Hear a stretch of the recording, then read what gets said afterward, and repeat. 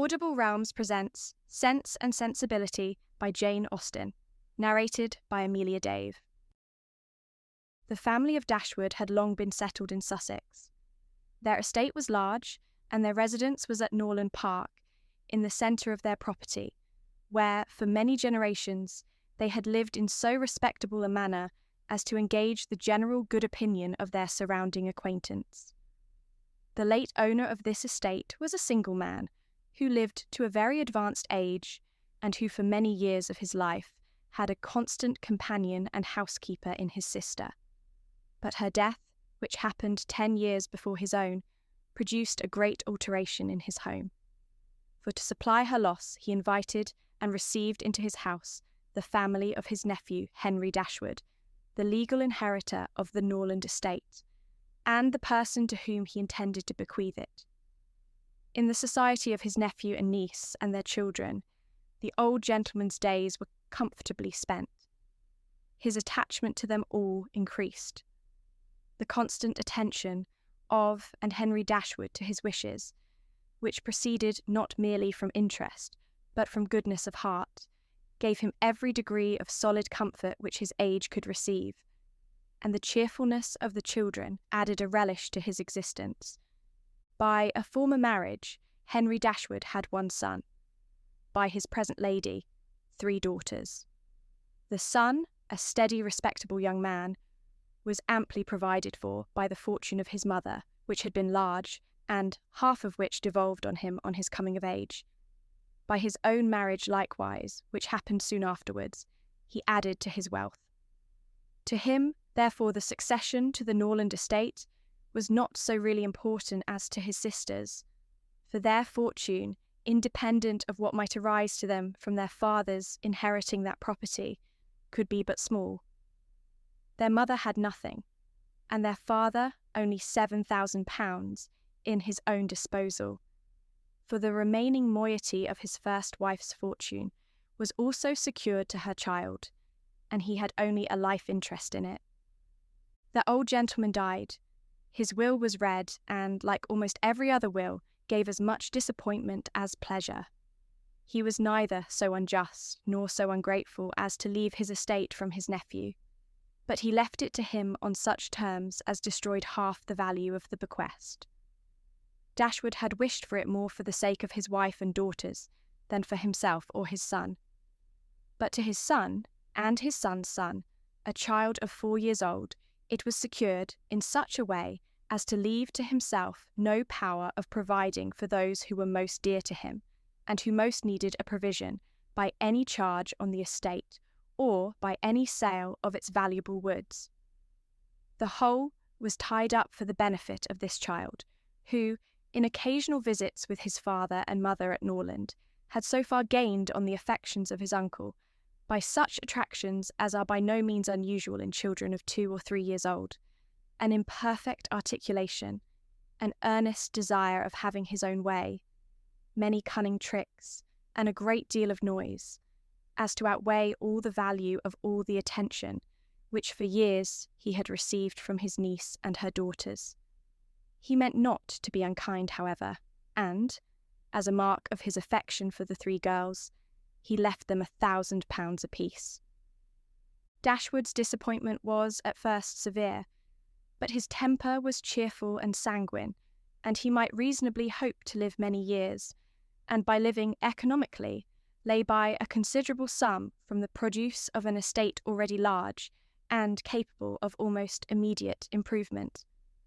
But the fortune, which had been so tardy in coming, was his only one 12-month. He survived his uncle no longer, and £10,000, including the late legacies, was all that remained for his widow and daughters. His son was sent for as soon as his danger was known, and to him Dashwood recommended, with all the strength and urgency which illness could command, the interest of his mother-in-law and sisters.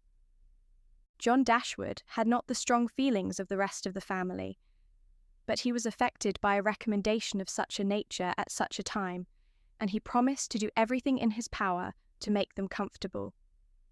His father was rendered easy by such an assurance, and John Dashwood had then leisure to consider how much there might prudently be in his power to do for them.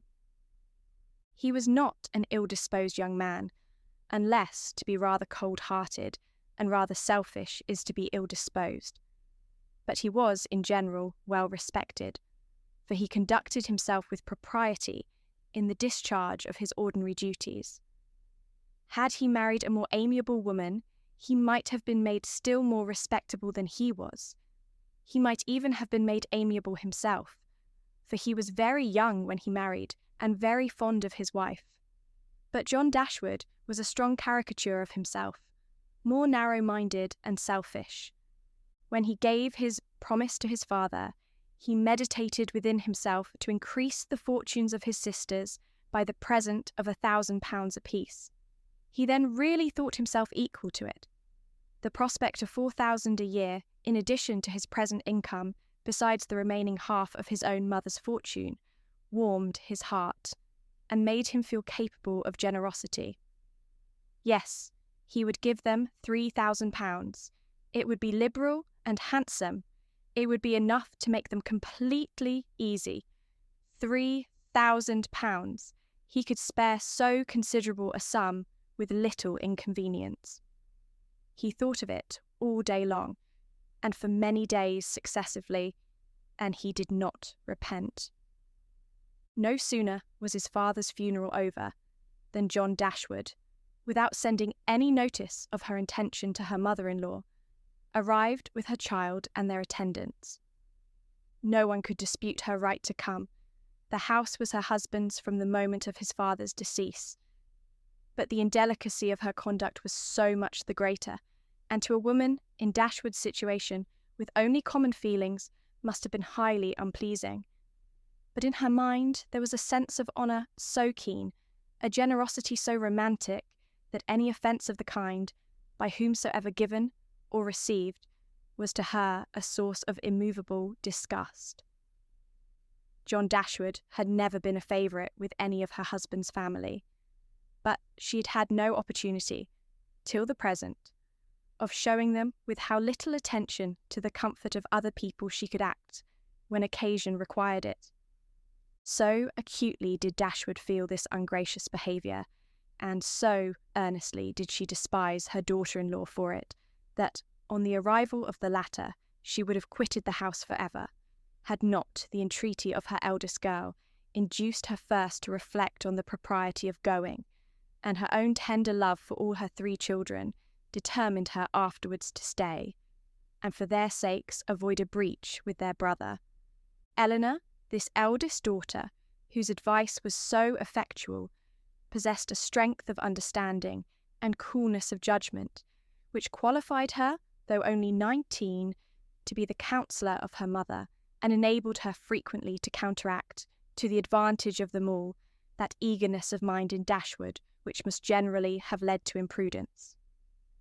She had an excellent heart. Her disposition was affectionate, and her feelings were strong, but she knew how to govern them. It was a knowledge which her mother had yet to learn, and which one of her sisters had resolved never to be taught. Marianne's abilities were in many respects quite equal to Elinor's. She was sensible and clever, but eager in everything. Her sorrows, her joys could have no moderation. She was generous, amiable, interesting. She was everything but prudent. The resemblance between her and her mother was strikingly great. Elinor saw with concern the excess of her sister's sensibility, but by Dashwood it was valued and cherished. They encouraged each other now in the violence of their affliction.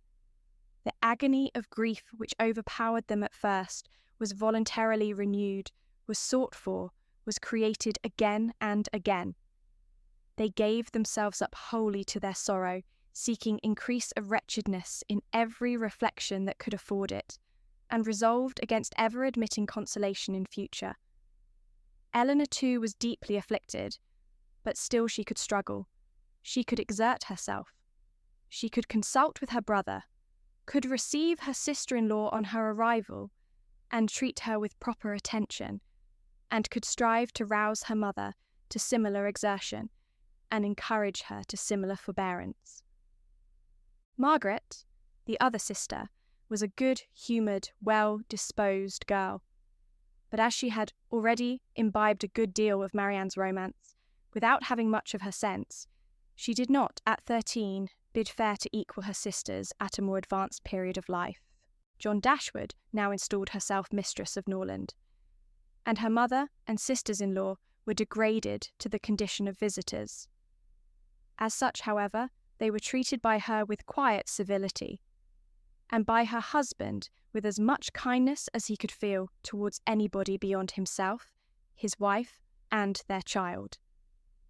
He really pressed them with some earnestness to consider Norland as their home, and, as no plan appeared so eligible to Dashwood as remaining there till she could accommodate herself with a house in the neighbourhood, his invitation was accepted. A continuance in a place where everything reminded her of former delight was exactly what suited her mind. In seasons of cheerfulness, no temper could be more cheerful than hers, or possess in a greater degree that sanguine expectation of happiness, which is happiness itself. But in sorrow, she must be equally carried away by her fancy, and as far beyond consolation as in pleasure she was beyond alloy. John Dashwood did not at all approve of what her husband intended to do for his sisters. To take £3,000 from the fortune of their dear little boy would be impoverishing him to the most dreadful degree. She begged him to think again on the subject. How could he answer it to himself to rob his child, and his only child too, of so large a sum? And what possible claim could the Miss Dashwoods, who were related to him only by half-blood, which she considered as no relationship at all, have on his generosity to so large an amount? It was very well known that no affection was ever supposed to exist between the children of any man by different marriages, and why was he to ruin himself and their poor little Harry by giving away all his money to his half-sisters? "It was my father's last request to me," replied her husband, "that I should assist his widow and daughters." He did not know what he was talking of, I dare say. 10 to 1, but he was light-headed at the time. Had he been in his right senses, he could not have thought of such a thing as begging you to give away half your fortune from your own child. He did not stipulate for any particular sum, my dear Fanny. He only requested me, in general terms, to assist them, and make their situation more comfortable than it was in his power to do. Perhaps it would have been as well if he had left it wholly to myself. He could hardly suppose I should neglect them, but as he required the promise, I could not do less than give it. At least I thought so at the time. The promise, therefore, was given, and must be performed. Something must be done for them whenever they leave Norland, and settle in a new home. Well then, let something be done for them, but that something need not be £3,000. Consider, she added, that when the money is once parted with, it never can return. Your sisters will marry, and it will be gone forever, if indeed it could be restored to our poor little boy. Why, to be sure, said her husband very gravely, that would make great difference. The time may come when Harry will regret that so large a sum was parted with. If he should have a numerous family, for instance, it would be a very convenient addition. To be sure, it would.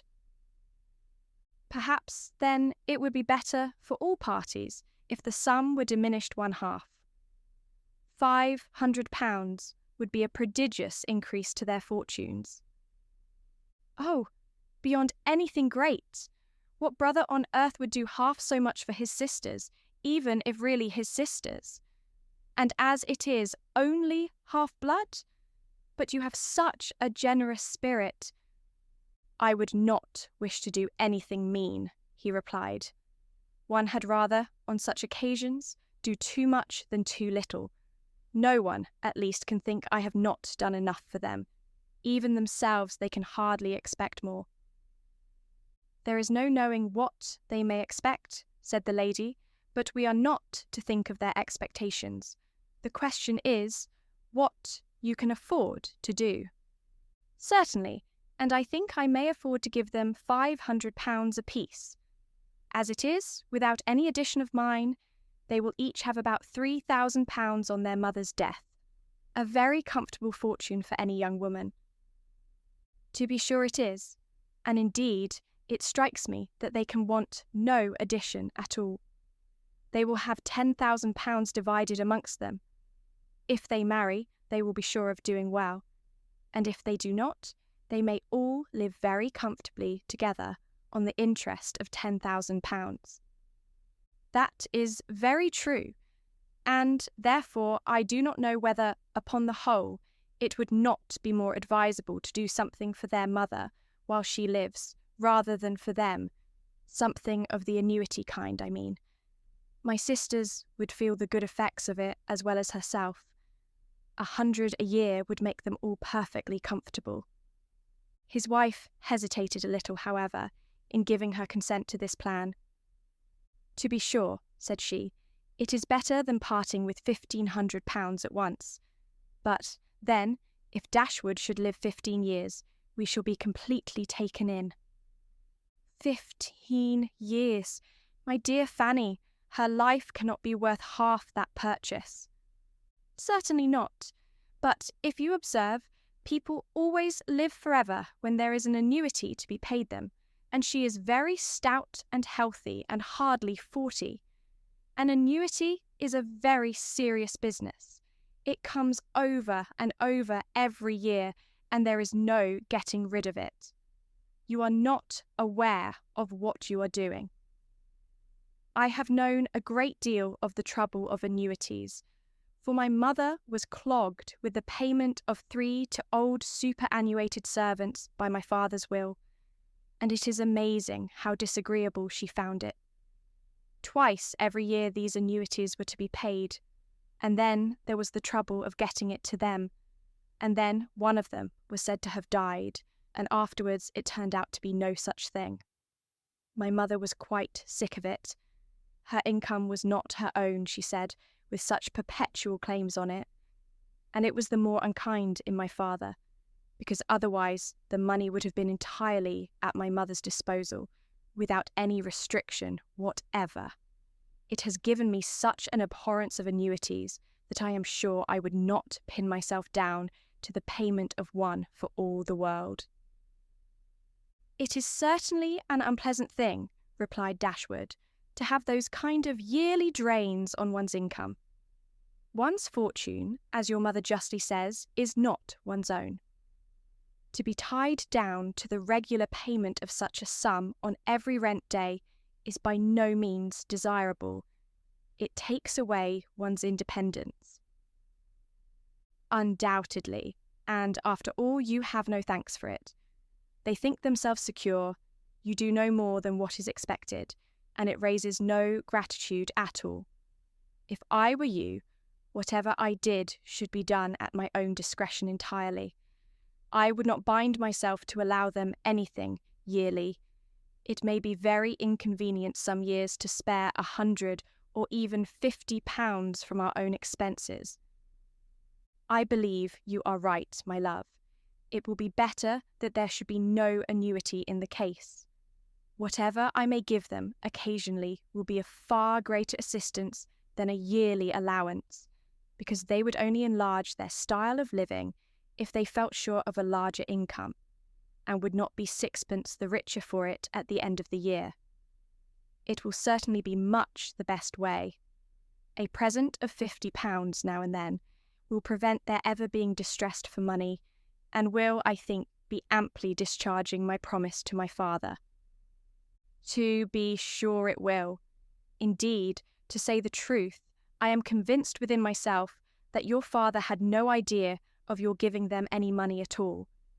The assistance he thought of, I dare say, was only such as might be reasonably expected of you. For instance, such as looking out for a comfortable small house for them, helping them to move their things, and sending them presents of fish and game, and so forth, whenever they are in season. I'll lay my life that he meant nothing, father. Indeed, it would be very strange and unreasonable if he did. Do but consider, my dear Dashwood, how excessively comfortable your mother-in-law and her daughters may live on the interest of £7,000, besides the £1,000 belonging to each of the girls, which brings them in £50 a year apiece. And, of course, they will pay their mother for their board out of it. Altogether, they will have 500 a year amongst them, and what on earth can 4 women want for more than that? They will live so cheap. Their housekeeping will be nothing at all. They will have no carriage, no horses, and hardly any servants. They will keep no company, and can have no expenses of any kind. Only conceive how comfortable they will be. 500 a year. I am sure I cannot imagine how they will spend half of it. And as to your giving them more, it is quite absurd to think of it. They will be much more able to give you something. Upon my word, said Dashwood, I believe you are perfectly right. My father certainly could mean nothing more by his request to me than what you say. I clearly understand it now, and I will strictly fulfil my engagement by such acts of assistance and kindness to them as you have described. When my mother removes into another house, my services shall be readily given to accommodate her as far as I can. Some little present of furniture, too, may be acceptable then? Certainly, returned John Dashwood. But, however, one thing must be considered. When your father and mother moved to Norland, though the furniture of Stanhill was sold, all the china, plate, and linen was saved, and is now left to your mother. Her house will therefore be almost completely fitted up as soon as she takes it. That is a material consideration, undoubtedly. A valuable legacy indeed, and yet some of the plate would have been a very pleasant addition to our own stock here. Yes, and the set of breakfast china is twice as handsome as what belongs to this house. A great deal too handsome, in my opinion, for any place they can ever afford to live in. But, however, so it is. Your father thought only of them, and I must say this, that you owe no particular gratitude to him, nor attention to his wishes, for we very well know that if he could, he would have left almost everything in the world to them. This argument was irresistible. It gave to his intentions whatever of decision was wanting before, and he finally resolved that it would be absolutely unnecessary, if not highly indecorous, to do more for the widow and children of his father than such kind of neighbourly acts as his own wife pointed out. Dashwood remained at Norland several months, not from any disinclination to move, when the sight of every well-known spot ceased to raise the violent emotion which it produced for a while. For when her spirits began to revive, and her mind became capable of some other exertion than that of heightening its affliction by melancholy remembrances, she was impatient to be gone, and indefatigable in her inquiries for a suitable dwelling in the neighbourhood of Norland. For to remove far from that beloved spot was impossible. But she could hear of no situation that at once answered her notions of comfort and ease, and suited the prudence of her eldest daughter, whose steadier judgment rejected several houses as too large for their income, which her mother would have approved. Dashwood had been informed by her husband of the solemn promise on the part of his son in their favour, which gave comfort to his last earthly reflections. She doubted the sincerity of this assurance no more than he had doubted it himself, and she thought of it for her daughter's sake with satisfaction, though, as for herself, she was persuaded that a much smaller provision than £7,000 would support her in affluence.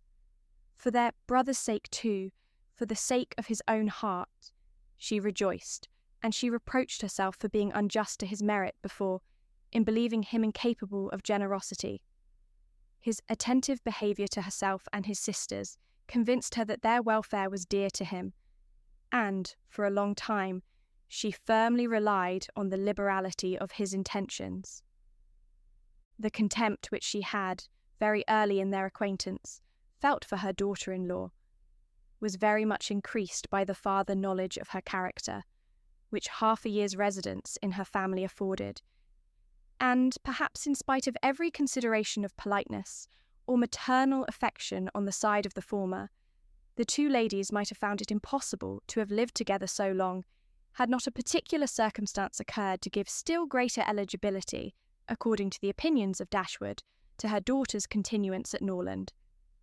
This circumstance was a growing attachment between her eldest girl and the brother of John Dashwood, a gentlemanlike and pleasing young man who was introduced to their acquaintance soon after his sister's establishment at Norland, and who had since spent the greatest part of his time there. Some mothers might have encouraged the intimacy from motives of interest, for Edward Ferrars was the eldest son of a man who had died very rich, and some might have repressed it from motives of prudence, for, except a trifling sum, the whole of his fortune depended on the will of his mother. But Dashwood was alike uninfluenced by either consideration. It was enough for her that he appeared to be amiable, that he loved her daughter, and that Elinor returned the partiality. It was contrary to every doctrine of hers that difference of fortune should keep any couple asunder who were attracted by resemblance of disposition, and that Elinor's merit should not be acknowledged by everyone who knew her was to her comprehension impossible. Edward Ferrars was not recommended to their good opinion by any peculiar graces of person or address. He was not handsome, and his manners required intimacy to make them pleasing. He was too diffident to do justice to himself. But when his natural shyness was overcome, his behaviour gave every indication of an open, affectionate heart. His understanding was good, and his education had given it solid improvement. But he was neither fitted by abilities nor disposition to answer the wishes of his mother and sister, who longed to see him distinguished, as they hardly knew what. They wanted him to make a fine figure in the world in some manner or other. His mother wished to interest him in political concerns, to get him into Parliament, or to see him connected with some of the great men of the day. John Dashwood wished it likewise, but in the meanwhile, till one of these superior blessings could be attained, it would have quieted her ambition to see him driving a barouche. But Edward had no turn for great men or barouches. All his wishes centred in domestic comfort and the quiet of private life. Fortunately, he had a younger brother who was more promising. Edward had been staying several weeks in the house before he engaged much of Dashwood's attention, for she was, at that time, in such affliction as rendered her careless of surrounding objects. She saw only that he was quiet and unobtrusive, and she liked him for it. He did not disturb the wretchedness of her mind by ill-timed conversation. She was first called to observe and approve him farther, by a reflection which Elinor chanced one day to make on the difference between him and his sister. It was a contrast which recommended him most forcibly to her mother. "It is enough," said she, "to say that he is unlike Fanny is enough. It implies everything amiable. I love him already." "I think you will like him," said Elinor, "when you know more of him." "Like him," replied her mother with a smile. "I feel no sentiment of approbation inferior to love." "You may esteem him." "I have never yet known what it was to separate esteem and love." Dashwood now took pains to get acquainted with him. Her manners were attaching and soon banished his reserve. She speedily comprehended all his merits. The persuasion of his regard for Elinor perhaps assisted her penetration. But she really felt assured of his worth, and even that quietness of manner which militated against all her established ideas of what a young man's address ought to be, was no longer uninteresting when she knew his heart to be warm and his temper affectionate. No sooner did she perceive any symptom of love in his behaviour to Elinor than she considered their serious attachment as certain, and looked forward to their marriage as rapidly approaching. "In a few months, my dear Marianne," said she, "Elinor will in all probability be settled for life. We shall miss her, but she will be happy. Oh, Mamma, how shall we do without her? My love, it will be scarcely a separation. We shall live within a few miles of each other and shall meet every day of our lives. You will gain a brother, a real, affectionate brother. I have the highest opinion in the world of Edward's heart. But you look grave, Marianne. Do you disapprove your sister's choice? Perhaps, said Marianne, I may consider it with some surprise. Edward is very amiable and I love him tenderly, but yet he is not the kind of a young man. There is something wanting. His figure is not striking. It has none of that grace which I should expect in the man who could seriously attach my sister. His eyes want all that spirit, that fire, which at once announce virtue and intelligence. And besides all this, I am afraid, Mamma, he has no real taste. Music seems scarcely to attract him, and though he admires Elinor's drawings very much, it is not the admiration of a person who can understand their worth. It is evident, in spite of his frequent attention to her while she draws, that in fact he knows nothing of the matter. He admires as a lover, not as a connoisseur. To satisfy me, those characters must be united. I could not be happy with a man whose taste did not in every point coincide with my own. He must enter into all my feelings. The same books, the same music must charm us both. Oh, Mamma, how spiritless, how tame was Edward's manner in reading to us last night. I felt for my sister most severely, yet she bore it with so much composure, she seemed scarcely to notice it. I could hardly keep my seat. To hear those beautiful lines which have frequently almost driven me wild, pronounced with such impenetrable calmness, such dreadful indifference. He would certainly have done more justice to simple and elegant prose. I thought so at the time, but you would give him Cowper. Nay, Mamma, if he is not to be animated by Cowper, but we must allow for difference of taste. Elinor has not my feelings, and therefore she may overlook it, and be happy with him. But it would have broke my heart, had I loved him, to hear him read with so little sensibility. Mamma, the more I know of the world, the more am I convinced that I shall never see a man whom I can really love. I require so much. He must have all Edward's virtues, and his person and manners must ornament his goodness with every possible charm. Remember, my love, that you are not 17. It is yet too early in life to despair of such a happiness. Why should you be less fortunate than your mother? In one circumstance only, my Marianne, may your destiny be different from hers. What a pity it is, Elinor, said Marianne, that Edward should have no taste for drawing. No taste for drawing, replied Elinor. Why should you think so? He does not draw himself, indeed, but he has great pleasure in seeing the performances of other people, and I assure you he is by no means deficient in natural taste, though he has not had opportunities of improving it. Had he ever been in the way of learning, I think he would have drawn very well. He distrusts his own judgment in such matters so much that he is always unwilling to give his opinion on any picture, but he has an innate propriety and simplicity of taste, which in general direct him perfectly right.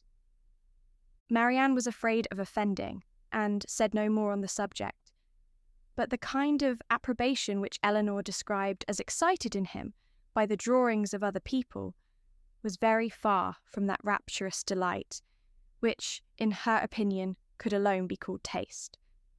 Yet, though smiling within herself at the mistake, she honoured her sister for that blind partiality to Edward which produced it. I hope, Marianne, continued Elinor, you do not consider him as deficient in general taste. Indeed, I think I may say that you cannot, for your behaviour to him is perfectly cordial. and if that were your opinion, I am sure you could never be civil to him." Marianne hardly knew what to say. She would not wound the feelings of her sister on any account, and yet to say what she did not believe was impossible. At length she replied, "Do not be offended, Elinor, if my praise of him is not in everything equal to your sense of his merits. I have not had so many opportunities of estimating the minuter propensities of his mind, his inclinations and tastes as you have, but I have the highest opinion in the world of his goodness and sense. I think him everything that is worthy and amiable." "I am sure," replied Elinor with a smile, "that his dearest friends could not be dissatisfied with such commendation as that. I do not perceive how you could express yourself more warmly." Marianne was rejoiced to find her sister so easily pleased. "Of his sense and his goodness," continued Elinor, "no one can, I think, be in doubt who has seen him often enough to engage him in unreserved conversation. The excellence of his understanding and his principles can be concealed only by that shyness which too often keeps him silent. You know enough of him to do justice to his solid worth. But of his minuter propensities, as you call them, you have, from peculiar circumstances, been kept more ignorant than myself. He and I have been at times thrown a good deal together, while you have been wholly engrossed on the most affectionate principle by my mother. I have seen a great deal of him, have studied his sentiments and heard his opinion on subjects of literature and taste, and, upon the whole, I venture to pronounce that his mind is well informed, enjoyment of books exceedingly great, his imagination lively, his observation just and correct, and his taste delicate and pure. His abilities, in every respect, improve as much upon acquaintance as his manners and person. At first sight, his address is certainly not striking, and his person can hardly be called handsome, till the expression of his eyes, which are uncommonly good, and the general sweetness of his countenance, is perceived. At present, I know him so well that I think him really handsome, or at least almost so. What say you, Marianne?" "I shall very soon think him handsome, Elinor, if I do not now. When you tell me to love him as a brother, I shall no more see imperfection in his face than I now do in his heart." Elinor started at this declaration, and was sorry for the warmth she had been betrayed into in speaking of him. She felt that Edward stood very high in her opinion. She believed the regard to be mutual, but she required greater certainty of it to make Marianne's conviction of their attachment agreeable to her. She knew that what Marianne and her mother conjectured one moment, they believed the next, that with them to wish was to hope, and to hope was to expect. She tried to explain the real state of the case to her sister. "I do not attempt to deny," said she, "that I think very highly of him, that I greatly esteem, that I like him." Marianne here burst forth with indignation. "Esteem him, like him, cold-hearted Elinor, oh, worse than cold-hearted, ashamed of being otherwise. Use those words again, and I will leave the room this moment." Elinor could not help laughing. "Excuse me," said she, "and be assured that I meant no offence to you by speaking in so quiet a way of my own feelings. Believe them to be stronger than I have declared. Believe them, in short, to be such as his merit, and the suspicion, the hope of his affection for me may warrant, without imprudence or folly. But farther than this you must not believe. I am by no means assured of his regard for me.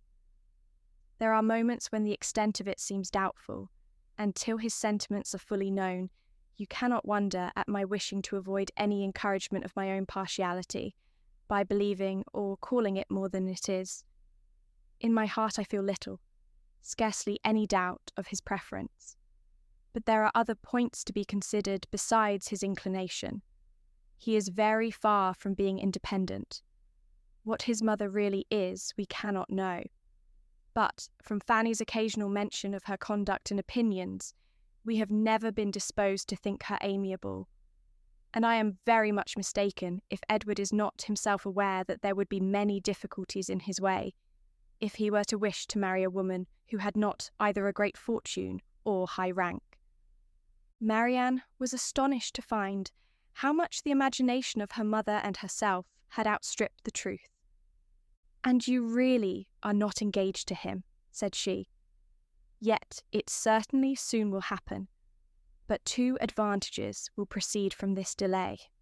I shall not lose you so soon, and Edward will have greater opportunity of improving that natural taste for your favourite pursuit, which must be so indispensably necessary to your future felicity. Oh, if he should be so far stimulated by your genius as to learn to draw himself, how delightful it would be!" Elinor had given her real opinion to her sister. She could not consider her partiality for Edward in so prosperous a state as Marianne had believed it. There was, at times, a want of spirits about him, which, if it did not denote indifference, spoke of something almost as unpromising. A doubt of her regard, supposing him to feel it, need not give him more than inquietude. It would not be likely to produce that dejection of mind which frequently attended him. A more reasonable cause might be found in the dependent situation which forbade the indulgence of his affection. She knew that his mother neither behaved to him so as to make his home comfortable at present, nor to give him any assurance that he might form a home for himself, without strictly attending to her views for his aggrandizement. With such a knowledge as this, it was impossible for Elinor to feel easy on the subject. She was far from depending on that result of his preference of her, which her mother and sister still considered as certain. Nay, the longer they were together, the more doubtful seemed the nature of his regard, and sometimes, for a few painful minutes, she believed it to be no more than friendship. But, whatever might really be its limits, it was enough, when perceived by his sister, to make her uneasy, and at the same time, which was still more common, to make her uncivil. She took the first opportunity of affronting her mother-in-law on the occasion, talking to her so expressively of her brother's great expectations, of Farrar's resolution that both her sons should marry well, and of the danger attending any young woman who attempted to draw him in, that Dashwood could neither pretend to be unconscious nor endeavour to be calm. She gave her an answer which marked her contempt, and instantly left the room, resolving that, whatever might be the inconvenience or expense of so sudden a removal, her beloved Elinor should not be exposed another week to such insinuations. In this state of her spirits, a letter was delivered to her from the post, which contained a proposal particularly well timed. It was the offer of a small house on very easy terms, belonging to a relation of her own, a gentleman of consequence and property in Devonshire. The letter was from this gentleman himself, and written in the true spirit of friendly accommodation. He understood that she was in need of a dwelling, and though the house he now offered her was merely a cottage, he assured her that everything should be done to it which she might think necessary, if the situation pleased her. He earnestly pressed her, after giving the particulars of the house and garden, to come with her daughters to Barton Park, the place of his own residence, from whence she might judge, herself, whether Barton Cottage, for the houses were in the same parish, could, by any alteration, be made comfortable to her. He seemed really anxious to accommodate them, and the whole of his letter was written in so friendly a style as could not fail of giving pleasure to his cousin, more especially at a moment when she was suffering under the cold and unfeeling behaviour of her nearer connections. She needed no time for deliberation or inquiry. Her resolution was formed as she read: the situation of Barton, in a county so far distant from Sussex as Devonshire, which, but a few hours before, would have been a sufficient objection to outweigh every possible advantage belonging to the place, was now its first recommendation. To quit the neighbourhood of Norland was no longer an evil, it was an object of desire. it was a blessing in comparison of the misery of continuing her daughter-in-law's guest. And to remove forever from that beloved place would be less painful than to inhabit or visit it while such a woman was its mistress. She instantly wrote Sir John Middleton her acknowledgment of his kindness and her acceptance of his proposal, and then hastened to show both letters to her daughters, that she might be secure of their approbation before her answer was sent. Elinor had always thought it would be more prudent for them to settle at some distance from Norland than immediately amongst their present acquaintance. On that head, therefore, it was not for her to oppose her mother's intention of removing into Devonshire. The house, too, as described by Sir John, was on so simple a scale, and the rent so uncommonly moderate, as to leave her no right of objection on either point. And, therefore, though it was not a plan which brought any charm to her fancy, though it was a removal from the vicinity of Norland beyond her wishes, she made no attempt to dissuade her mother from sending a letter of acquiescence. No sooner was her answer dispatched than Dashwood indulged herself in the pleasure of announcing to her son-in-law and his wife that she was provided with a house, and should incommode them no longer than till everything were ready for her inhabiting it. They heard her with surprise.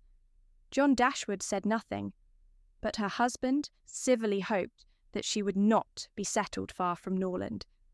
She had great satisfaction in replying that she was going into Devonshire.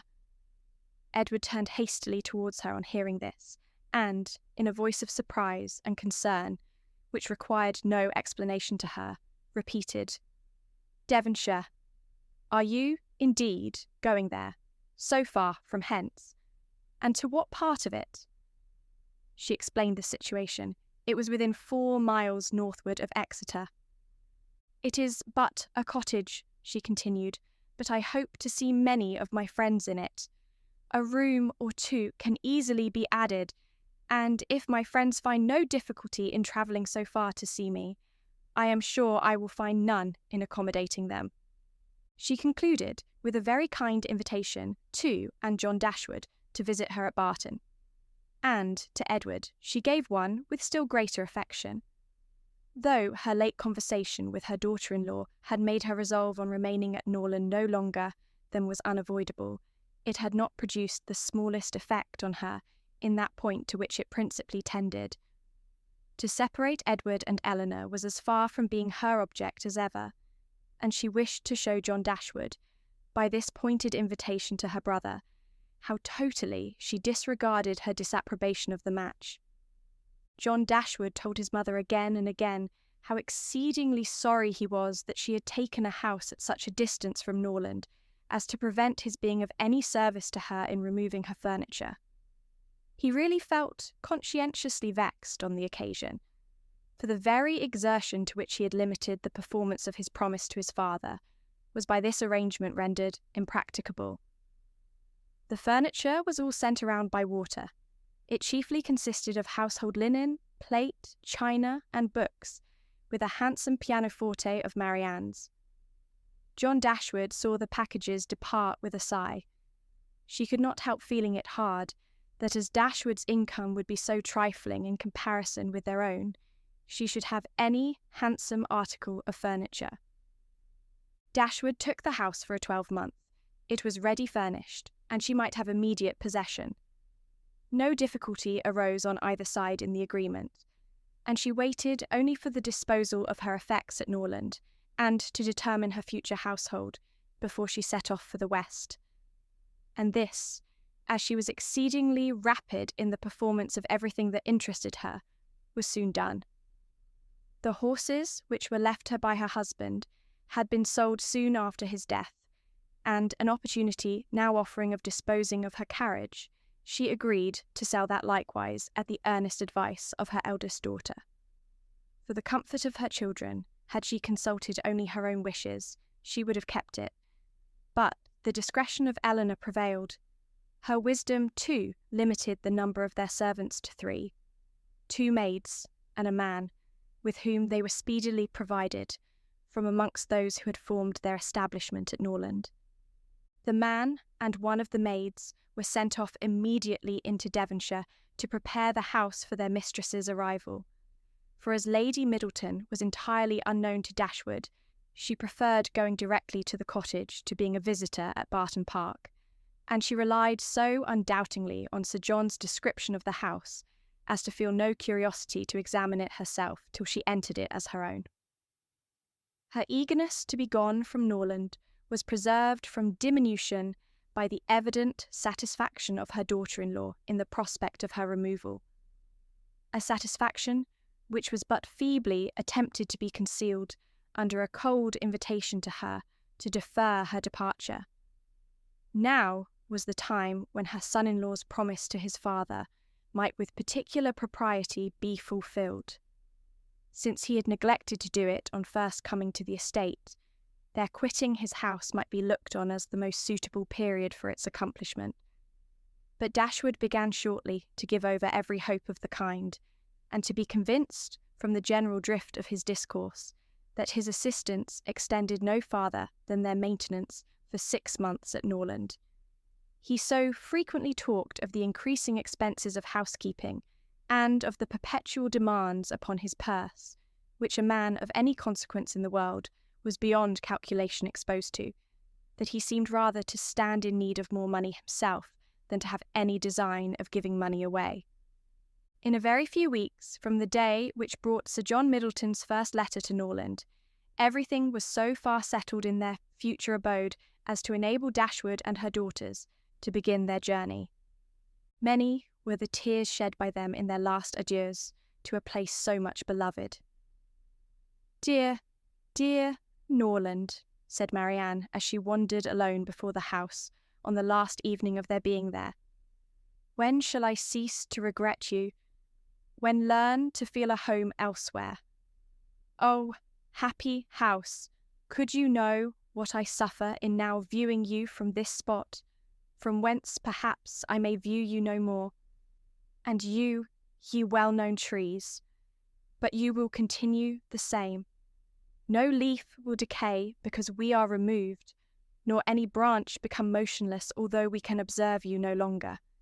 No, you will continue the same, unconscious of the pleasure or the regret you occasion, and insensible of any change in those who walk under your shade. But who will remain to enjoy you?" The first part of their journey was performed in too melancholy a disposition to be otherwise than tedious and unpleasant. But as they drew towards the end of it, their interest in the appearance of a country which they were to inhabit overcame their dejection, and a view of Barton Valley as they entered it gave them cheerfulness. It was a pleasant fertile spot, well wooded and rich in pasture. After winding along it for more than a mile, they reached their own house. A small green court was the whole of its domain in front, and a neat wicket gate admitted them into it. As a house, Barton Cottage, though small, was comfortable and compact. But as a cottage, it was defective, for the building was regular, the roof was tiled, the window shutters were not painted green, nor were the walls covered with honeysuckles. A narrow passage led directly through the house into the garden behind. On each side of the entrance was a sitting room, about 16 feet square, and beyond them were the offices and the stairs. 4 bedrooms and 2 garrets formed the rest of the house. It had not been built many years and was in good repair. In comparison of Norland, it was poor and small indeed, but the tears which recollection called forth as they entered the house were soon dried away. They were cheered by the joy of the servants on their arrival, and each for the sake of the others resolved to appear happy. It was very early in September. The season was fine, and from first seeing the place under the advantage of good weather, they received an impression in its favour which was of material service in recommending it to their lasting approbation. The situation of the house was good. High hills rose immediately behind, and at no great distance on each side, some of which were open downs, the others cultivated and woody. The village of Barton was chiefly on one of these hills, and formed a pleasant view from the cottage windows. The prospect in front was more extensive. It commanded the whole of the valley and reached into the country beyond. The hills which surrounded the cottage terminated the valley in that direction. Under another name and in another course, it branched out again between two of the steepest of them. With the size and furniture of the house, Dashwood was upon the whole well satisfied. For though her former style of life rendered many additions to the latter indispensable, yet to add and improve was a delight to her, and she had at this time ready money enough to supply all that was wanted of greater elegance to the apartments. As for the house itself, to be sure, said she, it is too small for our family, but we will make ourselves tolerably comfortable for the present, as it is too late in the year for improvements. Perhaps in the spring, if I have plenty of money, as I dare say I shall, we may think about building. These parlours are both too small for such parties of our friends, as I hope to see often collected here, and I have some thoughts of throwing the passage into one of them, with perhaps a part of the other, and so leave the remainder of that other for an entrance. This, with a new drawing-room, which may be easily added, and a bedchamber and garret above, will make it a very snug little cottage. I could wish the stairs were handsome, but one must not expect everything, though I suppose it would be no difficult matter to widen them. I shall see how much I am beforehand with the world in the spring, and we will plan our improvements accordingly. In the meantime, till all these alterations could be made from the savings of an income of 500 a year by a woman who never saved in her life, they were wise enough to be contented with the house as it was, and each of them was busy in arranging their particular concerns and endeavouring, by placing around them books and other possessions, to form themselves a home. Marianne's pianoforte was unpacked and properly disposed of, and Elinor's drawings were affixed to the walls of their sitting-room. In such employments as these they were interrupted soon after breakfast the next day by the entrance of their landlord, who called to welcome them to Barton, and to offer them every accommodation from his own house and garden, in which theirs might at present be deficient.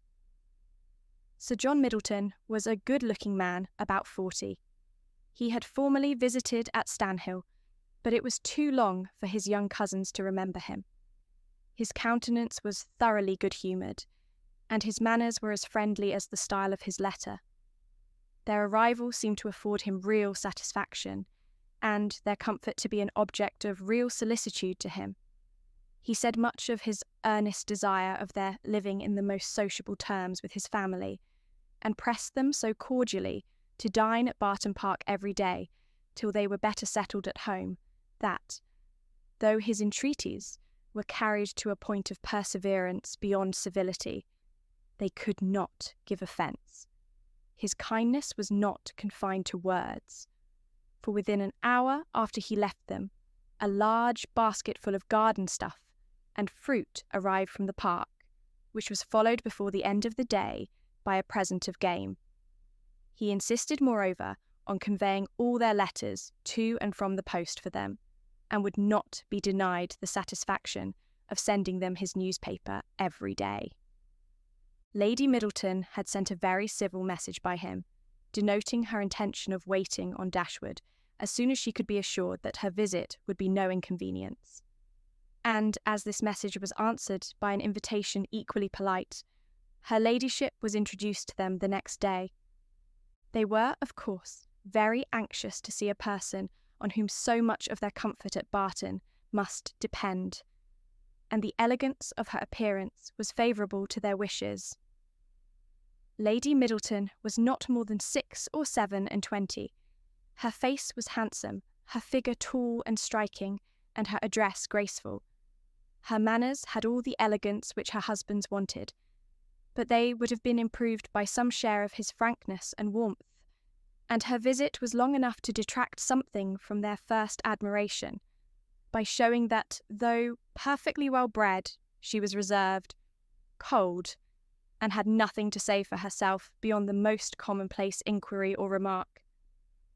Conversation, however, was not wanted, for Sir John was very chatty, and Lady Middleton had taken the wise precaution of bringing with her their eldest child, a fine little boy about 6 years old, by which means there was one subject always to be recurred to by the ladies in case of extremity, for they had to inquire his name and age, admire his beauty, and ask him questions which his mother answered for him, while he hung about her and held down his head, to the great surprise of her ladyship, who wondered at his being so shy before company, as he could make noise enough at home.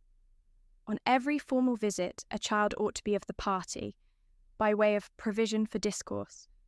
In the present case it took up 10 minutes to determine whether the boy were most like his father or mother, and in what particular he resembled either, for of course everybody differed, and everybody was astonished at the opinion of the others.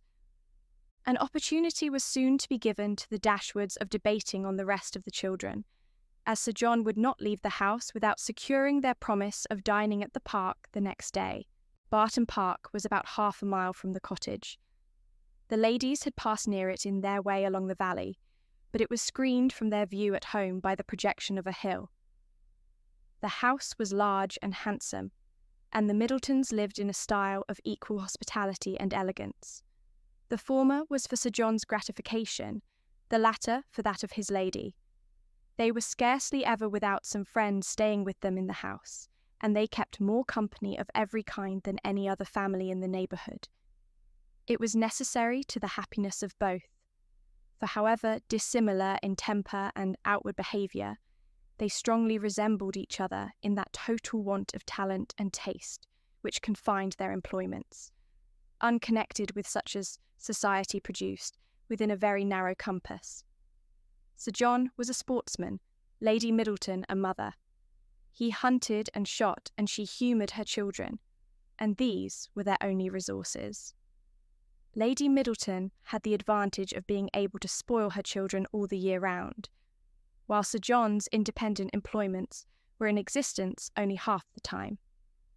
Continual engagements at home and abroad, however, supplied all the deficiencies of nature and education, supported the good spirits of Sir John, and gave exercise to the good breeding of his wife. Lady Middleton piqued herself upon the elegance of her table and of all her domestic arrangements, and from this kind of vanity was her greatest enjoyment in any of their parties. But Sir John's satisfaction in society was much more real.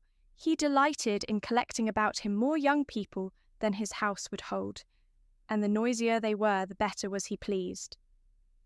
He was a blessing to all the juvenile part of the neighbourhood, for in summer he was forever forming parties to eat cold ham and chicken out of doors, and in winter his private balls were numerous enough for any young lady who was not suffering under the unsatiable appetite of 15.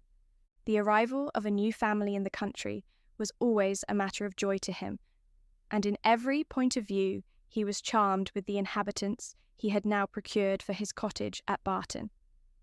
The Miss Dashwoods were young, pretty, and unaffected. It was enough to secure his good opinion, for to be unaffected was all that a pretty girl could want to make her mind as captivating as her person.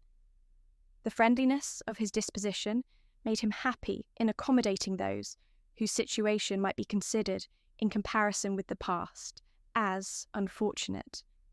In showing kindness to his cousins, therefore, he had the real satisfaction of a good heart, and in settling a family of females only in his cottage, he had all the satisfaction of a sportsman. For a sportsman, though he esteems only those of his sex who are sportsmen likewise, is not often desirous of encouraging their taste by admitting them to a residence within his own manor.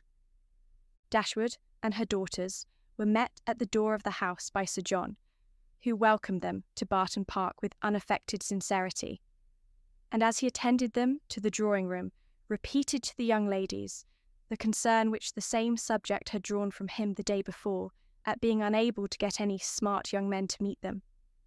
They would see, he said, only one gentleman there besides himself, a particular friend who was staying at the park, but who was neither very young nor very gay.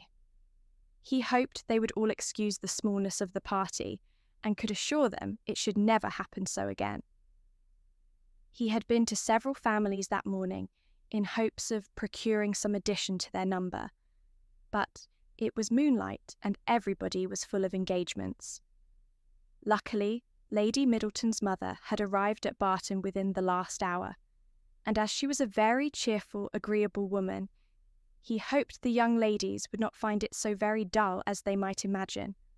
The young ladies, as well as their mother, were perfectly satisfied with having 2 entire strangers of the party, and wished for no more. Jennings, Lady Middleton's mother, was a good-humoured, merry, fat, elderly woman who talked a great deal, seemed very happy and rather vulgar. She was full of jokes and laughter, and before dinner was over had said many witty things on the subject of lovers and husbands, hoped they had not left their hearts behind them in Sussex, and pretended to see them blush whether they did or not. Marianne was vexed at it for her sister's sake, and turned her eyes towards Elinor to see how she bore these attacks, with an earnestness which gave Elinor far more pain than could arise from such commonplace raillery as Jennings's. Colonel Brandon, the friend of Sir John, seemed no more adapted by resemblance of manner to be his friend than Lady Middleton was to be his wife, or Jennings to be Lady Middleton's mother. He was silent and grave. His appearance, however, was not unpleasing, in spite of his being, in the opinion of Marianne and Margaret, an absolute old bachelor, for he was on the wrong side of 35. But though his face was not handsome, his countenance was sensible, and his address was particularly gentlemanlike. There was nothing in any of the party which could recommend them as companions to the Dashwoods, but the cold insipidity of Lady Middleton was so particularly repulsive that in comparison of it, the gravity of Colonel Brandon, and even the boisterous mirth of Sir John and his mother-in-law was interesting.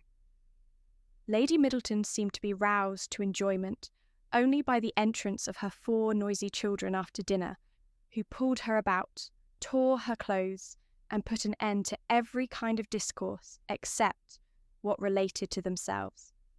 In the evening, as Marianne was discovered to be musical, she was invited to play.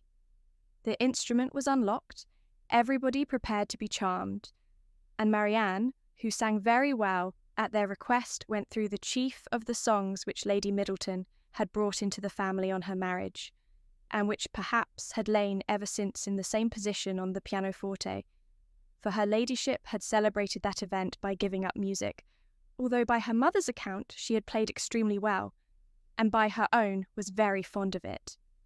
Marianne's performance was highly applauded.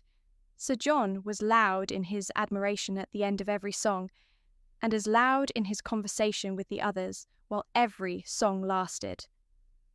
Lady Middleton frequently called him to order, wondered how anyone's attention could be diverted from music for a moment, and asked Marianne to sing a particular song, which Marianne had just finished.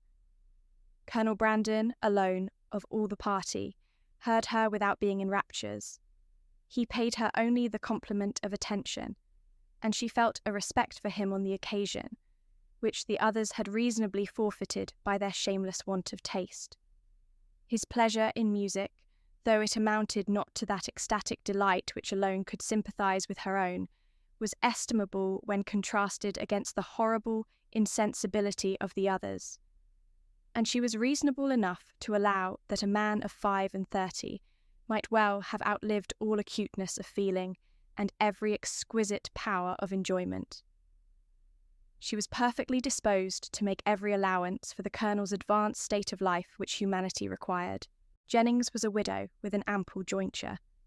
She had only 2 daughters, both of whom she had lived to see respectably married, and she had now therefore nothing to do but to marry all the rest of the world. In the promotion of this object, she was zealously active as far as her ability reached, and missed no opportunity of projecting weddings among all the young people of her acquaintance. She was remarkably quick in the discovery of attachments, and had enjoyed the advantage of raising the blushes and the vanity of many a young lady by insinuations of her power over such a young man. And this kind of discernment enabled her soon after her arrival at Barton decisively to pronounce that Colonel Brandon was very much in love with Marianne Dashwood. She rather suspected it to be so on the very first evening of their being together, from his listening so attentively while she sang to them. And when the visit was returned by the Middletons dining at the cottage, the fact was ascertained by his listening to her again. It must be so. She was perfectly convinced of it. It would be an excellent match, for he was rich and she was handsome. Jennings had been anxious to see Colonel Brandon well married ever since her connection with Sir John first brought him to her knowledge, and she was always anxious to get a good husband for every pretty girl. The immediate advantage to herself was by no means inconsiderable, for it supplied her with endless jokes against them both. At the park she laughed at the Colonel, and in the cottage at Marianne. To the former, her raillery was probably, as far as it regarded only himself, perfectly indifferent. But to the latter it was at first incomprehensible, and when its object was understood, she hardly knew whether most to laugh at its absurdity or censure its impertinence, for she considered it as an unfeeling reflection on the Colonel's advanced years, and on his forlorn condition as an old bachelor. Dashwood, who could not think a man 5 years younger than herself so exceedingly ancient as he appeared to the youthful fancy of her daughter, ventured to clear Jennings from the probability of wishing to throw ridicule on his age. But, at least, mamma, you cannot deny the absurdity of the accusation, though you may not think it intentionally ill-natured. Colonel Brandon is certainly younger than Jennings, but he is old enough to be my father, and, if he were ever animated enough to be in love, must have long outlived every sensation of the kind. It is too ridiculous. When is a man to be safe from such wit, if age and infirmity will not protect him? Infirmity, said Elinor. Do you call Colonel Brandon infirm? I can easily suppose that his age may appear much greater to you than to my mother, but you can hardly deceive yourself as to his having the use of his limbs. Did not you hear him complain of the rheumatism? And is not that the commonest infirmity of declining life? My dearest child, said her mother, laughing, at this rate you must be in continual terror of my decay, and it must seem to you a miracle that my life has been extended to the advanced age of 40. Mamma, you are not doing me justice. I know very well that Colonel Brandon is not old enough to make his friends yet apprehensive of losing him in the course of nature. He may live 20 years longer, but 35 has nothing to do with matrimony. Perhaps, said Elinor, 35 and 17 had better not have anything to do with matrimony together. But if there should by any chance happen to be a woman who is single at 27, I should not think Colonel Brandon's being 35 any objection to his marrying her. A woman of 27, said Marianne after pausing a moment, can never hope to feel or inspire affection again, and if her home be uncomfortable or her fortune small, I can suppose that she might bring herself to submit to the offices of a nurse for the sake of the provision and security of a wife. In his marrying such a woman, therefore, there would be nothing unsuitable. It would be a compact of convenience, and the world would be satisfied. In my eyes, it would be no marriage at all, but that would be nothing. To me, it would seem only a commercial exchange, in which each wished to be benefited at the expense of the other. It would be impossible, I know, replied Elinor, to convince you that a woman of 27 could feel for a man of 35 anything near enough to love, to make him a desirable companion to her. But I must object to your dooming Colonel Brandon and his wife to the constant confinement of a sick chamber, merely because he chanced to complain yesterday, a very cold, damp day, of a slight rheumatic feel in one of his shoulders. But he talked of flannel waistcoats, said Marianne, and with me a flannel waistcoat is invariably connected with aches, cramps, rheumatisms, and every species of ailment that can afflict the old and the feeble. Had he been only in a violent fever, you would not have despised him half so much. Confess, Marianne, is not there something interesting to you in the flushed cheek, hollow eye, and quick pulse of a fever? Soon after this, upon Elinor's leaving the room, "Mamma," said Marianne, "I have an alarm on the subject of illness, which I cannot conceal from you. I am sure Edward Ferrars is not well. We have now been here almost a fortnight, and yet he does not come. Nothing but real indisposition could occasion this extraordinary delay. What else can detain him at Norland?" "Had you any idea of his coming so soon?" said Dashwood. "I had none. On the contrary, if I have felt any anxiety at all on the subject, it has been in recollecting that he sometimes showed a want of pleasure and readiness in accepting my invitation, when I talked of his coming to Barton. Does Elinor expect him already?" "I have never mentioned it to her, but of course she must." "I rather think you are mistaken, for when I was talking to her yesterday of getting a new grate for the spare bedchamber, she observed that there was no immediate hurry for it, as it was not likely that the room would be wanted for some time." "How strange this is! What can be the meaning of it? But the whole of their behaviour to each other has been unaccountable. How cold, how composed were their last adieus! How languid their conversation the last evening of their being together! In Edward's farewell there was no distinction between Elinor and me. It was the good wishes of an affectionate brother to both. Twice did I leave them purposely together in the course of the last morning, and each time did he most unaccountably follow me out of the room. And Elinor, in quitting Norland and Edward, cried not as I did. Even now her self-command is invariable. When is she dejected or melancholy? When does she try to avoid society, or appear restless and dissatisfied in it? The Dashwoods were now settled at Barton, with tolerable comfort to themselves.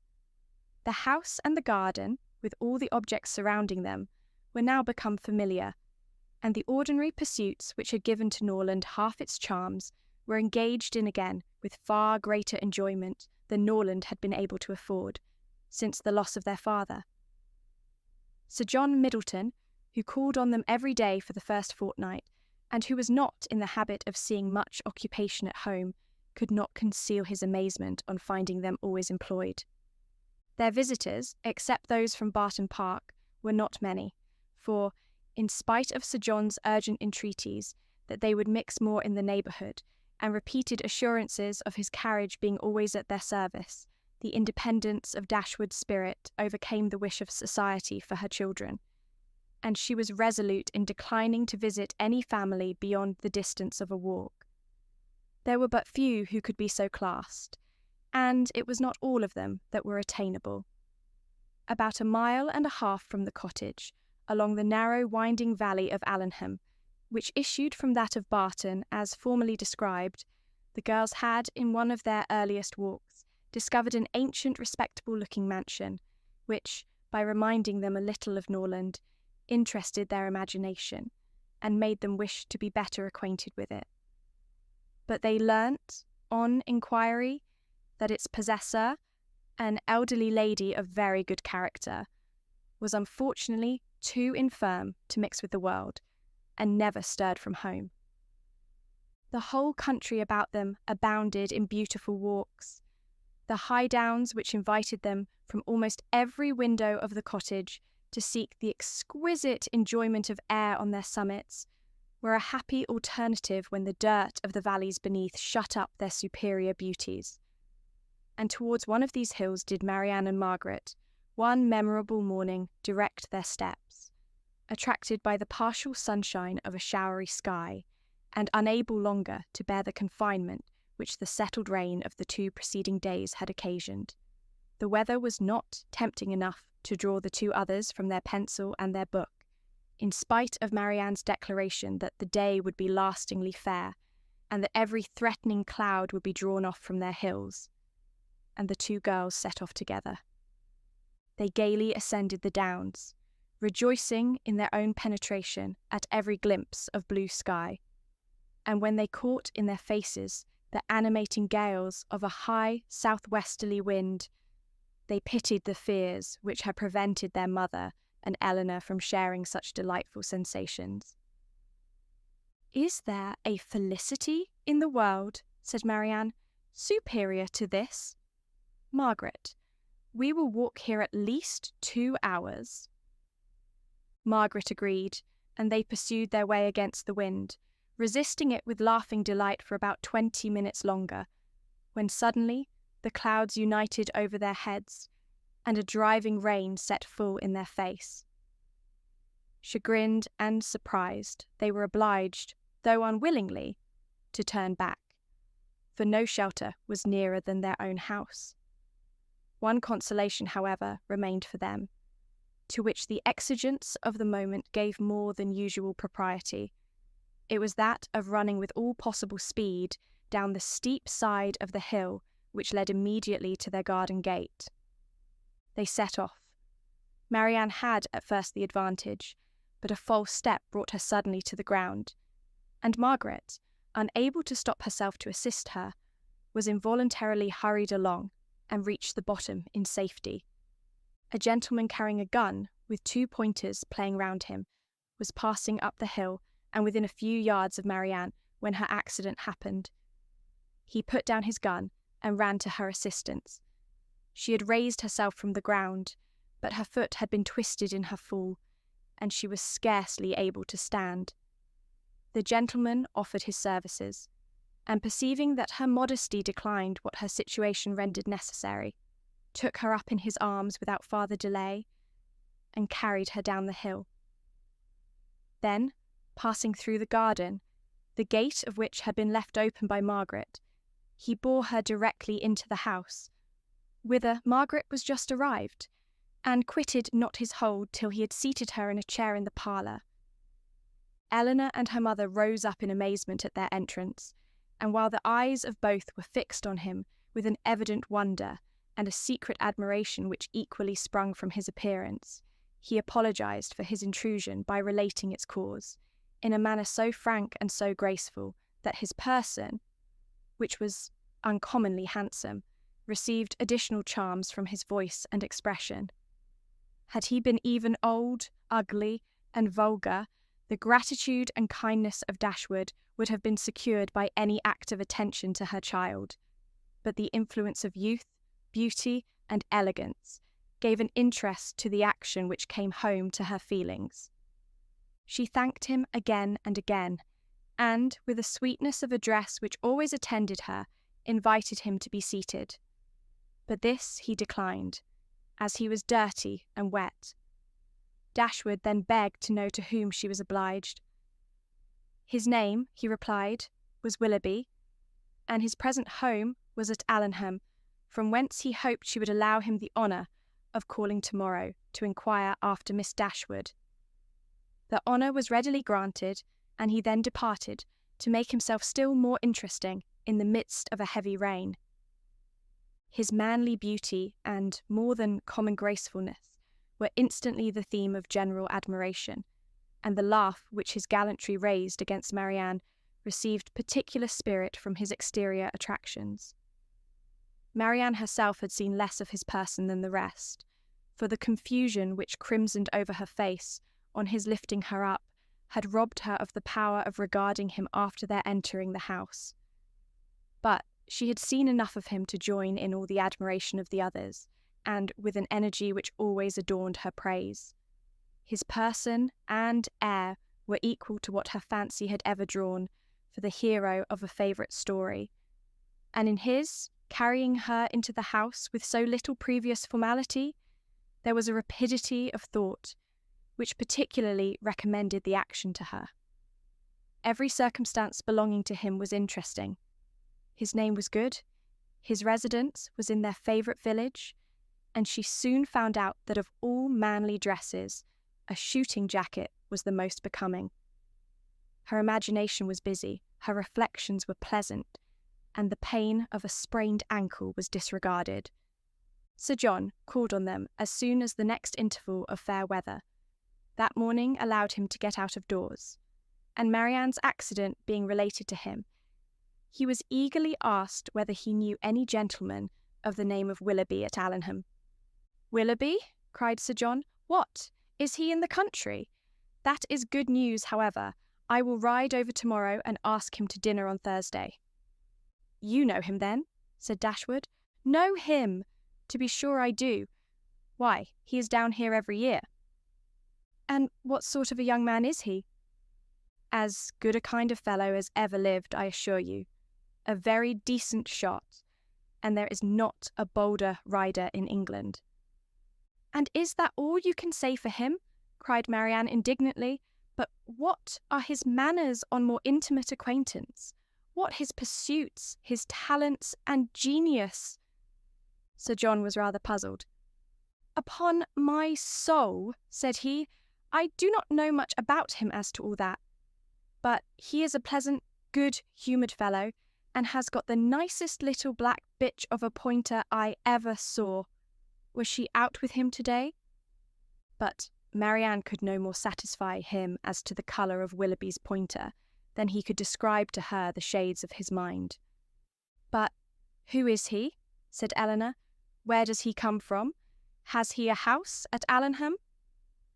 On this point Sir John could give more certain intelligence, and he told them that Willoughby had no property of his own in the country, that he resided there only while he was visiting the old lady at Allenham Court, to whom he was related, and whose possessions he was to inherit, adding, Yes, he is very well worth catching. I can tell you, Miss Dashwood, he has a pretty little estate of his own in Somersetshire besides, and if I were you, I would not give him up to my younger sister, in spite of all this tumbling down hills. Miss Marianne must not expect to have all the men to herself. Brandon will be jealous if she does not take care. I do not believe, said Dashwood with a good-humoured smile, that Willoughby will be incommoded by the attempts of either of my daughters towards what you call catching him. It is not an employment to which they have been brought up. Men are very safe with us, let them be ever so rich. I am glad to find, however, from what you say, that he is a respectable young man, and one whose acquaintance will not be ineligible. He is as good a sort of fellow, I believe, as ever lived, repeated Sir John. I remember last Christmas, at a little hop at the park, he danced from 8 o'clock till 4 without once sitting down. Did he indeed? Cried Marianne with sparkling eyes, and with elegance, with spirit. Yes, and he was up again at 8 to ride to covert. That is what I like. That is what a young man ought to be. Whatever be his pursuits, his eagerness in them should know no moderation, and leave him no sense of fatigue. I see how it will be, said Sir John. I see how it will be. You will be setting your cap at him now, and never think of poor Brandon. That is an expression, Sir John, said Marianne warmly, which I particularly dislike. I abhor every commonplace phrase by which wit is intended, and setting one's cap at a man, or making a conquest, are the most odious of all. Their tendency is gross and illiberal, and if their construction could ever be deemed clever, time has long ago destroyed all its ingenuity. Sir John did not much understand this reproof, but he laughed as heartily as if he did, and then replied, Aye, you will make conquests enough, I dare say, one way or other. Poor Brandon, he is quite smitten already, and he is very well worth setting your cap at. I can tell you, in spite of all this tumbling about and spraining of ankles, Marianne's preserver, as Margaret, with more elegance than precision, styled Willoughby, called at the cottage early the next morning to make his personal inquiries. He was received by Dashwood with more than politeness, with a kindness which Sir John's account of him and her own gratitude prompted, and everything that passed during the visit tended to assure him of the sense, elegance, mutual affection, and domestic comfort of the family to whom accident had now introduced him. Of their personal charms he had not required a second interview to be convinced. Miss Dashwood had a delicate complexion, regular features, and a remarkably pretty figure. Marianne was still handsomer. Her form, though not so correct as her sister's, in having the advantage of height, was more striking, and her face was so lovely that when in the common cant of praise she was called a beautiful girl, truth was less violently outraged than usually happens. Her skin was very brown, but, from its transparency, her complexion was uncommonly brilliant. Her features were all good. Her smile was sweet and attractive. And in her eyes, which were very dark, there was a life, a spirit, an eagerness, which could hardly be seen without delight. From Willoughby, their expression was at first held back by the embarrassment which the remembrance of his assistance created. But when this passed away, when her spirits became collected, when she saw that to the perfect good breeding of the gentleman he united frankness and vivacity, and above all, when she heard him declare that of music and dancing he was passionately fond, she gave him such a look of approbation as secured the largest share of his discourse to herself for the rest of his stay. It was only necessary to mention any favourite amusement to engage her to talk. She could not be silent when such points were introduced, and she had neither shyness nor reserve in their discussion.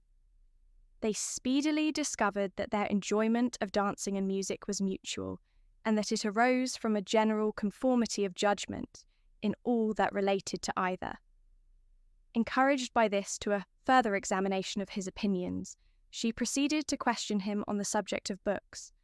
Her favourite authors were brought forward and dwelt upon with so rapturous a delight that any young man of 25 must have been insensible indeed, not to become an immediate convert to the excellence of such works, however disregarded before.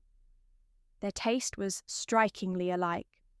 The same books, the same passages were idolised by each, or if any difference appeared, any objection arose. It lasted no longer than till the force of her arguments and the brightness of her eyes could be displayed. He acquiesced in all her decisions, caught all her enthusiasm, and long before his visit concluded, they conversed with the familiarity of a long-established acquaintance. "Well, Marianne," said Elinor as soon as he had left them, "for one morning I think you have done pretty well. You have already ascertained Willoughby's opinion in almost every matter of importance. You know what he thinks of Cowper and Scott. You are certain of his estimating their beauties as he ought, and you have received every assurance of his admiring Pope no more than is proper. But how is your acquaintance to be long supported under such extraordinary dispatch of every subject for discourse? You will soon have exhausted each favourite topic. Another meeting will suffice to explain his sentiments on picturesque beauty and second marriages, and then you can have nothing farther to ask." "Elinor," cried Marianne, "is this fair? Is this just? Are my ideas so scanty? But I see what you mean. I have been too much at my ease, too happy, too frank. I have erred against every commonplace notion of decorum. I have been open and sincere where I ought to have been reserved, spiritless, dull, and deceitful. Had I talked only of the weather and the roads, and had I spoken only once in 10 minutes, this reproach would have been spared." "My love," said her mother, "you must not be offended with Elinor. She was only in jest.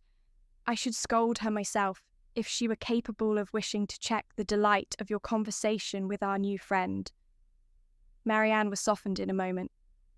Willoughby, on his side, gave every proof of his pleasure in their acquaintance, which an evident wish of improving it could offer. He came to them every day. To inquire after Marianne was at first his excuse, but the encouragement of his reception, to which every day gave greater kindness, made such an excuse unnecessary before it had ceased to be possible by Marianne's perfect recovery. She was confined for some days to the house, but never had any confinement been less irksome. Willoughby was a young man of good abilities, quick imagination, lively spirits, and open, affectionate manners. He was exactly formed to engage Marianne's heart, for with all this he joined not only a captivating person, but a natural ardour of mind, which was now roused and increased by the example of her own, and which recommended him to her affection beyond everything else. His society became gradually her most exquisite enjoyment. They read, they talked, they sang together. His musical talents were considerable, and he read with all the sensibility and spirit which Edward had unfortunately wanted. In Dashwood's estimation, he was as faultless as in Marianne's, and Elinor saw nothing to censure in him but a propensity, in which he strongly resembled and peculiarly delighted her sister, of saying too much what he thought on every occasion, without attention to persons or circumstances, in hastily forming and giving his opinion of other people, in sacrificing general politeness to the enjoyment of undivided attention where his heart was engaged, and in slighting too easily the forms of worldly propriety. He displayed a want of caution which Elinor could not approve, in spite of all that he and Marianne could say in its support. Marianne began now to perceive that the desperation which had seized her at 16 and a half, of ever seeing a man who could satisfy her ideas of perfection, had been rash and unjustifiable. Willoughby was all that her fancy had delineated in that unhappy hour, and in every brighter period, as capable of attaching her, and his behaviour declared his wishes to be in that respect as earnest, as his abilities were strong. Her mother too, in whose mind not one speculative thought of their marriage had been raised, by his prospect of riches, was led before the end of a week to hope and expect it, and secretly to congratulate herself on having gained two such sons-in-law as Edward and Willoughby. Colonel Brandon's partiality for Marianne, which had so early been discovered by his friends, now first became perceptible to Elinor when it ceased to be noticed by them. Their attention and wit were drawn off to his more fortunate rival, and the raillery which the other had incurred before any partiality arose was removed when his feelings began really to call for the ridicule so justly annexed to sensibility. Elinor was obliged, though unwillingly, to believe that the sentiments which Jennings had assigned him for her own satisfaction were now actually excited by her sister, and that, however, a general resemblance of disposition between the parties might forward the affection of Willoughby, an equally striking opposition of character was no hindrance to the regard of Colonel Brandon. She saw it with concern, for what could a silent man of 35 hope when opposed to a very lively one of 25? And as she could not even wish him successful, she heartily wished him indifferent. She liked him. In spite of his gravity and reserve, she beheld in him an object of interest. His manners, though serious, were mild, and his reserve appeared rather the result of some oppression of spirits than of any natural gloominess of temper. Sir John had dropped hints of past injuries and disappointments, which justified her belief of his being an unfortunate man, and she regarded him with respect and compassion. Perhaps she pitied and esteemed him the more because he was slighted by Willoughby and Marianne, who, prejudiced against him for being neither lively nor young, seemed resolved to undervalue his merits. "Brandon is just the kind of man," said Willoughby one day when they were talking of him together, "whom everybody speaks well of and nobody cares about, whom all are delighted to see and nobody remembers to talk to." "That is exactly what I think of him," cried Marianne. "Do not boast of it, however," said Elinor, "for it is injustice in both of you. He is highly esteemed by all the family at the park, and I never see him myself without taking pains to converse with him." "That he is patronised by you," replied Willoughby, "is certainly in his favour, but as for the esteem of the others, it is a reproach in itself." Who would submit to the indignity of being approved by such a woman as Lady Middleton and Jennings, that could command the indifference of anybody else? But perhaps the abuse of such people as yourself and Marianne will make amends for the regard of Lady Middleton and her mother. If their praise is censure, your censure may be praise, for they are not more undiscerning than you are prejudiced and unjust. In defence of your protégé, you can even be saucy. My protégé, as you call him, is a sensible man, and sense will always have attractions for me. Yes, Marianne, even in a man between 30 and 40. He has seen a great deal of the world, has been abroad, has read, and has a thinking mind. I have found him capable of giving me much information on various subjects, and he has always answered my inquiries with readiness of good breeding and good nature. That is to say, cried Marianne contemptuously, he has told you that in the East Indies the climate is hot and the mosquitoes are troublesome. He would have told me so, I doubt not, had I made any such inquiries, but they happened to be points on which I had been previously informed. Perhaps, said Willoughby, his observations may have extended to the existence of nabobs, gold moors, and palanquins. I may venture to say that his observations have stretched much further than your candour. But why should you dislike him? I do not dislike him. I consider him, on the contrary, as a very respectable man, who has everybody's good word and nobody's notice, who has more money than he can spend, more time than he knows how to employ, and 2 new coats every year. Add to which, cried Marianne, that he has neither genius, taste, nor spirit, that his understanding has no brilliancy, his feelings no ardour, and his voice no expression. You decide on his imperfections so much in the mass, replied Elinor, and so much on the strength of your own imagination, that the commendation I am able to give of him is comparatively cold and insipid.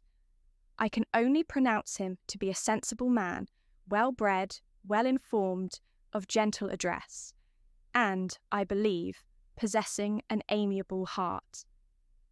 Miss Dashwood, cried Willoughby, you are now using me unkindly. You are endeavouring to disarm me by reason, and to convince me against my will. But it will not do.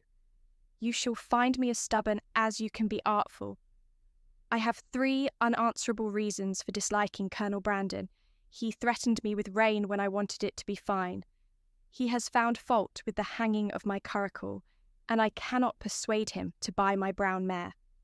If it will be any satisfaction to you, however, to be told that I believe his character to be in other respects irreproachable, I am ready to confess it. And in return for an acknowledgment which must give me some pain, you cannot deny me the privilege of disliking him as much as ever.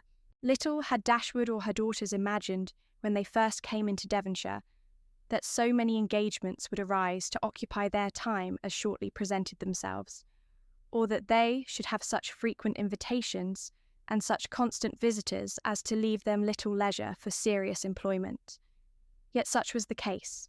When Marianne was recovered, the schemes of amusement at home and abroad, which Sir John had been previously forming, were put into execution.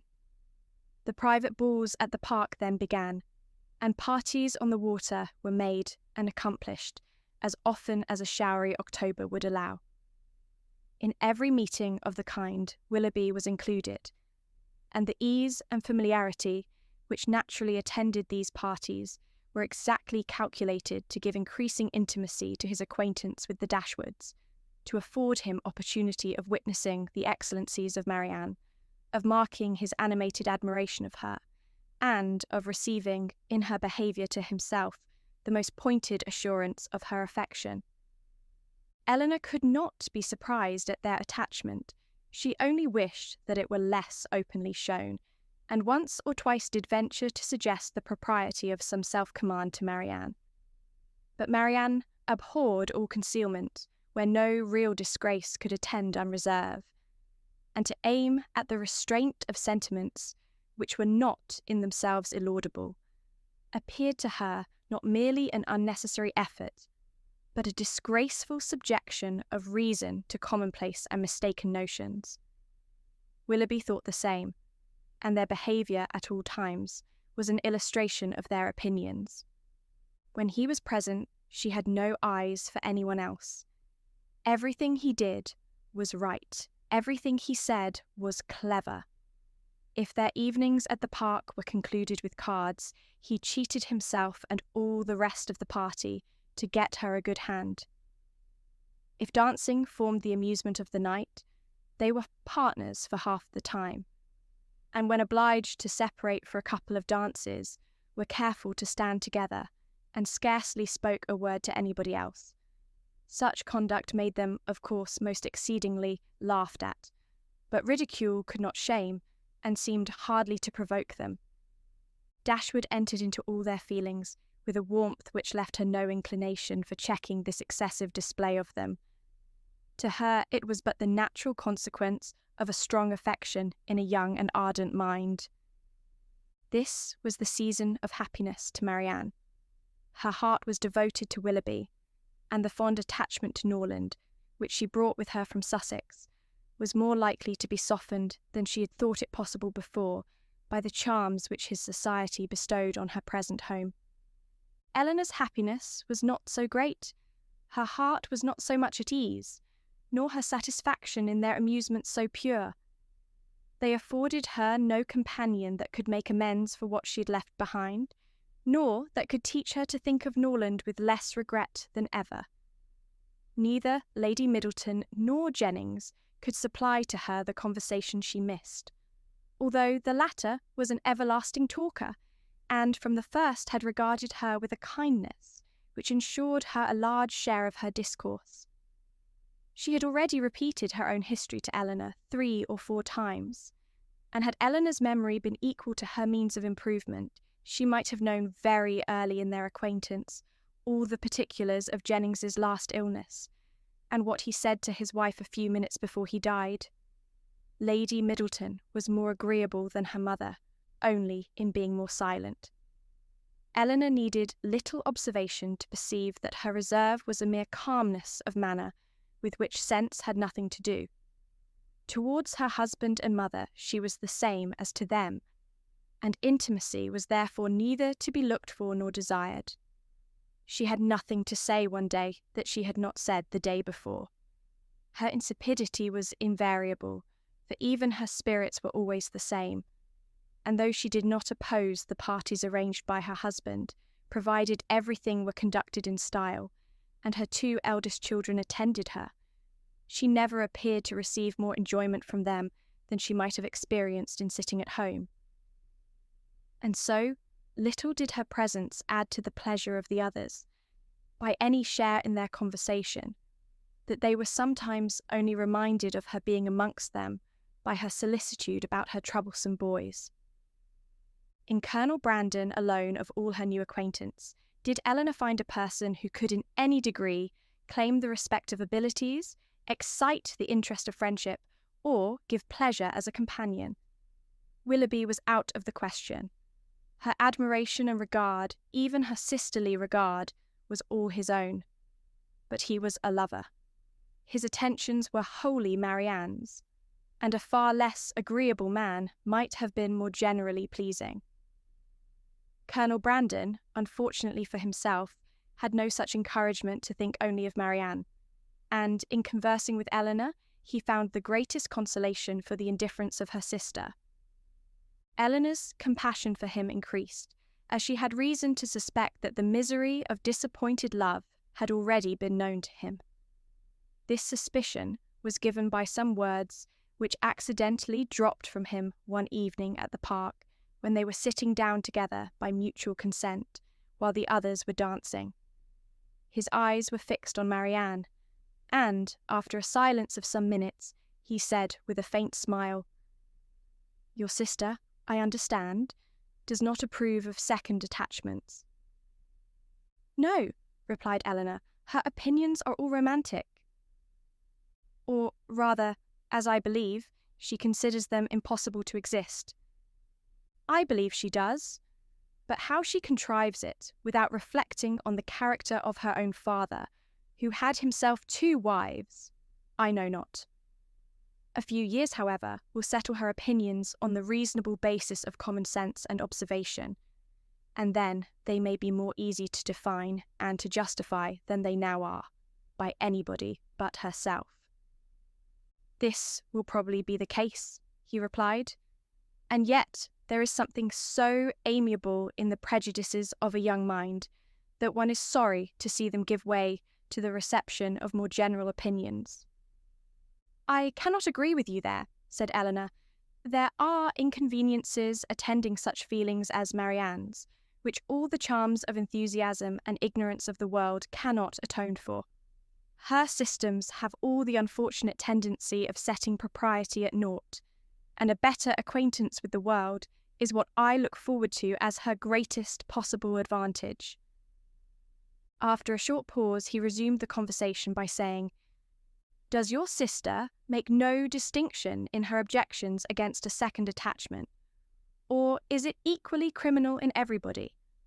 Are those who have been disappointed in their first choice, whether from the inconstancy of its object or the perverseness of circumstances, to be equally indifferent during the rest of their lives?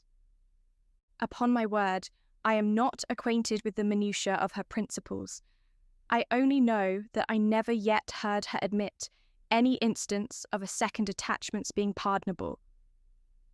This, said he, cannot hold, but a change, a total change of sentiments. No, no, do not desire it, for when the romantic refinements of a young mind are obliged to give way, how frequently are they succeeded by such opinions as are but too common and too dangerous? I speak from experience. I once knew a lady who in temper and mind greatly resembled your sister, who thought and judged like her, but who from an enforced change, from a series of unfortunate circumstances— here he stopped suddenly, appeared to think that he had said too much, and by his countenance gave rise to conjectures, which might not otherwise have entered Elinor's head. The lady would probably have passed without suspicion had he not convinced Miss Dashwood that what concerned her ought not to escape his lips. As it was, it required but a slight effort of fancy to connect his emotion with the tender recollection of past regard. Elinor attempted no more, but Marianne, in her place, would not have done so little. The whole story would have been speedily formed under her active imagination, and everything established in the most melancholy order of disastrous love. As Elinor and Marianne were walking together the next morning, the latter communicated a piece of news to her sister, which, in spite of all that she knew before of Marianne's imprudence and want of thought, surprised her by its extravagant testimony of both. Marianne told her, with the greatest delight, that Willoughby had given her a horse, one that he had bred himself on his estate in Somersetshire, and which was exactly calculated to carry a woman. Without considering that it was not in her mother's plan to keep any horse, that if she were to alter her resolution in favour of this gift, she must buy another for the servant, and keep a servant to ride it, and after all, build a stable to receive them. She had accepted the present without hesitation, and told her sister of it in raptures. He intends to send his groom into Somersetshire immediately for it, she added, and when it arrives we will ride every day. You shall share its use with me. Imagine to yourself, my dear Elinor, the delight of a gallop on some of these downs. Most unwilling was she to awaken from such a dream of felicity, to comprehend all the unhappy truths which attended the affair, and for some time she refused to submit to them. As to an additional servant, the expense would be a trifle. Mamma, she was sure, would never object to it, and any horse would do for him. He might always get one at the park. As to a stable, the merest shed would be sufficient. Elinor then ventured to doubt the propriety of her receiving such a present from a man so little, or at least so lately known to her. This was too much. "You are mistaken, Elinor," said she warmly, "in supposing I know very little of Willoughby. I have not known him long indeed, but I am much better acquainted with him than I am with any other creature in the world except yourself and Mamma. It is not time or opportunity that is to determine intimacy. It is disposition alone. 7 years would be insufficient to make some people acquainted with each other, and 7 days are more than enough for others. I should hold myself guilty of greater impropriety in accepting a horse from my brother than from Willoughby. Of John I know very little, though we have lived together for years, but of Willoughby my judgment has long been formed." Elinor thought it wisest to touch that point no more. She knew her sister's temper. Opposition on so tender a subject would only attach her the more to her own opinion, but by an appeal to her affection for her mother, by representing the inconveniences which that indulgent mother must draw on herself, if, as would probably be the case, she consented to this increase of establishment, Marianne was shortly subdued, and she promised not to tempt her mother to such imprudent kindness by mentioning the offer, and to tell Willoughby, when she saw him next, that it must be declined. She was faithful to her word, and when Willoughby called at the cottage the same day, Elinor heard her express her disappointment to him in a low voice, on being obliged to forgo the acceptance of his present. The reasons for this alteration were at the same time related, and they were such as to make further entreaty on his side impossible. His concern, however, was very apparent, and after expressing it with earnestness, he added in the same low voice, "But, Marianne, the horse is still yours, though you cannot use it now. I shall keep it only till you can claim it. When you leave Barton to form your own establishment in a more lasting home, Queen Mab shall receive you." This was all overheard by Miss Dashwood, and in the whole of the sentence, in his manner of pronouncing it, and in his addressing her sister by her Christian name alone, she instantly saw an intimacy so decided, a meaning so direct, as marked a perfect agreement between them. From that moment she doubted not of their being engaged to each other, and the belief of it created no other surprise than that she, or any of their friends, should be left by tempers so frank to discover it by accident. Margaret related something to her the next day, which placed this matter in a still clearer light. Willoughby had spent the preceding evening with them, and Margaret, by being left some time in the parlour with only him and Marianne, had had opportunity for observations, which, with a most important face, she communicated to her eldest sister when they were next by themselves.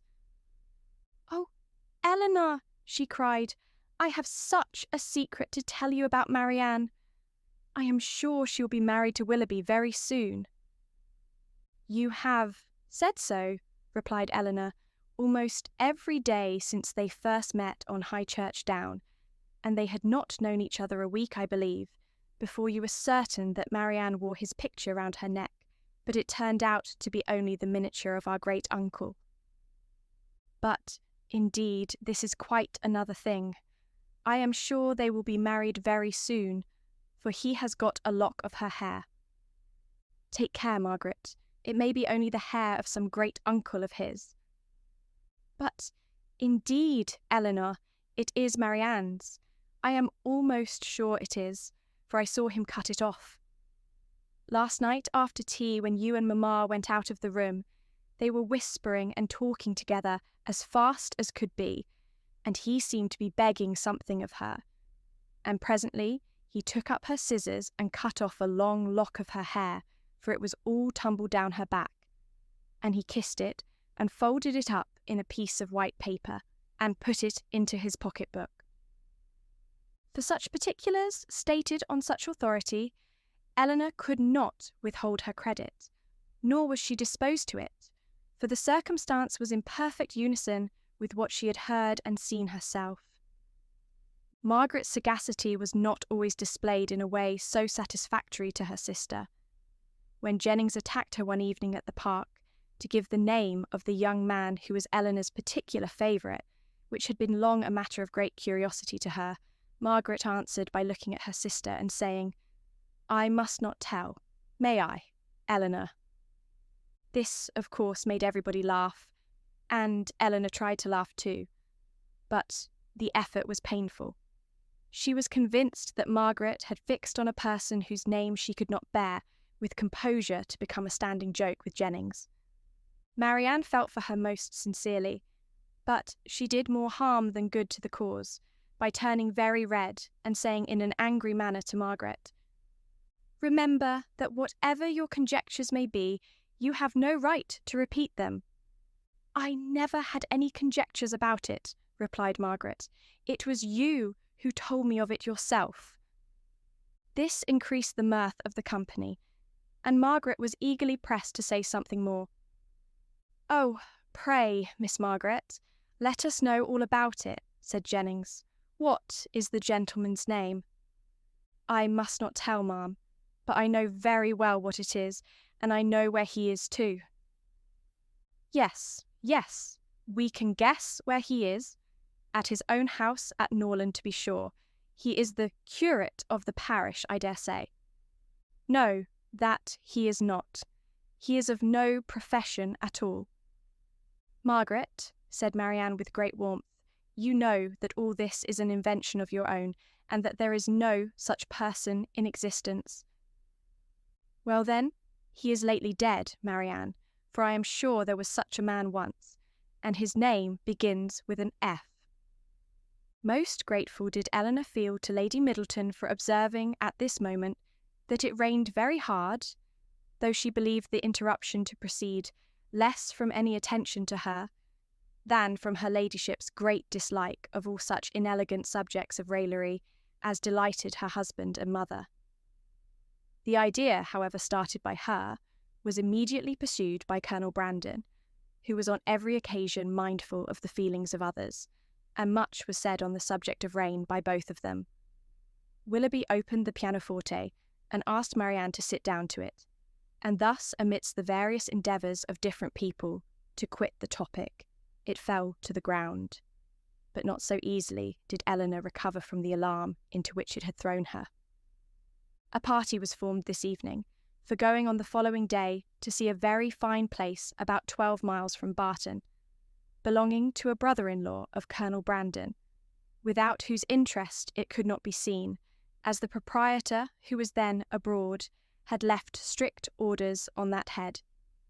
The grounds were declared to be highly beautiful, and Sir John, who was particularly warm in their praise, might be allowed to be a tolerable judge, for he had formed parties to visit them, at least twice every summer for the last 10 years.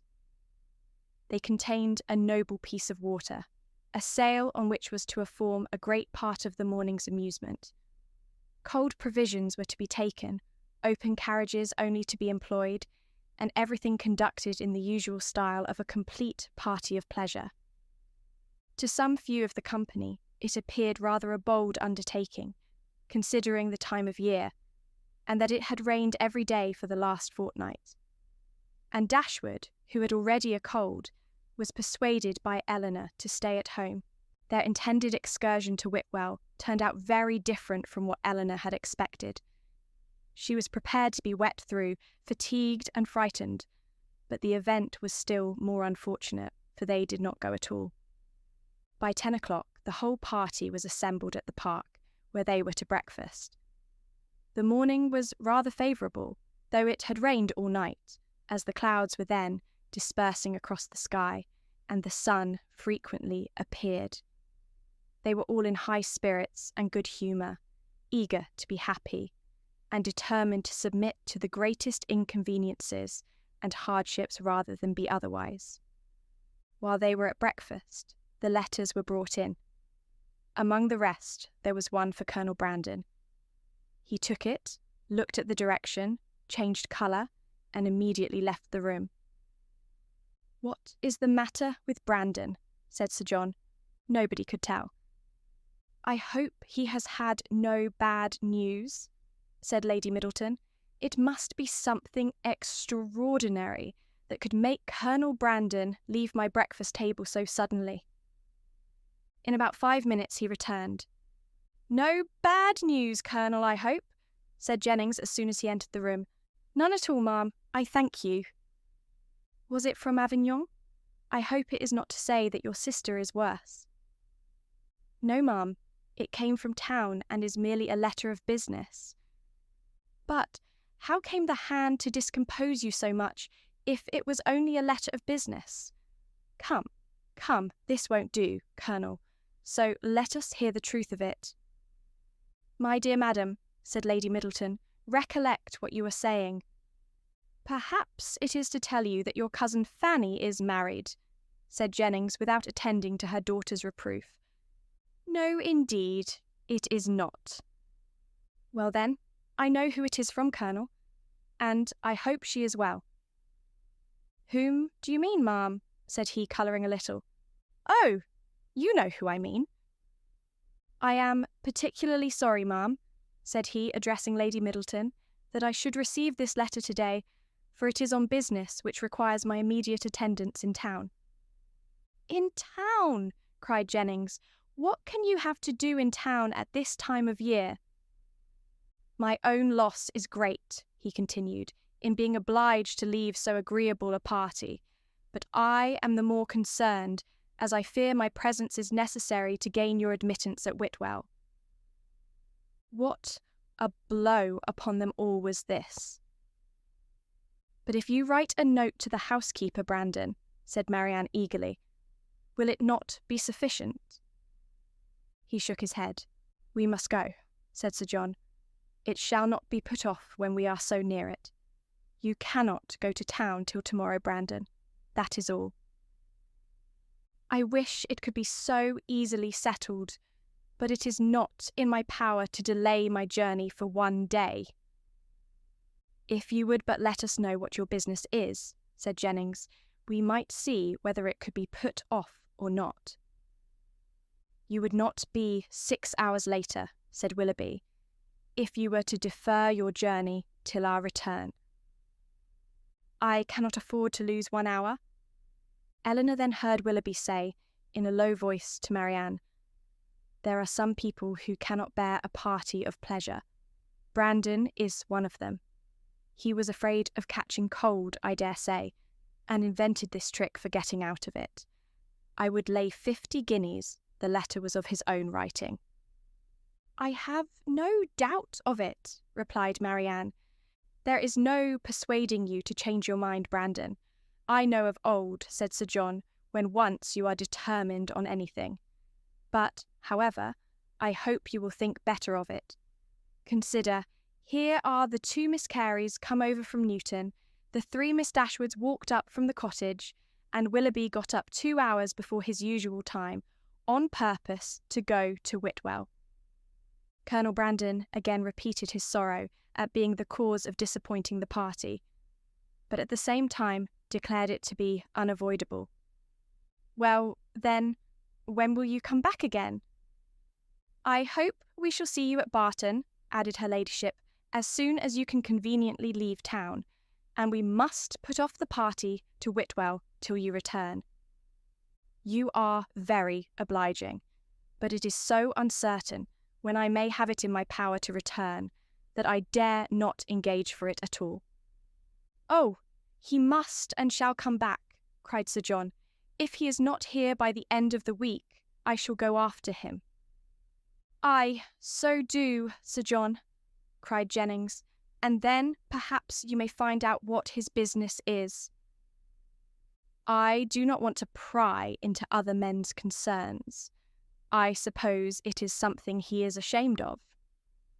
Colonel Brandon's horses were announced. "You do not go to town on horseback, do you?" added Sir John, "number only to Honiton. I shall then go post." "Well, as you are resolved to go, I wish you a good journey, but you had better change your mind." "I assure you it is not in my power." He then took leave of the whole party. "Is there no chance of my seeing you and your sisters in town this winter, Miss Dashwood?" "I am afraid none at all." Then I must bid you farewell for a longer time than I should wish to do." To Marianne, he merely bowed and said nothing. "Come, Colonel," said Jennings, "before you go, do let us know what you are going about." He wished her a good morning, and, attended by Sir John, left the room. The complaints and lamentations which politeness had hitherto restrained now burst forth universally, and they all agreed again and again how provoking it was to be so disappointed. "I can guess what his business is, however," said Jennings exultingly. "Can you, ma'am?" said almost everybody. "Yes, it is about Miss Williams, I am sure." "And who is Miss Williams?" asked Marianne. "What? Do not you know who Miss Williams is? I am sure you must have heard of her before. She is a relation of the Colonel's, my dear, a very near relation. We will not say how near, for fear of shocking the young ladies." Then, lowering her voice a little, she said to Elinor, "She is his natural daughter." "Indeed?" "Oh, yes, and as like him as she can stare. I dare say the Colonel will leave her all his fortune." When Sir John returned, he joined most heartily in the general regret on so unfortunate an event, concluding, however, by observing that as they were all got together, they must do something by way of being happy, and after some consultation it was agreed that although happiness could only be enjoyed at Whitwell, they might procure a tolerable composure of mind by driving about the country. The carriages were then ordered. Willoughby's was first, and Marianne never looked happier than when she got into it. He drove through the park very fast, and they were soon out of sight, and nothing more of them was seen till their return, which did not happen till after the return of all the rest. They both seemed delighted with their drive, but said only in general terms that they had kept in the lanes, while the others went on the downs. It was settled that there should be a dance in the evening, and that everybody should be extremely merry all day long. Some more of the Careys came to dinner, and they had the pleasure of sitting down nearly 20 to table, which Sir John observed with great contentment. Willoughby took his usual place between the two elder Miss Dashwoods. Jennings sat on Elinor's right hand, and they had not been long seated before she leant behind her and Willoughby, and said to Marianne loud enough for them both to hear, "I have found you out in spite of all your tricks. I know where you spent the morning." Marianne coloured and replied very hastily, "Where, pray?" "Did not you know," said Willoughby, "that we had been out in my curricle?" Yes, impudence. I know that very well, and I was determined to find out where you had been to. I hope you like your house, Miss Marianne. It is a very large one, I know, and when I come to see you, I hope you will have new furnished it, for it wanted it very much when I was there 6 years ago." Marianne turned away in great confusion. Jennings laughed heartily, and Elinor found that in her resolution to know where they had been, she had actually made her own woman inquire of Willoughby's groom, and that she had by that method been informed that they had gone to Allenham, and spent a considerable time there, in walking about the garden and going all over the house. Elinor could hardly believe this to be true, as it seemed very unlikely that Willoughby should propose, or Marianne consent, to enter the house while Smith was in it, with whom Marianne had not the smallest acquaintance. As soon as they left the dining-room, Elinor inquired of her about it, and great was her surprise when she found that every circumstance related by Jennings was perfectly true. Marianne was quite angry with her for doubting it. "Why should you imagine, Elinor, that we did not go there, or that we did not see the house? Is not it what you have often wished to do yourself?" "Yes, Marianne, but I would not go while Smith was there, and with no other companion than Willoughby." "Willoughby, however, is the only person who can have a right to show that house, and as he went in an open carriage, it was impossible to have any other companion." I never spent a pleasanter morning in my life." "I am afraid," replied Elinor, "that the pleasantness of an employment does not always evince its propriety. On the contrary, nothing can be a stronger proof of it, Elinor, for if there had been any real impropriety in what I did, I should have been sensible of it at the time, for we always know when we are acting wrong, and with such a conviction I could have had no pleasure. But, my dear Marianne, as it has already exposed you to some very impertinent remarks, do you not now begin to doubt the discretion of your own conduct?" "If the impertinent remarks of Jennings are to be the proof of impropriety in conduct, we are all offending every moment of our lives. I value not her censure any more than I should do her commendation. I am not sensible of having done anything wrong in walking over Smith's grounds, or in seeing her house. They will one day be Willoughby's, and—" "If they were one day to be your own, Marianne, you would not be justified in what you have done." She blushed at this hint, but it was even visibly gratifying to her, and after a 10 minutes' interval of earnest thought, she came to her sister again, and said with great good humour, "Perhaps, Elinor, it was rather ill-judged in me to go to Allenham, but Willoughby wanted particularly to show me the place, and it is a charming house, I assure you. There is one remarkably pretty sitting-room upstairs, of a nice, comfortable size for constant use, and with modern furniture it would be delightful. It is a corner room and has windows on 2 sides. On one side you look across the bowling green, behind the house to a beautiful hanging wood, and on the other you have a view of the church and village, and, beyond them, of those fine, bold hills that we have so often admired. I did not see it to advantage, for nothing could be more forlorn than the furniture, but if it were newly fitted up, a couple of £100, Willoughby says, would make it one of the pleasantest summer rooms in England." Could Elinor have listened to her without interruption from the others, she would have described every room in the house with equal delight. The sudden termination of Colonel Brandon's visit at the park, with his steadiness in concealing its cause, filled the mind, and raised the wonder of Jennings for 2 or 3 days. She was a great wonderer, as everyone must be who takes a very lively interest in all the comings and goings of all their acquaintance. She wondered, with little intermission, what could be the reason of it, was sure there must be some bad news, and thought over every kind of distress that could have befallen him, with a fixed determination that he should not escape them all. "Something very melancholy must be the matter, I am sure," said she. "I could see it in his face. Poor man! I am afraid his circumstances may be bad. The estate at Delaford was never reckoned more than 2,000 a year, and his brother left everything sadly involved. I do think he must have been sent for about money matters, for what else can it be? I wonder whether it is so.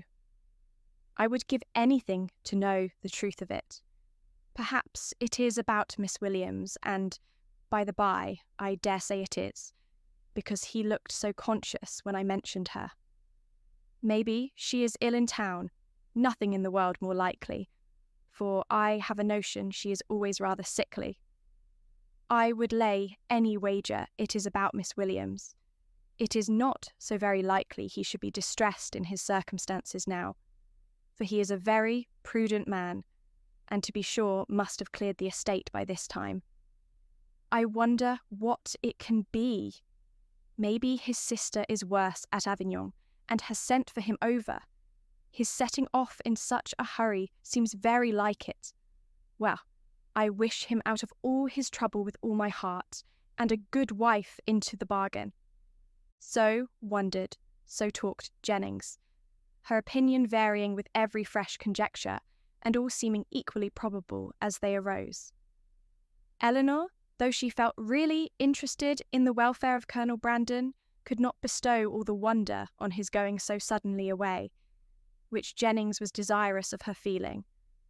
for besides that the circumstance did not, in her opinion, justify such lasting amazement or variety of speculation, her wonder was otherwise disposed of. It was engrossed by the extraordinary silence of her sister and Willoughby on the subject, which they must know to be peculiarly interesting to them all. As this silence continued, every day made it appear more strange and more incompatible with the disposition of both. Why they should not openly acknowledge to her mother and herself what their constant behaviour to each other declared to have taken place, Elinor could not imagine. She could easily conceive that marriage might not be immediately in their power, for though Willoughby was independent, there was no reason to believe him rich. His estate had been rated by Sir John at about 600 or 700 a year, but he lived at an expense to which that income could hardly be equal, and he had himself often complained of his poverty. But for this strange kind of secrecy maintained by them relative to their engagement, which in fact concealed nothing at all, she could not account. And it was so wholly contradictory to their general opinions and practice that a doubt sometimes entered her mind of their being really engaged, and this doubt was enough to prevent her making any inquiry of Marianne.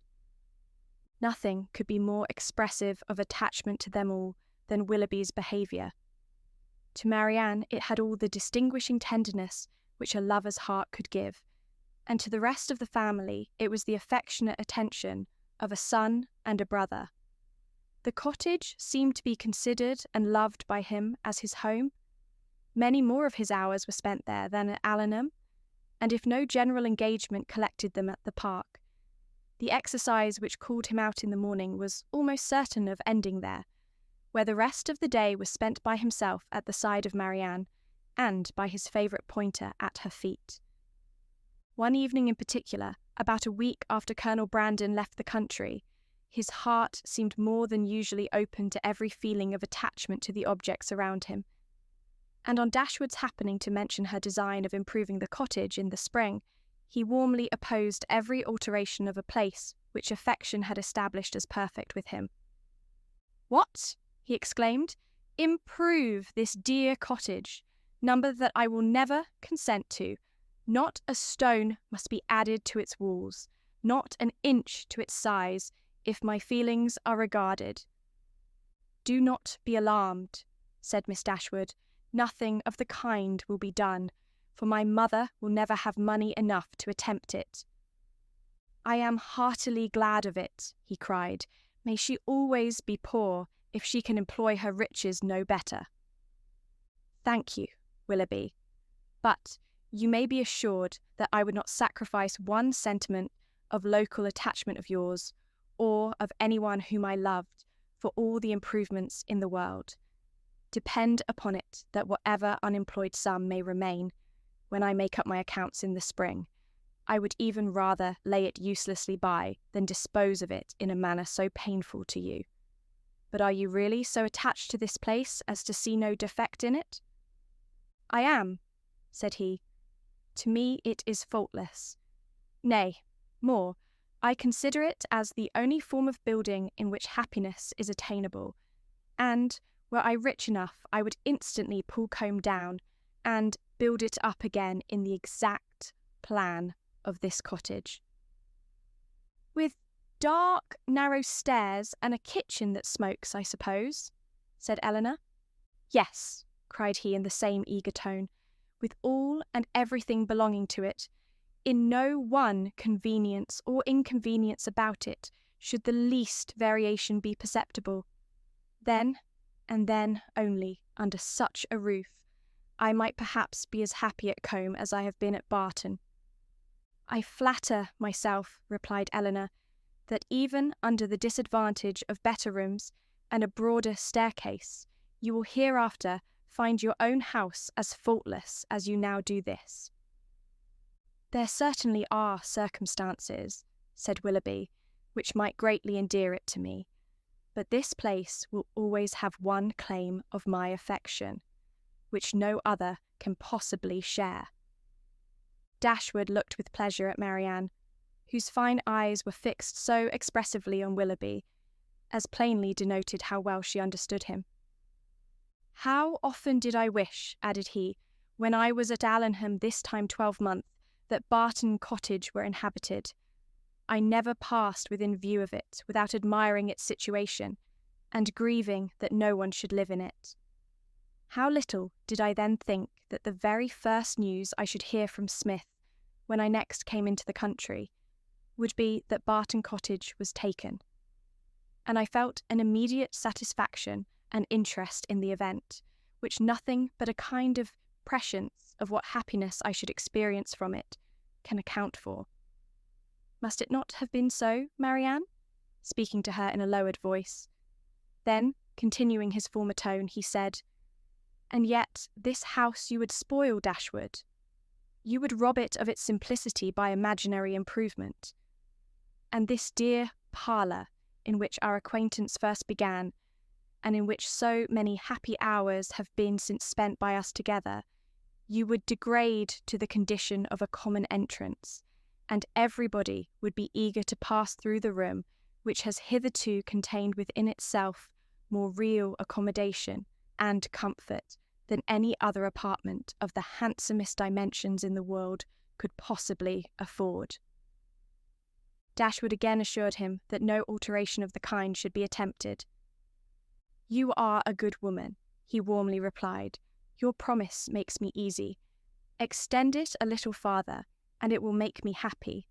Tell me that not only your house will remain the same, but that I shall ever find you and yours as unchanged as your dwelling, and that you will always consider me with the kindness which has made everything belonging to you so dear to me." The promise was readily given, and Willoughby's behaviour during the whole of the evening declared at once his affection and happiness. "Shall we see you tomorrow to dinner?" said Dashwood when he was leaving them. "I do not ask you to come in the morning, for we must walk to the park to call on Lady Middleton." He engaged to be with them by 4 o'clock. Dashwood's visit to Lady Middleton took place the next day, and 2 of her daughters went with her. But Marianne excused herself from being of the party under some trifling pretext of employment. And her mother, who concluded that a promise had been made by Willoughby the night before of calling on her while they were absent, was perfectly satisfied with her remaining at home. On their return from the park, they found Willoughby's curricle and servant in waiting at the cottage, and Dashwood was convinced that her conjecture had been just. So far, it was all as she had foreseen, but on entering the house she beheld what no foresight had taught her to expect. They were no sooner in the passage than Marianne came hastily out of the parlour, apparently in violent affliction, with her handkerchief at her eyes, and without noticing them, ran upstairs. Surprised and alarmed, they proceeded directly into the room she had just quitted, where they found only Willoughby, who was leaning against the mantelpiece with his back towards them. He turned round on their coming in, and his countenance showed that he strongly partook of the emotion which overpowered Marianne. "Is anything the matter with her?" cried Dashwood as she entered. "Is she ill?" "I hope not," he replied, trying to look cheerful, and with a forced smile presently added, "It is I who may rather expect to be ill, for I am now suffering under a very heavy disappointment." "Disappointment?" "Yes, for I am unable to keep my engagement with you. Smith has this morning exercised the privilege of riches upon a poor, dependent cousin, by sending me on business to London. I have just received my dispatches and taken my farewell of Allenham, and by way of exhilaration I am now come to take my farewell of you." "To London? And are you going this morning?" "Almost this moment." "This is very unfortunate, but Smith must be obliged, and her business will not detain you from us long, I hope." He coloured as he replied, "You are very kind, but I have no idea of returning into Devonshire immediately. My visits to Smith are never repeated within the 12-month. "And is Smith your only friend? Is Allenham the only house in the neighbourhood to which you will be welcome?" For shame, Willoughby. Can you wait for an invitation here? His colour increased, and with his eyes fixed on the ground, he only replied, You are too good. Dashwood looked at Elinor with surprise. Elinor felt equal amazement. For a few moments, everyone was silent.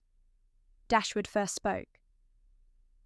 I have only to add, my dear Willoughby, that at Barton Cottage you will always be welcome, for I will not press you to return here immediately, because you only can judge how far that might be pleasing to Smith, and on this head I shall be no more disposed to question your judgment than to doubt your inclination. My engagements at present, replied Willoughby confusedly, are of such a nature that I dare not flatter myself. He stopped. Dashwood was too much astonished to speak, and another pause succeeded. This was broken by Willoughby, who said with a faint smile, It is folly to linger in this manner. I will not torment myself any longer by remaining among friends whose society it is impossible for me now to enjoy. He then hastily took leave of them all and left the room. They saw him step into his carriage, and in a minute it was out of sight. Dashwood felt too much for speech, and instantly quitted the parlour to give way in solitude to the concern and alarm which this sudden departure occasioned. Elinor's uneasiness was at least equal to her mother's. She thought of what had just passed with anxiety and distrust. Willoughby's behaviour in taking leave of them, his embarrassment, an affectation of cheerfulness, and, above all, his unwillingness to accept her mother's invitation, a backwardness so unlike a lover, so unlike himself, greatly disturbed her. One moment she feared that no serious design had ever been formed on his side, and the next that some unfortunate quarrel had taken place between him and her sister. The distress in which Marianne had quitted the room was such as a serious quarrel could most reasonably account for, though when she considered what Marianne's love for him was, a quarrel seemed almost impossible. But, whatever might be the particulars of their separation, her sister's affliction was indubitable, and she thought with the tenderest compassion of that violent sorrow which Marianne was in all probability not merely giving way to as a relief, but feeding and encouraging as a duty. In about half an hour her mother returned, and though her eyes were red, her countenance was not uncheerful. Our dear Willoughby is now some miles from Barton, Elinor, said she as she sat down to work, and with how heavy a heart does he travel? It is all very strange, so suddenly to be gone. It seems but the work of a moment, and last night he was with us so happy, so cheerful, so affectionate, and now, after only 10 minutes, notice, gone too without intending to return. Something more than what he owned to us must have happened. He did not speak. He did not behave like himself. You must have seen the difference as well as I. What can it be? Can they have quarrelled? Why else should he have shown such unwillingness to accept your invitation here? It was not inclination that he wanted, Elinor. I could plainly see that. He had not the power of accepting it. I have thought it all over, I assure you, and I can perfectly account for everything that at first seemed strange to me as well as to you. Can you, indeed? Yes, I have explained it to myself in the most satisfactory way. But you, Elinor, who love to doubt where you can, it will not satisfy you, I know, but you should not talk me out of my trust in it. I am persuaded that Smith suspects his regard for Marianne, disapproves of it, perhaps because she has other views for him, and on that account is eager to get him away, and that the business which she sends him off to transact is invented as an excuse to dismiss him. This is what I believe to have happened. He is, moreover, aware that she does disapprove the connection.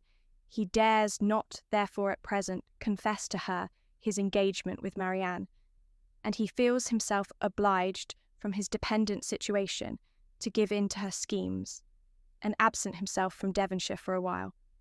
You will tell me, I know, that this may or may not have happened, but I will listen to no cavil, unless you can point out any other method of understanding the affair as satisfactory at this. And now, Elinor, what have you to say? Nothing, for you have anticipated my answer.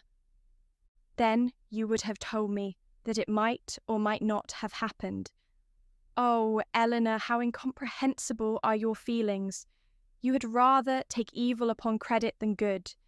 You had rather look out for misery for Marianne, and guilt for poor Willoughby, than an apology for the latter. You are resolved to think him blamable, because he took leave of us with less affection than his usual behaviour has shown, and is no allowance to be made for inadvertence or for spirits depressed by recent disappointment. Are no probabilities to be accepted merely because they are not certainties? Is nothing due to the man whom we have all such reason to love, and no reason in the world to think ill of? To the possibility of motives unanswerable in themselves, though unavoidably secret for a while? And, after all, what is it you suspect him of? I can hardly tell myself, but suspicion of something unpleasant is the inevitable consequence of such an alteration as we just witnessed in him. There is great truth, however, in what you have now urged of the allowances which ought to be made for him, and it is my wish to be candid in my judgment of everybody. Willoughby may undoubtedly have very sufficient reasons for his conduct, and I will hope that he has. But it would have been more like Willoughby to acknowledge them at once. Secrecy may be advisable, but still I cannot help wondering at its being practised by him. Do not blame him, however, for departing from his character where the deviation is necessary, but you really do admit the justice of what I have said in his defence. I am happy, and he is acquitted. Not entirely. It may be proper to conceal their engagement, if they are engaged, from Smith, and if that is the case, it must be highly expedient for Willoughby to be but little in Devonshire at present. But this is no excuse for their concealing it from us. Concealing it from us. My dear child, do you accuse Willoughby and Marianne of concealment? This is strange indeed, when your eyes have been reproaching them every day for incautiousness. I want no proof of their affection, said Elinor, but of their engagement I do. I am perfectly satisfied of both. Yet not a syllable has been said to you on the subject, by either of them. I have not wanted syllables where actions have spoken so plainly. Has not his behaviour to Marianne and to all of us, for at least the last fortnight, declared that he loved and considered her as his future wife, and that he felt for us the attachment of the nearest relation? Have we not perfectly understood each other? Has not my consent been daily asked by his looks, his manner, his attentive and affectionate respect? My Elinor, is it possible to doubt their engagement? How could such a thought occur to you? How is it to be supposed that Willoughby, persuaded as he must be of your sister's love, should leave her, and leave her perhaps for months, without telling her of his affection? That they should part without a mutual exchange of confidence? I confess, replied Elinor, that every circumstance except one is in favour of their engagement, but that one is the total silence of both on the subject, and with me it almost outweighs every other. How strange this is! You must think wretchedly indeed of Willoughby, if, after all that has openly passed between them, you can doubt the nature of the terms on which they are together. Has he been acting a part in his behaviour to your sister all this time? Do you suppose him really indifferent to her? No, I cannot think that. He must and does love her, I am sure. But with a strange kind of tenderness, if he can leave her with such indifference, such carelessness of the future as you attribute to him. You must remember, my dear mother, that I have never considered this matter as certain. I have had my doubts, I confess, but they are fainter than they were, and they may soon be entirely done away. If we find they correspond, every fear of mine will be removed. A mighty concession indeed. If you were to see them at the altar, you would suppose they were going to be married. Ungracious girl! But I require no such proof. Nothing, in my opinion, has ever passed to justify doubt. No secrecy has been attempted. All has been uniformly open and unreserved. You cannot doubt your sister's wishes. It must be Willoughby, therefore, whom you suspect. But why? Is he not a man of honour and feeling? Has there been any inconsistency on his side to create alarm? Can he be deceitful? I hope not. I believe not, cried Elinor. I love Willoughby, sincerely love him, and suspicion of his integrity cannot be more painful to yourself than to me. It has been involuntary, and I will not encourage it. I was startled, I confess, by the alteration in his manners this morning.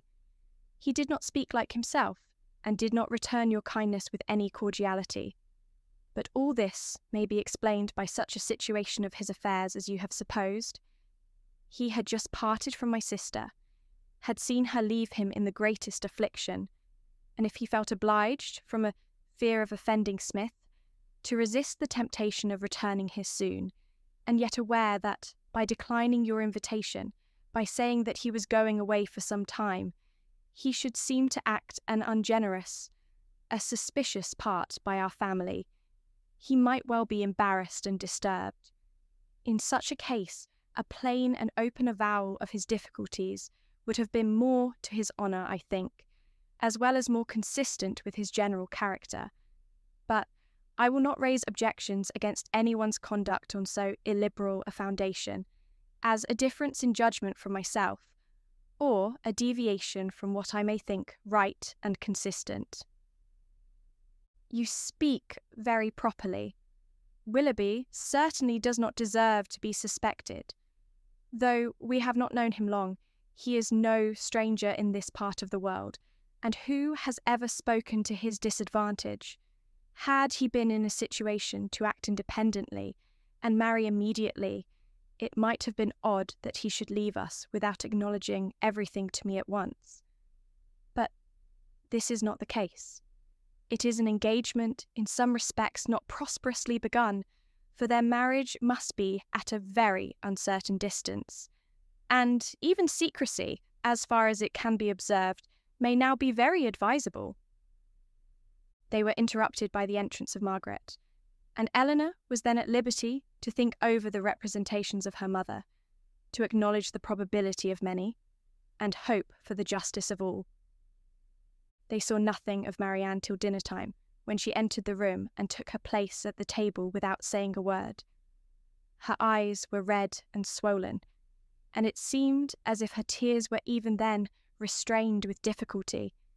She avoided the looks of them all, could neither eat nor speak, and after some time, on her mother's silently pressing her hand with tender compassion, her small degree of fortitude was quite overcome. She burst into tears and left the room. This violent oppression of spirits continued the whole evening.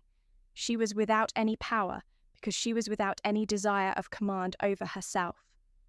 The slightest mention of anything relative to Willoughby overpowered her in an instant, and though her family were most anxiously attentive to her comfort, it was impossible for them, if they spoke at all, to keep clear of every subject which her feelings connected with him. Marianne would have thought herself very inexcusable had she been able to sleep at all the first night after parting from Willoughby. She would have been ashamed to look her family in the face the next morning, had she not risen from her bed in more need of repose than when she lay down in it. But the feelings which made such composure a disgrace left her in no danger of incurring it. She was awake the whole night, and she wept the greatest part of it. She got up with a headache, was unable to talk, and unwilling to take any nourishment, giving pain every moment to her mother and sisters, and forbidding all attempt at consolation from either. Her sensibility was potent enough. When breakfast was over, she walked out by herself and wandered about the village of Allenham, indulging the recollection of past enjoyment and crying over the present reverse for the chief of the morning. The evening passed off in the equal indulgence of feeling. She played over every favourite song that she had been used to play to Willoughby, every air in which their voices had been oftenest joined, and sat at the instrument, gazing on every line of music that he had written out for her, till her heart was so heavy that no farther sadness could be gained. And this nourishment of grief was every day applied. She spent whole hours at the pianoforte, alternately singing and crying, her voice often totally suspended by her tears. In books too, as well as in music, she courted the misery which a contrast between the past and present was certain of giving. She read nothing but what they had been used to read together. Such violence of affliction, indeed, could not be supported forever. It sunk within a few days into a calmer melancholy. But these employments, to which she daily recurred, her solitary walks and silent meditations, still produced occasional effusions of sorrow as lively as ever. No letter from Willoughby came, and none seemed expected by Marianne. Her mother was surprised, and Elinor again became uneasy. But Dashwood could find explanations whenever she wanted them, which at least satisfied herself. "Remember, Elinor," said she, "how very often Sir John fetches our letters himself from the post and carries them to it.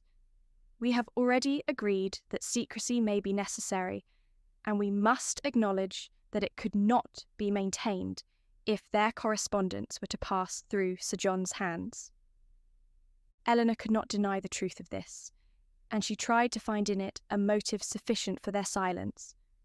But there was one method so direct, so simple, and in her opinion so eligible of knowing the real state of the affair, and of instantly removing all mystery, that she could not help suggesting it to her mother.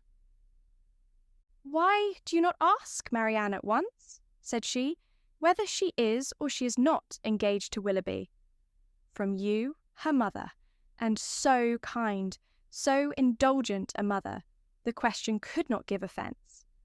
It would be the natural result of your affection for her. She used to be all unreserve, and to you more especially." "I would not ask such a question for the world. Supposing it possible that they are not engaged, what distress would not such an inquiry inflict? At any rate, it would be most ungenerous. I should never deserve her confidence again, after forcing from her a confession of what is meant at present to be unacknowledged to anyone. I know Marianne's heart. I know that she dearly loves me, and that I shall not be the last to whom the affair is made known, when circumstances make the revealment of it eligible. I would not attempt to force the confidence of anyone, of a child much less, because a sense of duty would prevent the denial which her wishes might direct." Elinor thought this generosity overstrained, considering her sister's youth, and urged the matter farther, but in vain. Common sense, common care, common prudence were all sunk in Dashwood's romantic delicacy. It was several days before Willoughby's name was mentioned before Marianne by any of her family. Sir John and Jennings, indeed, were not so nice. Their witticisms added pain to many a painful hour. But one evening, Dashwood, accidentally taking up a volume of Shakespeare, exclaimed, "We have never finished Hamlet, Marianne. Our dear Willoughby went away before we could get through it. We will put it by that when he comes again, but it may be months, perhaps, before that happens." "Months?" cried Marianne with strong surprise. "No, nor many weeks." Dashwood was sorry for what she had said, but it gave Elinor pleasure, as it produced a reply from Marianne so expressive of confidence in Willoughby, and knowledge of his intentions. One morning, about a week after his leaving the country, Marianne was prevailed on to join her sisters in their usual walk, instead of wandering away by herself. Hitherto, she carefully avoided every companion in her rambles. If her sisters intended to walk on the downs, she directly stole away towards the lanes. If they talked of the valley, she was as speedy in climbing the hills, and could never be found when the others set off. But, at length, she was secured by the exertions of Elinor, who greatly disapproved such continual seclusion. They walked along the road through the valley, and chiefly in silence, for Marianne's mind could not be controlled, and Elinor, satisfied with gaining one point, would not then attempt more. Beyond the entrance of the valley, where the country, though still rich, was less wild and more open, a long stretch of the road which they had travelled on first coming to Barton lay before them, and on reaching that point they stopped to look around them and examine a prospect which formed the distance of their view from the cottage, from a spot which they had never happened to reach in any of their walks before. Amongst the objects in the scene they soon discovered an animated one. It was a man on horseback riding towards them. In a few minutes they could distinguish him to be a gentleman, and in a moment afterwards Marianne rapturously exclaimed, "It is he! It is indeed! I know it is!" and was hastening to meet him when Elinor cried out, "Indeed, Marianne, I think you are mistaken. It is not Willoughby.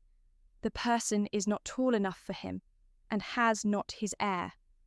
He has, cried Marianne. "I am sure he has. His air, his coat, his horse. I knew how soon he would come." She walked eagerly on as she spoke, and Elinor, to screen Marianne from particularity, as she felt almost certain of its not being Willoughby, quickened her pace and kept up with her. They were soon within 30 yards of the gentleman. Marianne looked again. Her heart sunk within her, and abruptly turning round, she was hurrying back when the voices of both her sisters were raised to detain her. A third, almost as well known as Willoughby's, joined them in begging her to stop, and she turned round with surprise to see and welcome Edward Ferrars. He was the only person in the world who could at that moment be forgiven for not being Willoughby, the only one who could have gained a smile from her. But she dispersed her tears to smile on him, and in her sister's happiness forgot for a time her own disappointment. He dismounted, and giving his horse to his servant, walked back with them to Barton, whither he was purposely coming to visit them. He was welcomed by them all with great cordiality, but especially by Marianne, who showed more warmth of regard in her reception of him than even Elinor herself. To Marianne, indeed, the meeting between Edward and her sister was but a continuation of that unaccountable coldness which she had often observed at Norland in their mutual behaviour. On Edward's side, more particularly, there was a deficiency of all that a lover ought to look and say on such an occasion. He was confused, seemed scarcely sensible of pleasure in seeing them, looked neither rapturous nor gay, said little but what was forced from him by questions, and distinguished Elinor by no mark of affection. Marianne saw and listened with increasing surprise. She began almost to feel a dislike of Edward, and it ended, as every feeling must end with her, by carrying back her thoughts to Willoughby, whose manners formed a contrast sufficiently striking to those of his brother-elect. After a short silence which succeeded the first surprise and inquiries of meeting, Marianne asked Edward if he came directly from London. No, he had been in Devonshire a fortnight. "A fortnight," she repeated, surprised at his being so long in the same county with Elinor without seeing her before. He looked rather distressed as he added that he had been staying with some friends near Plymouth. "Have you been lately in Sussex?" said Elinor. "I was at Norland about a month ago." "And how does dear, dear Norland look?" cried Marianne. "Dear, dear Norland," said Elinor, "probably looks much as it always does at this time of the year, the woods and walks thickly covered with dead leaves." "Oh," cried Marianne, With what transporting sensation have I formerly seen them fall? How have I delighted as I walked to see them driven in showers about me by the wind? What feelings have they, the season, the air altogether inspired? Now there is no one to regard them. They are seen only as a nuisance, swept hastily off, and driven as much as possible from the sight. It is not everyone, said Elinor, who has your passion for dead leaves. No, my feelings are not often shared, not often understood, but sometimes they are. As she said this, she sunk into a reverie for a few moments, but rousing herself again. Now, Edward, said she, calling his attention to the prospect, here is Barton Valley. Look up to it, and be tranquil if you can. Look at those hills. Did you ever see their equals? To the left is Barton Park amongst those woods and plantations. You may see the end of the house, and there, beneath that farthest hill, which rises with such grandeur, is our cottage. It is a beautiful country, he replied, but these bottoms must be dirty in winter. How can you think of dirt with such objects before you? Because, replied he, smiling, among the rest of the objects before me, I see a very dirty lane. How strange, said Marianne to herself as she walked on. Have you an agreeable neighbourhood here? Are the Middletons pleasant people? No, not all, answered Marianne. We could not be more unfortunately situated. Marianne, cried her sister, how can you say so? How can you be so unjust? They are a very respectable family for ours, and towards us have behaved in the friendliest manner.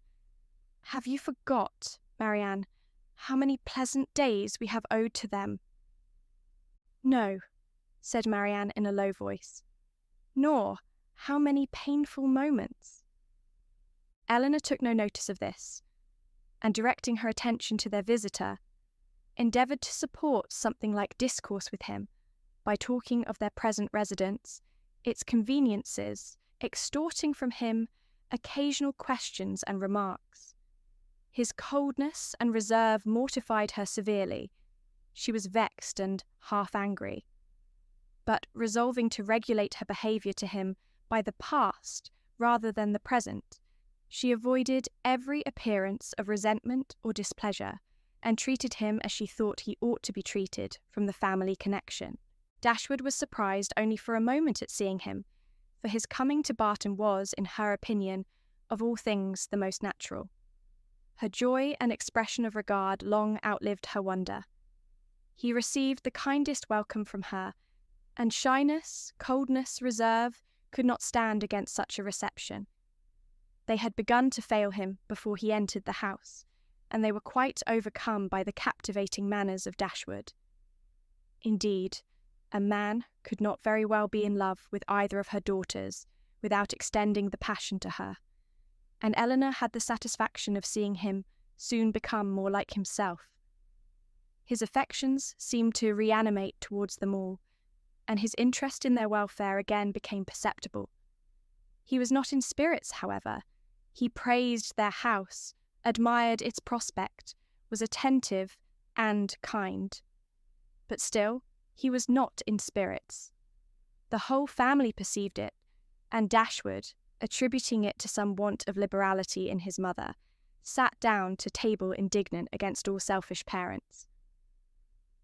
"What are Ferrars' views for you at present, Edward?" said she, when dinner was over and they had drawn round the fire. "Are you still to be a great orator in spite of yourself? Number, I hope my mother is now convinced that I have no more talents than inclination for a public life. But how is your fame to be established? For famous you must be to satisfy all your family, and with no inclination for expense, no affection for strangers, no profession, and no assurance, you may find it a difficult matter. I shall not attempt it. I have no wish to be distinguished, and have every reason to hope I never shall. Thank heaven! I cannot be forced into genius and eloquence. You have no ambition, I well know. Your wishes are all moderate. As moderate as those of the rest of the world, I believe. I wish, as well as everybody else, to be perfectly happy. But, like everybody else, it must be in my own way. Greatness will not make me so. Strange that it would, cried Marianne. What have wealth or grandeur to do with happiness?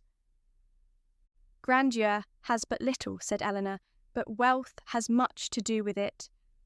Elinor, for shame, said Marianne. Money can only give happiness where there is nothing else to give it. Beyond a competence, it can afford no real satisfaction as far as mere self is concerned. Perhaps, said Elinor, smiling, we may come to the same point. Your competence and my wealth are very much alike, I dare say, and without them, as the world goes now, we shall both agree that every kind of external comfort must be wanting. Your ideas are only more noble than mine. Come, what is your competence? About 1,800 or 2,000 a year, not more than that. Elinor laughed. 2,000 a year. One is my wealth. I guessed how it would end. And yet 2,000 a year is a very moderate income, said Marianne.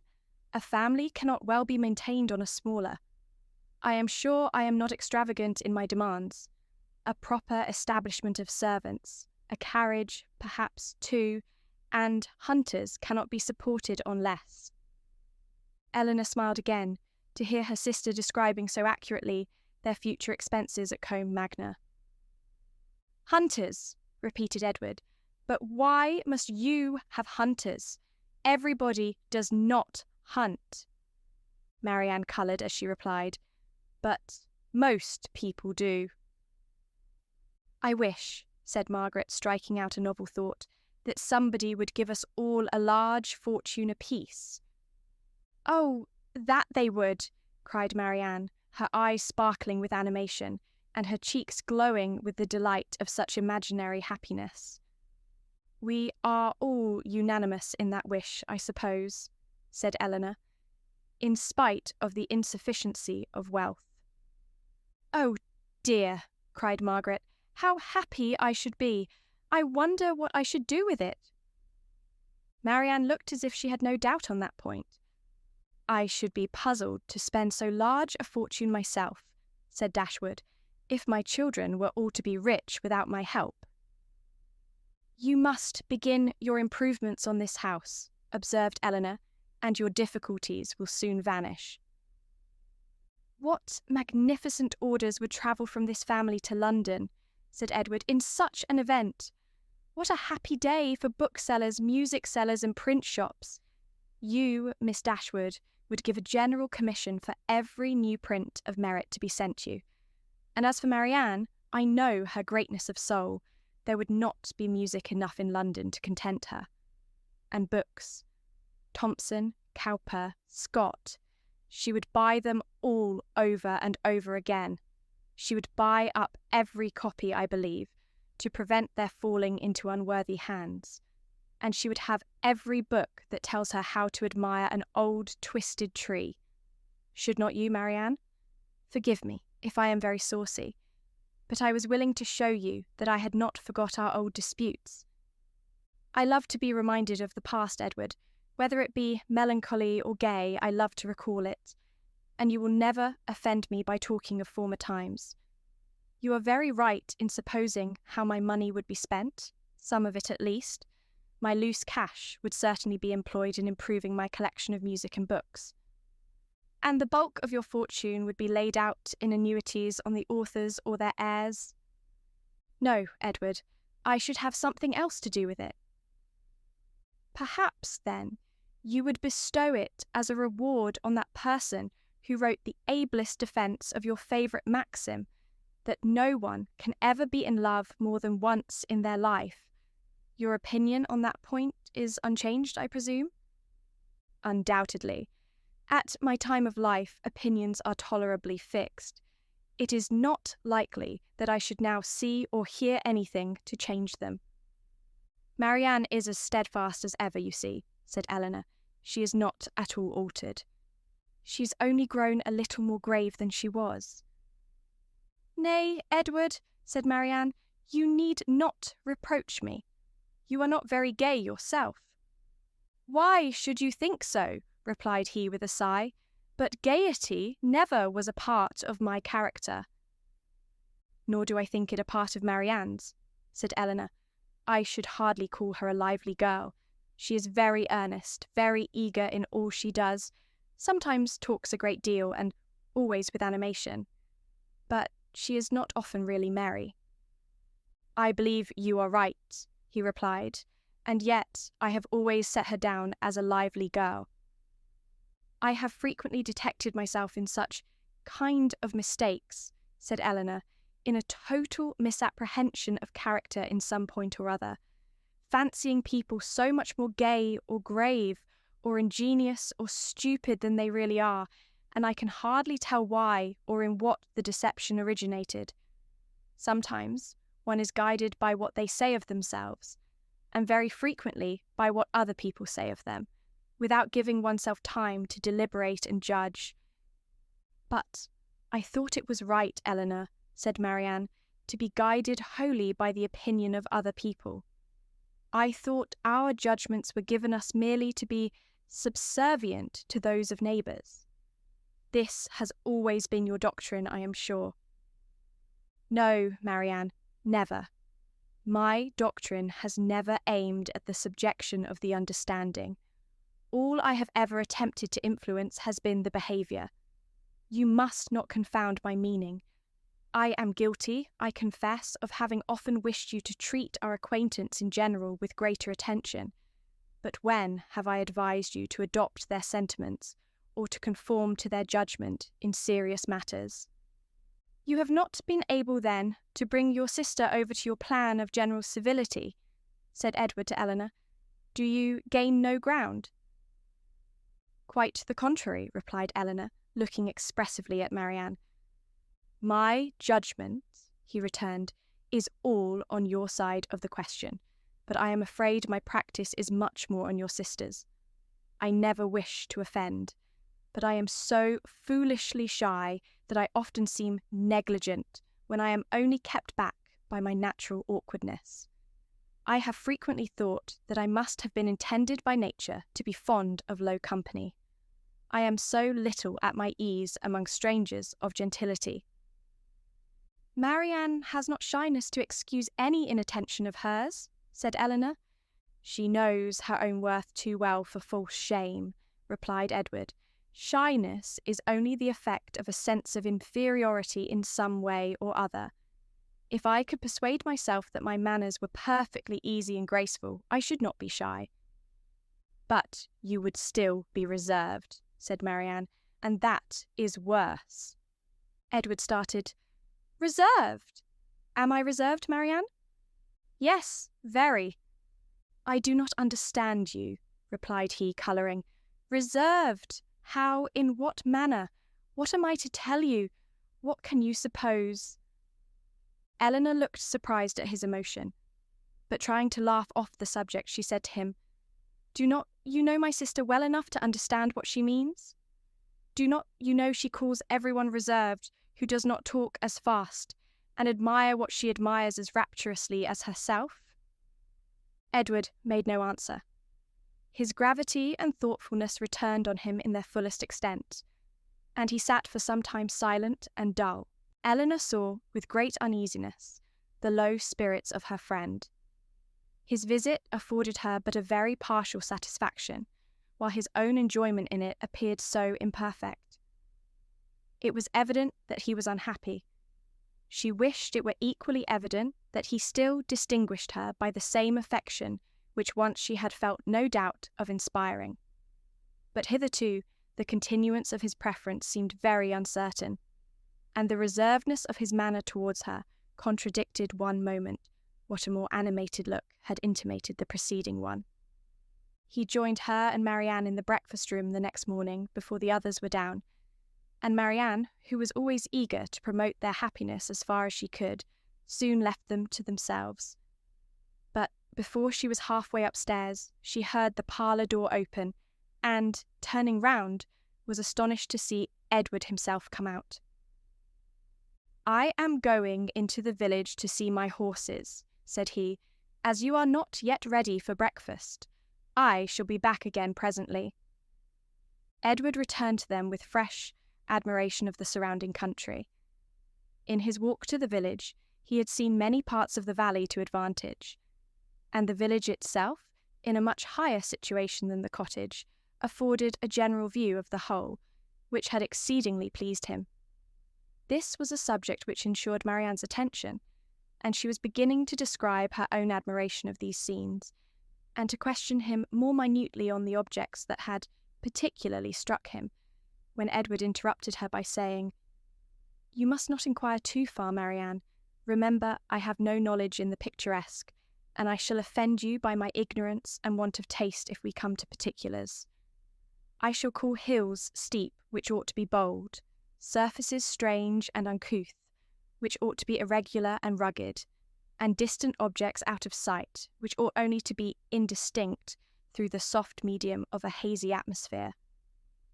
You must be satisfied with such admiration as I can honestly give. I call it a very fine country. The hills are steep, the woods seem full of fine timber, and the valley looks comfortable and snug, with rich meadows and several neat farmhouses scattered here and there. It exactly answers my idea of a fine country, because it unites beauty with utility, and I dare say it is a picturesque one too, because you admire it. I can easily believe it to be full of rocks and promontories, grey moss and brushwood, but these are all lost on me. I know nothing of the picturesque." "I am afraid it is but too true," said Marianne, "but why should you boast of it?" "I suspect," said Elinor, "that to avoid one kind of affectation, Edward here falls into another, because he believes many people pretend to more admiration of the beauties of nature than they really feel, and is disgusted with such pretensions. He affects greater indifference and less discrimination in viewing them himself than he possesses. He is fastidious, and will have an affectation of his own." "It is very true," said Marianne, "that admiration of landscape scenery is become a mere jargon. Everybody pretends to feel and tries to describe with the taste and elegance of him who first defined what picturesque beauty was. I detest jargon of every kind, and sometimes I have kept my feelings to myself, because I could find no language to describe them in but what was worn and hackneyed out of all sense and meaning." "I am convinced," said Edward, "that you really feel all the delight in a fine prospect which you profess to feel. But, in return, your sister must allow me to feel no more than I profess. I like a fine prospect, but not on picturesque principles. I do not like crooked, twisted, blasted trees. I admire them much more if they are tall, straight, and flourishing. I do not like ruined, tattered cottages. I am not fond of nettles or thistles or heath blossoms. I have more pleasure in a snug farmhouse than a watchtower, and a troop of tidy, happy villages please me better than the finest banditti in the world." Marianne looked with amazement at Edward, with compassion at her sister. Elinor only laughed. The subject was continued no farther, and Marianne remained thoughtfully silent, till a new object suddenly engaged her attention. She was sitting by Edward, and in taking his tea from Dashwood, his hand passed so directly before her as to make a ring, with a plait of hair in the centre, very conspicuous on one of his fingers. "I never saw you wear a ring before, Edward," she cried. "Is that Fanny's hair? I remember her promising to give you some, but I should have thought her hair had been darker." Marianne spoke inconsiderately what she really felt, but when she saw how much she had pained Edward, her own vexation at her want of thought could not be surpassed by his. He coloured very deeply, and giving a momentary glance at Elinor, replied, "Yes, it is my sister's hair. The setting always casts a different shade on it, you know." Elinor had met his eye and looked conscious likewise. That the hair was her own she instantaneously felt as well satisfied as Marianne. The only difference in their conclusions was that what Marianne considered as a free gift from her sister, Elinor was conscious must have been procured by some theft or contrivance unknown to herself. She was not in a humour, however, to regard it as an affront, and affecting to take no notice of what passed, by instantly talking of something else, she internally resolved henceforward to catch every opportunity of eyeing the hair and of satisfying herself, beyond all doubt, that it was exactly the shade of her own. Edward's embarrassment lasted some time, and it ended in an absence of mind still more settled. He was particularly grave the whole morning. Marianne severely censured herself for what she had said, but her own forgiveness might have been more speedy had she known how little offence it had given her sister. Before the middle of the day, they were visited by Sir John and Jennings, who, having heard of the arrival of a gentleman at the cottage, came to take a survey of the guest. With the assistance of his mother-in-law, Sir John was not long in discovering that the name of Ferrars began with an F, and this prepared a future mine of raillery against the devoted Elinor, which nothing but the newness of their acquaintance with Edward could have prevented from being immediately sprung. But, as it was, she only learned, from some very significant looks, how far their penetration, founded on Margaret's instructions, extended. Sir John never came to the Dashwoods without either inviting them to dine at the park the next day, or to drink tea with them that evening. On the present occasion, for the better entertainment of their visitor, towards whose amusement he felt himself bound to contribute, he wished to engage them for both. "You must drink tea with us tonight," said he, "for we shall be quite alone, and tomorrow you must absolutely dine with us, for we shall be a large party." Jennings enforced the necessity. "And who knows but you may raise a dance," said she, "and that will tempt you, Miss Marianne." "A dance!" cried Marianne. "Impossible! Who is to dance?" "Who? Why, yourselves, and the Careys and Whitakers, to be sure. What? You thought nobody could dance because a certain person that shall be nameless is gone." "I wish with all my soul," cried Sir John, "that Willoughby were among us again." This, and Marianne's blushing, gave new suspicions to Edward. "And who is Willoughby?" said he in a low voice to Miss Dashwood, by whom he was sitting. She gave him a brief reply. Marianne's countenance was more communicative. Edward saw enough to comprehend, not only the meaning of others, but such of Marianne's expressions as had puzzled him before, and when their visitors left them, he went immediately round her and said in a whisper, "I have been guessing. Shall I tell you my guess?" "What do you mean?" "Shall I tell you?" "Certainly." "Well, then, I guess that Willoughby hunts." Marianne was surprised and confused, yet she could not help smiling at the quiet archness of his manner, and after a moment's silence said, "Oh, Edward, how can you?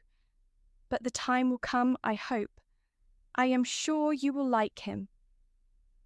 "I do not doubt it," replied he, rather astonished at her earnestness and warmth, for had he not imagined it to be a joke for the good of her acquaintance in general, founded only on a something or a nothing between Willoughby and herself, he would not have ventured to mention it. Edward remained a week at the cottage. He was earnestly pressed by Dashwood to stay longer, but, as if he were bent only on self-mortification, he seemed resolved to be gone when his enjoyment among his friends was at the height. His spirits, during the last 2 or 3 days, though still very unequal, were greatly improved. He grew more and more partial to the house and environs, never spoke of going away without a sigh, declared his time to be wholly disengaged, even doubted to what place he should go when he left them, but still, go he must. Never had any week passed so quickly. He could hardly believe it to be gone. He said so repeatedly. Other things he said too, which marked the turn of his feelings and gave the lie to his actions. He had no pleasure at Norland. He detested being in town, but either to Norland or London he must go. He valued their kindness beyond anything, and his greatest happiness was in being with them. Yet he must leave them at the end of a week, in spite of their wishes and his own, and without any restraint on his time. Elinor placed all that was astonishing in this way of acting to his mother's account, and it was happy for her that he had a mother whose character was so imperfectly known to her as to be the general excuse for everything strange on the part of her son. Disappointed, however, and vexed as she was, and sometimes displeased with his uncertain behaviour to herself, she was very well disposed on the whole to regard his actions with all the candid allowances and generous qualifications which had been rather more painfully extorted from her for Willoughby's service by her mother. His want of spirits, of openness and of consistency were most usually attributed to his want of independence and his better knowledge of Ferrars's disposition and designs. The shortness of his visit, the steadiness of his purpose in leaving them, originated in the same fettered inclination, the same inevitable necessity of temporizing with his mother. The old, well-established grievance of duty against will, parent against child, was the cause of all. She would have been glad to know when these difficulties were to cease, this opposition was to yield, when Ferrars would be reformed, and her son be at liberty to be happy. But from such vain wishes she was forced to turn for comfort to the renewal of her confidence in Edward's affection, to the remembrance of every mark of regard in look or word which fell from him while at Barton, and above all to that flattering proof of it which he constantly wore round his finger. "I think, Edward," said Dashwood as they were at breakfast the last morning, "you would be a happier man if you had any profession to engage your time and give an interest to your plans and actions. Some inconvenience to your friends, indeed, might result from it. You would not be able to give them so much of your time. But," with a smile, "you would be materially benefited in one particular at least. You would know where to go when you left them." "I do assure you," he replied, "that I have long thought on this point, as you think now. It has been, and is, and probably will always be a heavy misfortune to me, that I have had no necessary business to engage me, no profession to give me employment, or afford me anything like independence. But, unfortunately, my own nicety, and the nicety of my friends, have made me what I am, an idle, helpless being. We never could agree in our choice of a profession. I always preferred the church, as I still do, but that was not smart enough for my family. They recommended the army. That was a great deal too smart for me. The law was allowed to be genteel enough. Many young men who had chambers in the Temple made a very good appearance in the first circles, and drove about town in very knowing gigs. But I had no inclination for the law, even in this less abstruse study of it, which my family approved. As for the navy, it had fashion on its side, but I was too old when the subject was first started to enter it. And, at length, as there was no necessity for my having any profession at all, as I might be as dashing and expensive without a red coat on my back as with one, idleness was pronounced on the whole to be most advantageous and honourable, and a young man of 18 is not in general so earnestly bent on being busy as to resist the solicitations of his friends to do nothing. I was therefore entered at Oxford, and have been properly idle ever since. "The consequence of which, I suppose, will be," said Dashwood, "since leisure has not promoted your own happiness, that your sons will be brought up to as many pursuits, employments, professions, and trades as Columella's." They will be brought up, said he in a serious accent, to be as unlike myself as is possible. In feeling, in action, in condition, in everything. Come, come, this is all an effusion of immediate want of spirits, Edward. You are in a melancholy humour, and fancy that anyone unlike yourself must be happy. But remember that the pain of parting from friends will be felt by everybody at times, whatever be their education or state. Know your own happiness. You want nothing but patience, or give it a more fascinating name, call it hope. Your mother will secure to you in time that independence you are so anxious for. It is her duty, and it must ere long become her happiness, to prevent your whole youth from being wasted in discontent. How much may not a few months do? I think, replied Edward, that I may defy many months to produce any good to me.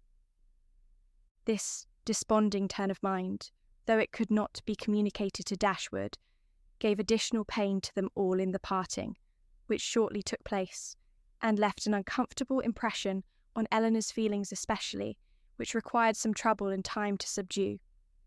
But, as it was her determination to subdue it, and to prevent herself from appearing to suffer more than what all her family suffered on his going away, she did not adopt the method so judiciously employed by Marianne on a similar occasion to augment and fix her sorrow, by seeking silence, solitude, and idleness. Their means were as different as their objects, and equally suited to the advancement of each. Elinor sat down to her drawing-table as soon as he was out of the house, busily employed herself the whole day, neither sought nor avoided the mention of his name, appeared to interest herself almost as much as ever in the general concerns of the family, and if, by this conduct, she did not lessen her own grief, it was at least prevented from unnecessary increase, and her mother and sisters were spared much solicitude on her account.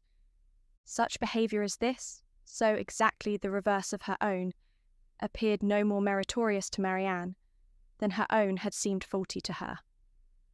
The business of self-command she settled very easily. With strong affections it was impossible, with calm ones it could have no merit. That her sister's affections were calm she dared not deny, though she blushed to acknowledge it. And of the strength of her own she gave a very striking proof by still loving and respecting that sister, in spite of this mortifying conviction.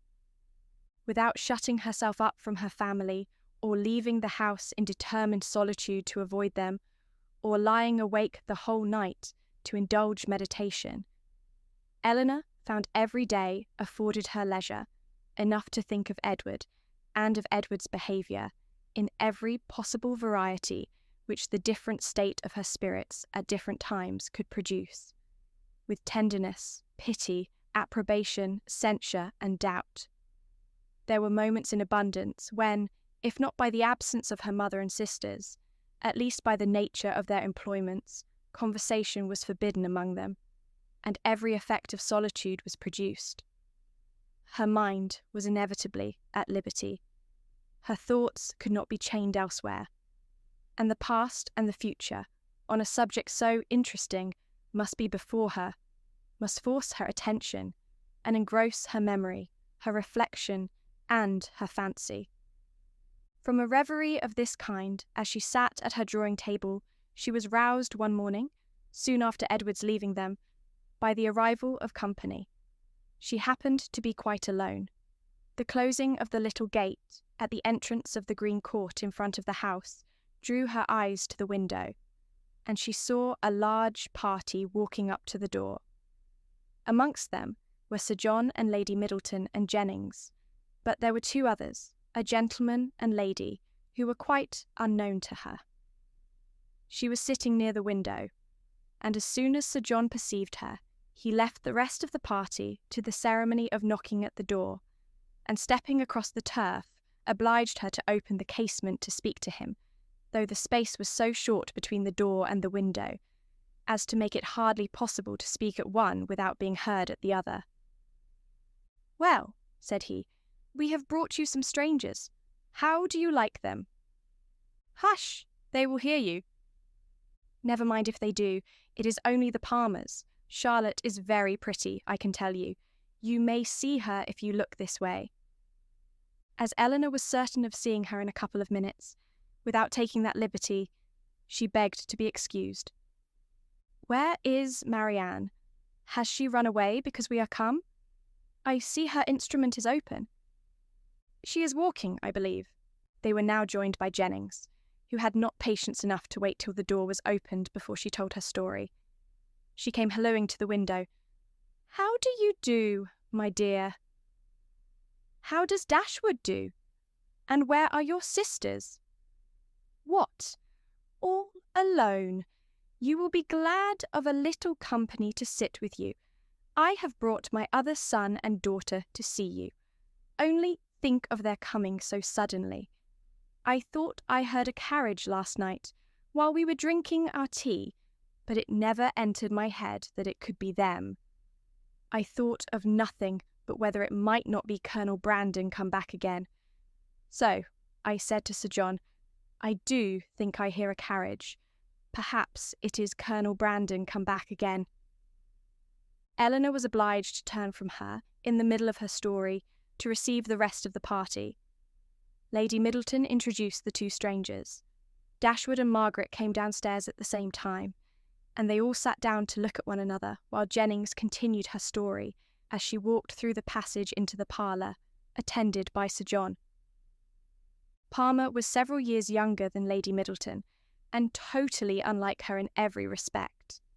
She was short and plump, had a very pretty face, and the finest expression of good humour in it that could possibly be. Her manners were by no means so elegant as her sister's, but they were much more prepossessing.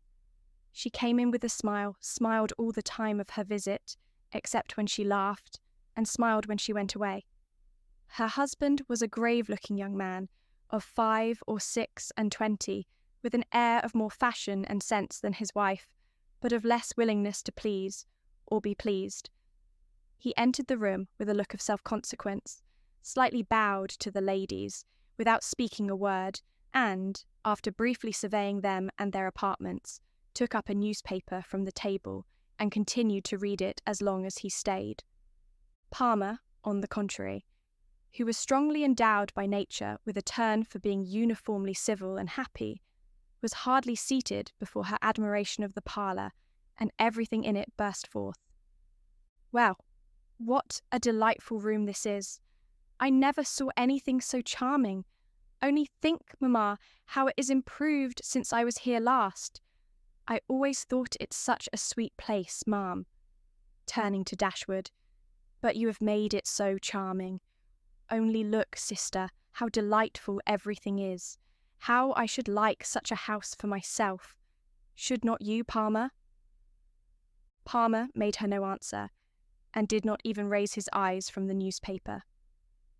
Palmer does not hear me, said she, laughing. He never does sometimes. It is so ridiculous. This was quite a new idea to Dashwood. She had never been used to find wit in the inattention of anyone, and could not help looking with surprise at them both. Jennings, in the meantime, talked on as loud as she could, and continued her account of their surprise, the evening before, on seeing their friends, without ceasing till everything was told. Palmer laughed heartily at the recollection of their astonishment, and everybody agreed, 2 or 3 times over, that it had been quite an agreeable surprise. You may believe how glad we all were to see them, added Jennings, leaning forward towards Elinor, and speaking in a low voice as if she meant to be heard by no one else, though they were seated on different sides of the room. But, however, I can't help wishing they had not travelled quite so fast, nor made such a long journey of it, for they came all round by London upon account of some business. For you know, nodding significantly and pointing to her daughter, it was wrong in her situation. I wanted her to stay at home and rest this morning, but she would come with us. She longed so much to see you all. Palmer laughed and said it would not do her any harm. She expects to be confined in February, continued Jennings. Lady Middleton could no longer endure such a conversation, and therefore exerted herself to ask Palmer if there was any news in the paper. No, none at all, he replied, and read on. Here comes Marianne, cried Sir John. Now, Palmer, you shall see a monstrous pretty girl. He immediately went into the passage, opened the front door, and ushered her in himself. Jennings asked her as soon as she appeared if she had not been to Allenham, and Palmer laughed so heartily at the question as to show she understood it. Palmer looked up on her entering the room, stared at her some minutes, and then returned to his newspaper. Palmer's eye was now caught by the drawings which hung round the room. She got up to examine them. Oh, dear, how beautiful these are! Well, how delightful! Do but look, mamma, how sweet! I declare they are quite charming. I could look at them for ever. And then, sitting down again, she very soon forgot that there were any such things in the room. When Lady Middleton rose to go away, Palmer rose also, laid down the newspaper, stretched himself, and looked at them all around. My love, have you been asleep? Said his wife, laughing. He made her no answer, and only observed, after again examining the room, that it was very low-pitched, and that the ceiling was crooked.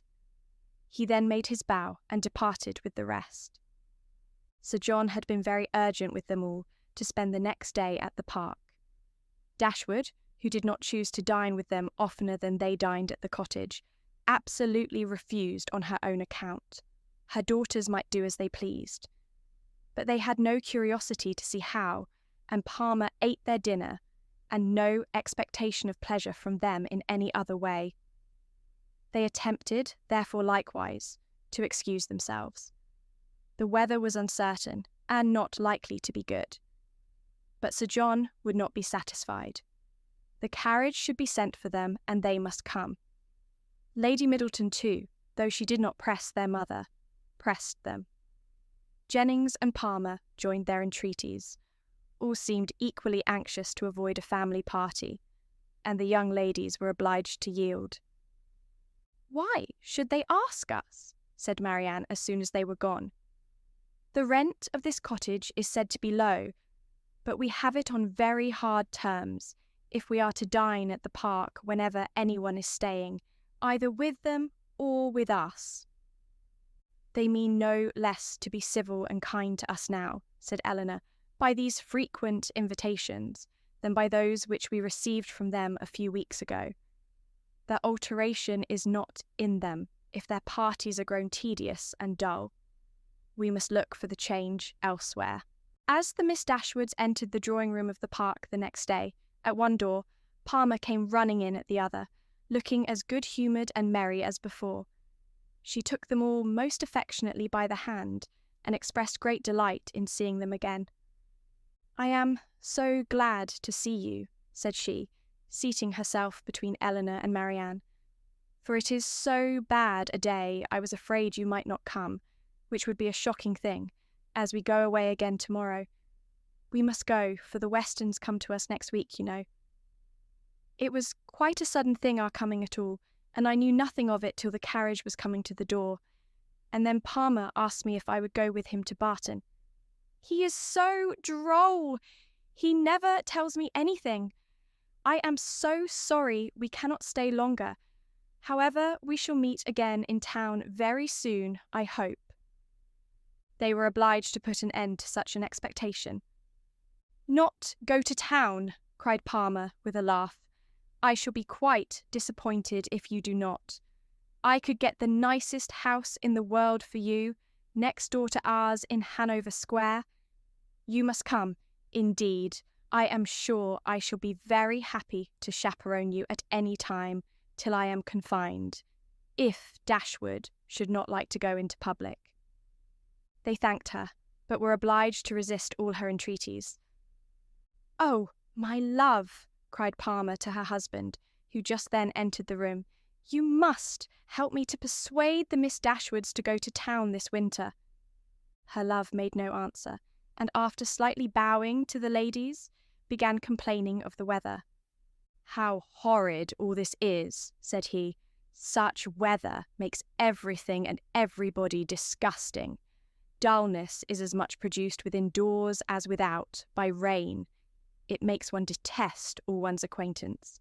What the devil does Sir John mean by not having a billiard-room in his house?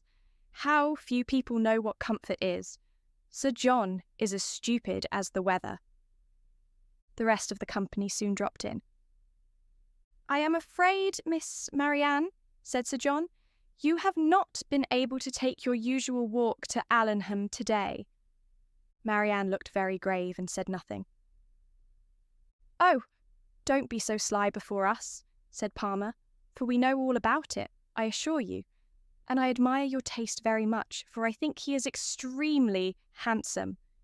We do not live a great way from him in the country, you know. Not above 10 miles, I dare say." "Much nearer 30, said her husband. "Ah, well, there is not much difference. I never was at his house, but they say it is a sweet, pretty place." "As vile a spot as I ever saw in my life," said Palmer. Marianne remained perfectly silent, though her countenance betrayed her interest in what was said. "Is it very ugly?" continued Palmer. "Then it must be some other place that is so pretty, I suppose." When they were seated in the dining-room, Sir John observed with regret that they were only 8 altogether. "My dear," said he to his lady, "it is very provoking that we should be so few. Why did not you ask the Gilberts to come to us today?" "Did not I tell you, Sir John, when you spoke to me about it before, that it could not be done? They dined with us last." "You and I, Sir John," said Jennings, "should not stand upon such ceremony." "Then you would be very ill-bred," cried Palmer. "My love, you contradict everybody," said his wife with her usual laugh. "Do you know that you are quite rude?" "I did not know I contradicted anybody in calling your mother ill-bred."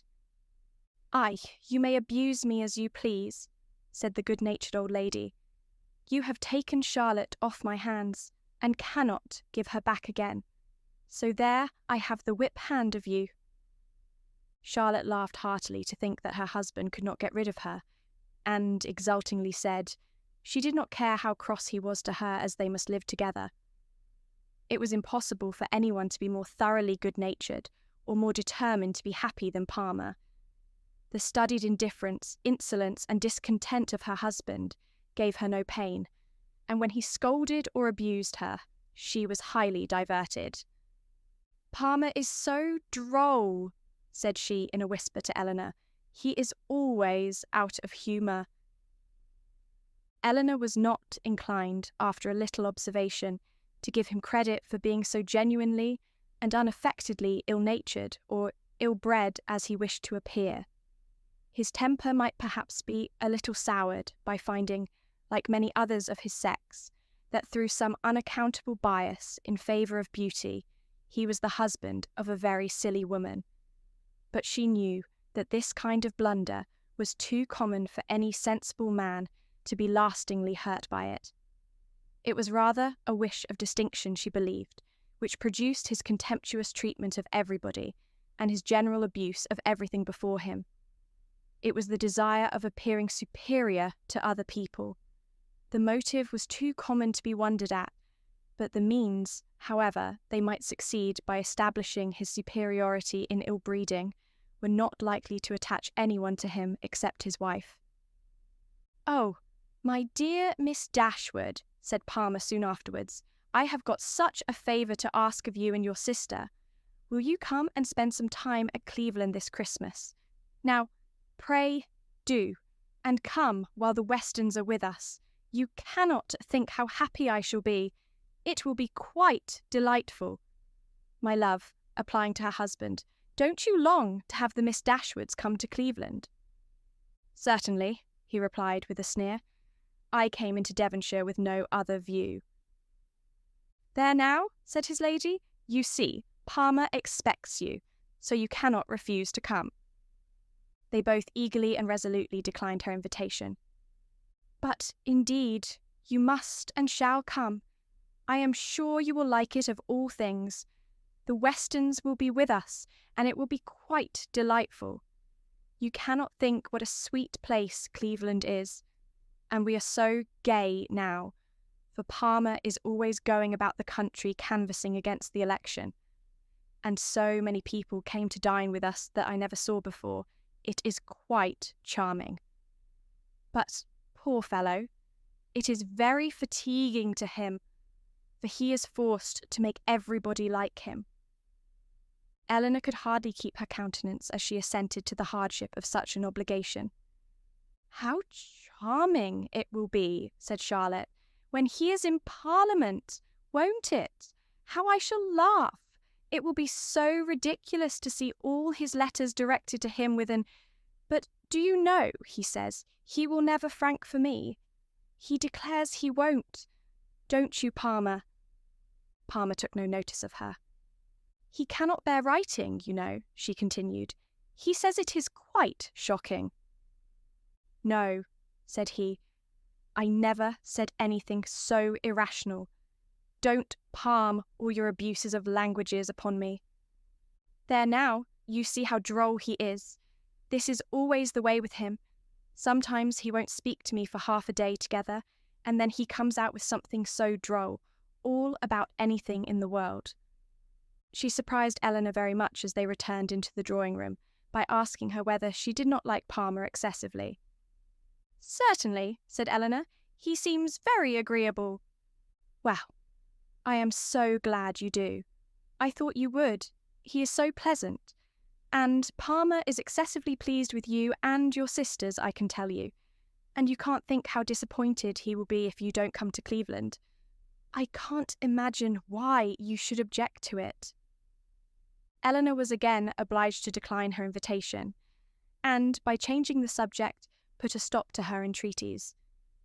She thought it probable that as they lived in the same county, Palmer might be able to give some more particular account of Willoughby's general character than could be gathered from the Middletons' partial acquaintance with him, and she was eager to gain from anyone such a confirmation of his merits as might remove the possibility of fear from Marianne.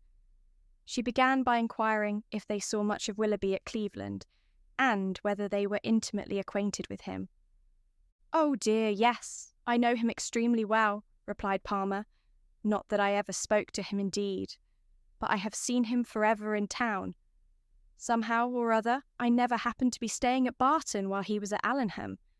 Mamma saw him here once before, but I was with my uncle at Weymouth. However, I dare say we should have seen a great deal of him in Somersetshire, if it had not happened very unluckily that we should never have been in the country together. He is very little at home, I believe, but if he were ever so much there, I do not think Palmer would visit him, for he is in the opposition, you know, and besides, it is such a way off. I know why you inquire about him very well. Your sister is to marry him. I am monstrous glad of it, for then I shall have her for a neighbour, you know." "Upon my word," replied Elinor, "you know much more of the matter than I do, if you have any reason to expect such a match. Don't pretend to deny it, because you know it is what everybody talks of. I assure you I heard of it in my way through town." "My dear Palmer." "Upon my honour, I did. I met Colonel Brandon Monday morning in Bond Street, just before we left town, and he told me of it directly." "You surprise me very much. Colonel Brandon tell you of it. Surely you must be mistaken. To give such intelligence to a person who could not be interested in it, even if it were true, is not what I should expect Colonel Brandon to do." "But I do assure you it was so, for all that, and I will tell you how it happened.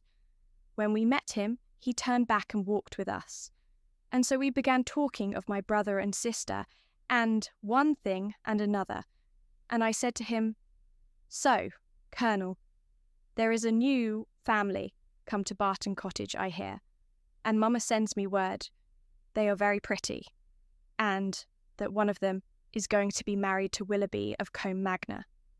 Is it true, pray? For of course you must know, as you have been in Devonshire so lately. And what did the Colonel say? Oh, he did not say much, but he looked as if he knew it to be true, so from that moment I set it down as certain. It will be quite delightful, I declare. When is it to take place? Brandon was very well, I hope? Oh, yes, quite well.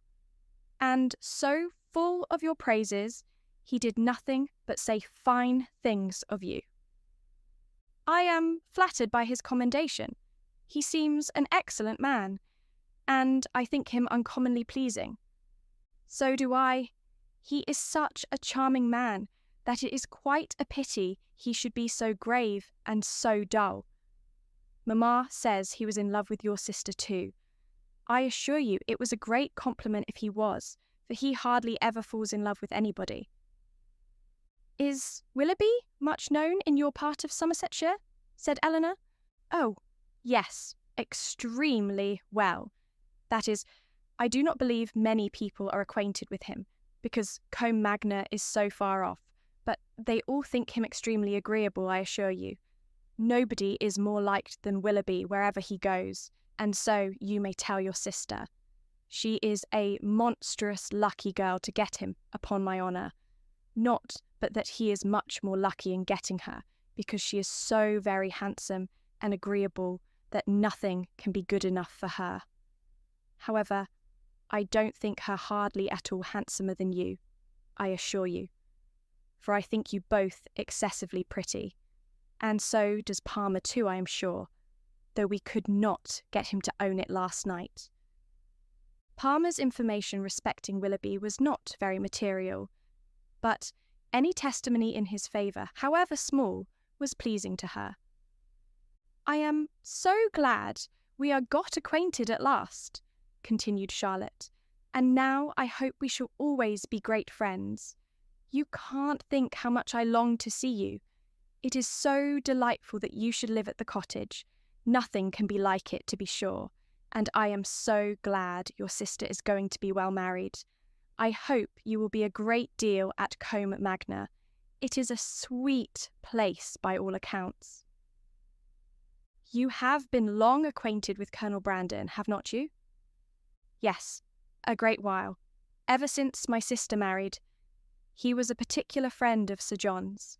I believe, she added in a low voice, he would have been very glad to have had me if he could. Sir John and Lady Middleton wished it very much, but Mamma did not think the match good enough for me. Otherwise Sir John would have mentioned it to the Colonel, and we should have been married immediately. Did not Colonel Brandon know of Sir John's proposal to your mother before it was made? Had he never owned his affection to yourself? Oh, no. But if Mamma had not objected to it, I dare say he would have liked it of all things. He had not seen me then above twice, for it was before I left school. However, I am much happier as I am. Palmer is the kind of man I like. The Palmers returned to Cleveland the next day, and the two families at Barton were again left to entertain each other. But this did not last long. Elinor had hardly got their last visitors out of her head, had hardly done wondering at Charlotte's being so happy without a cause, at Palmer's acting so simply, with good abilities, and at the strange unsuitableness which often existed between husband and wife, before Sir John's and Jennings's active zeal in the cause of society procured her some other new acquaintance to see and observe. In a morning's excursion to Exeter, they had met with two young ladies, whom Jennings had the satisfaction of discovering to be her relations, and this was enough for Sir John to invite them directly to the park as soon as their present engagements at Exeter were over. Their engagements at Exeter instantly gave way before such an invitation, and Lady Middleton was thrown into no little alarm on the return of Sir John by hearing that she was very soon to receive a visit from two girls whom she had never seen in her life, and of whose elegance, whose tolerable gentility even, she could have no proof. For the assurances of her husband and mother on that subject went for nothing at all. Their being her relations too made it so much the worse.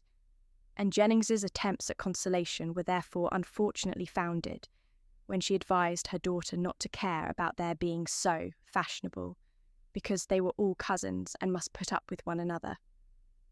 As it was impossible, however, now to prevent their coming, Lady Middleton resigned herself to the idea of it, with all the philosophy of a well-bred woman, contenting herself with merely giving her husband a gentle reprimand on the subject 5 or 6 times every day.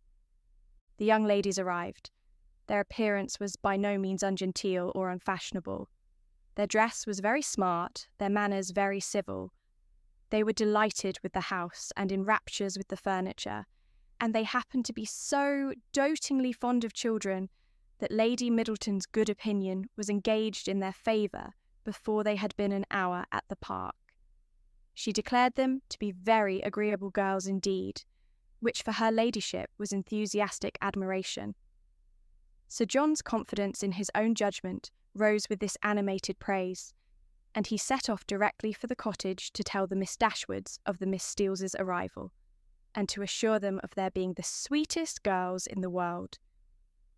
From such commendation as this, however, there was not much to be learned. Elinor well knew that the sweetest girls in the world were to be met with in every part of England, under every possible variation of form, face, temper, and understanding. Sir John wanted the whole family to walk to the park directly and look at his guests. Benevolent, philanthropic man, it was painful to him even to keep a third cousin to himself. "Do come now," said he. "Pray come. You must come. I declare you shall come. You can't think how you will like them. Lucy is monstrous pretty, and so good-humoured and agreeable. The children are all hanging about her already, as if she was an old acquaintance. And they both long to see you of all things, for they have heard at Exeter that you are the most beautiful creatures in the world. And I have told them it is all very true, and a great deal more. You will be delighted with them, I am sure. They have brought the whole coach full of playthings for the children.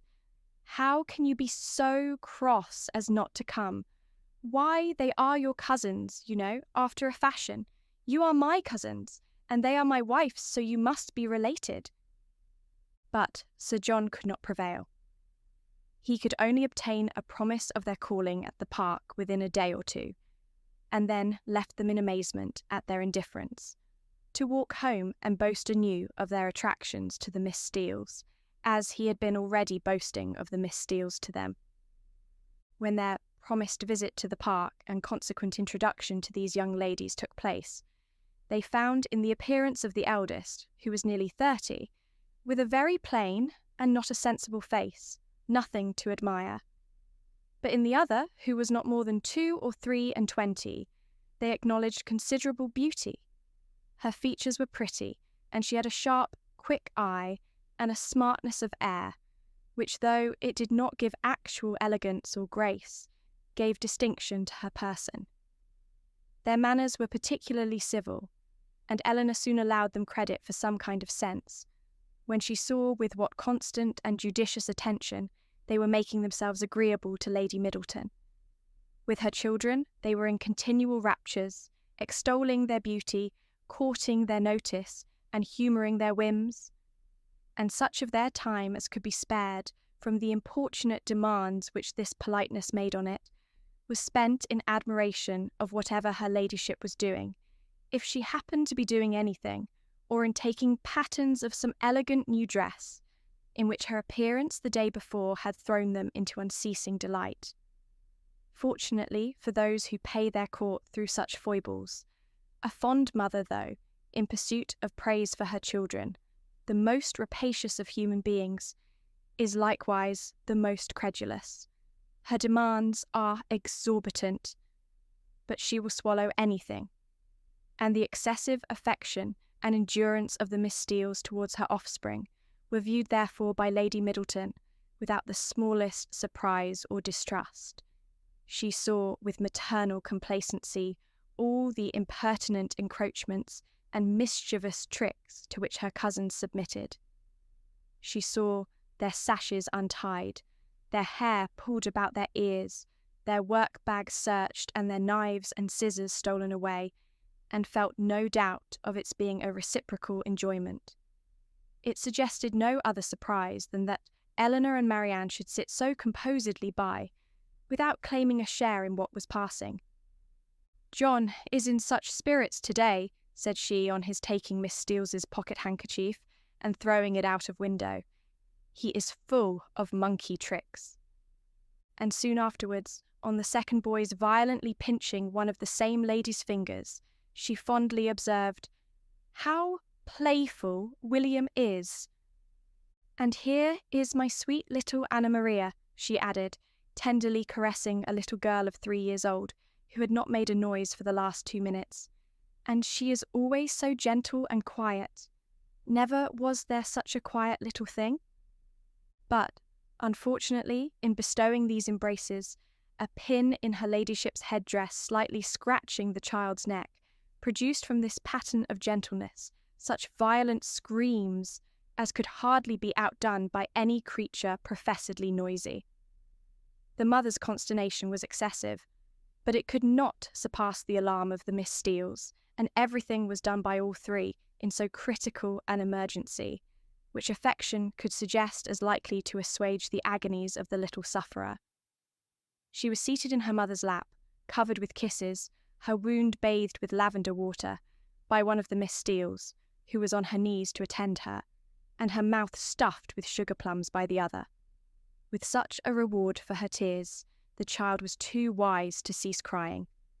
She still screamed and sobbed lustily, kicked her 2 brothers for offering to touch her, and all their united soothings were ineffectual, till Lady Middleton, luckily remembering that in a scene of similar distress last week, some apricot marmalade had been successfully applied for a bruised temple. The same remedy was eagerly proposed for this unfortunate scratch, and a slight intermission of screams in the young lady on hearing it gave them reason to hope that it would not be rejected. She was carried out of the room, therefore, in her mother's arms, in quest of this medicine, and as the 2 boys chose to follow, though earnestly entreated by their mother to stay behind, the 4 young ladies were left in a quietness which the room had not known for many hours. "Poor little creatures," said Miss Steele as soon as they were gone. "It might have been a very sad accident." "Yet I hardly know how," cried Marianne, "unless it had been under totally different circumstances. But this is the usual way of heightening alarm, where there is nothing to be alarmed at in reality." "What a sweet woman Lady Middleton is," said Lucy Steele.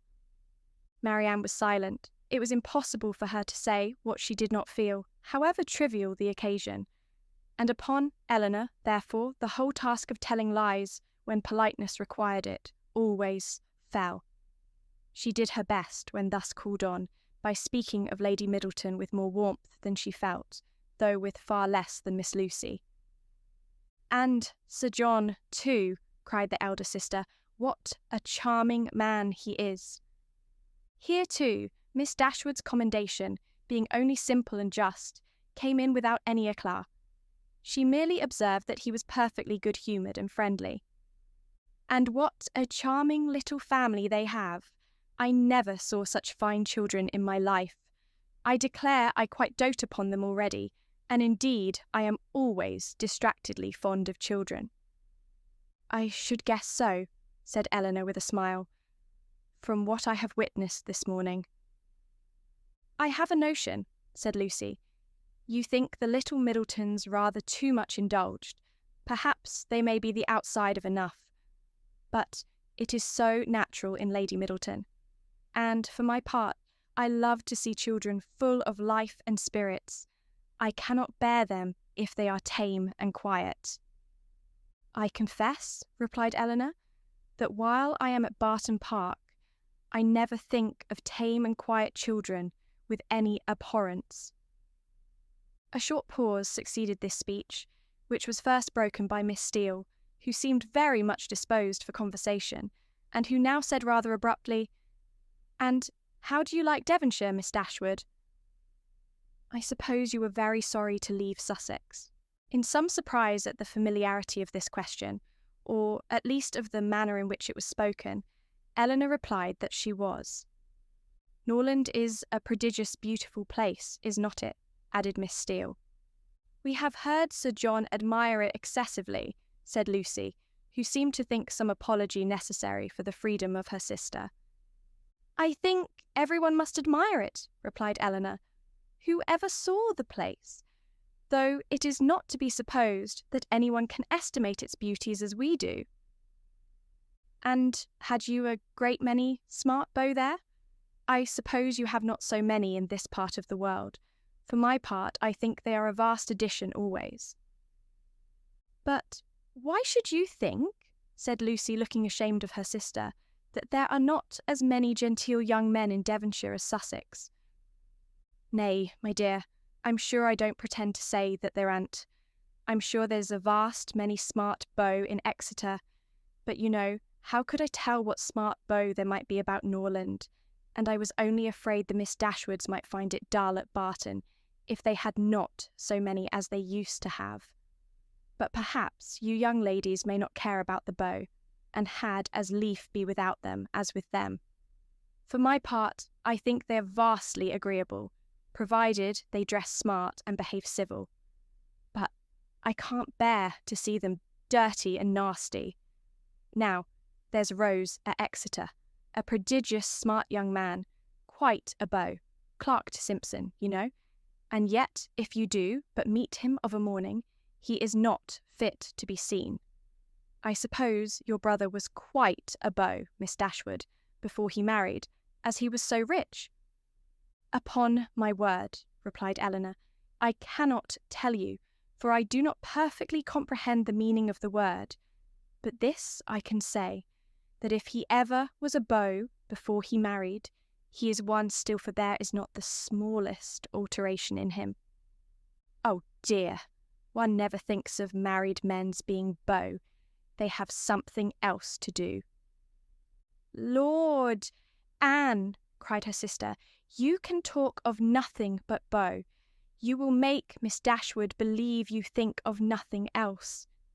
And then to turn the discourse, she began admiring the house and the furniture. This specimen of the Miss Steeles was enough.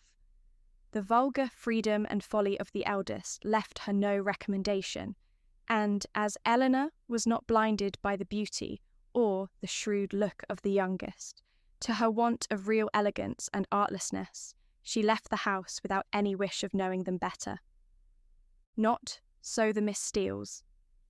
They came from Exeter, well provided with admiration for the use of Sir John Middleton, his family, and all his relations, and no niggardly proportion was now dealt out to his fair cousins, whom they declared to be the most beautiful, elegant, accomplished, and agreeable girls they had ever beheld, and with whom they were particularly anxious to be better acquainted. And to be better acquainted, therefore, Elinor soon found was their inevitable lot, for as Sir John was entirely on the side of the Miss Steeles, their party would be too strong for opposition, and that kind of intimacy must be submitted to, which consists of sitting an hour or two together in the same room almost every day. Sir John could do no more, but he did not know that any more was required. To be together was, in his opinion, to be intimate, and while his continual schemes for their meeting were effectual, he had not a doubt of their being established friends. To do him justice, he did everything in his power to promote their unreserve, by making the Miss Steeles acquainted with whatever he knew or supposed of his cousin's situations in the most delicate particulars. And Elinor had not seen them more than twice, before the eldest of them wished her joy on her sister's having been so lucky as to make a conquest of a very smart beau, since she came to Barton. "'Twill be a fine thing to have her married so young, to be sure," said she, "and I hear he is quite a beau, and prodigious handsome. And I hope you may have as good luck yourself soon. But perhaps you may have a friend in the corner already." Elinor could not suppose that Sir John would be more nice in proclaiming his suspicions of her regard for Edward than he had been with respect to Marianne. Indeed, it was rather his favourite joke of the two, as being somewhat newer and more conjectural. And, since Edward's visit, they had never dined together without his drinking to her best affections with so much significancy and so many nods and winks as to excite general attention. The letter F had been likewise invariably brought forward and found productive of such countless jokes that its character as the wittiest letter in the alphabet had been long established with Elinor.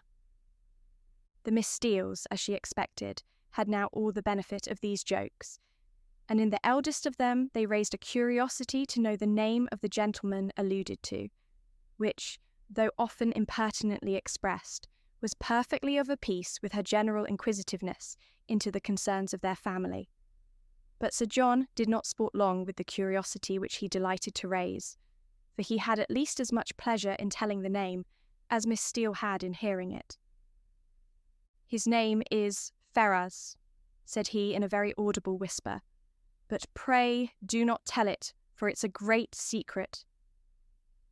"Ferrars!" repeated Miss Steele. "Ferrars is the happy man, is he? What, your sister-in-law's brother, Miss Dashwood? A very agreeable young man, to be sure. I know him very well." "How can you say so, Anne?" cried Lucy, who generally made an amendment to all her sister's assertions. "Though we have seen him once or twice at my uncle's, it is rather too much to pretend to know him very well." Elinor heard all this with attention and surprise. And who was this uncle? Where did he live? How came they acquainted? She wished very much to have the subject continued, though she did not choose to join in it herself. But nothing more of it was said, and for the first time in her life she thought Jennings deficient either in curiosity after petty information or in a disposition to communicate it.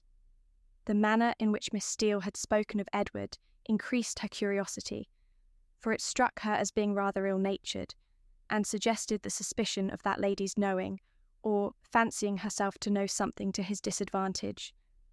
But her curiosity was unavailing, for no farther notice was taken of Ferrars' name by Miss Steele when alluded to, or even openly mentioned by Sir John.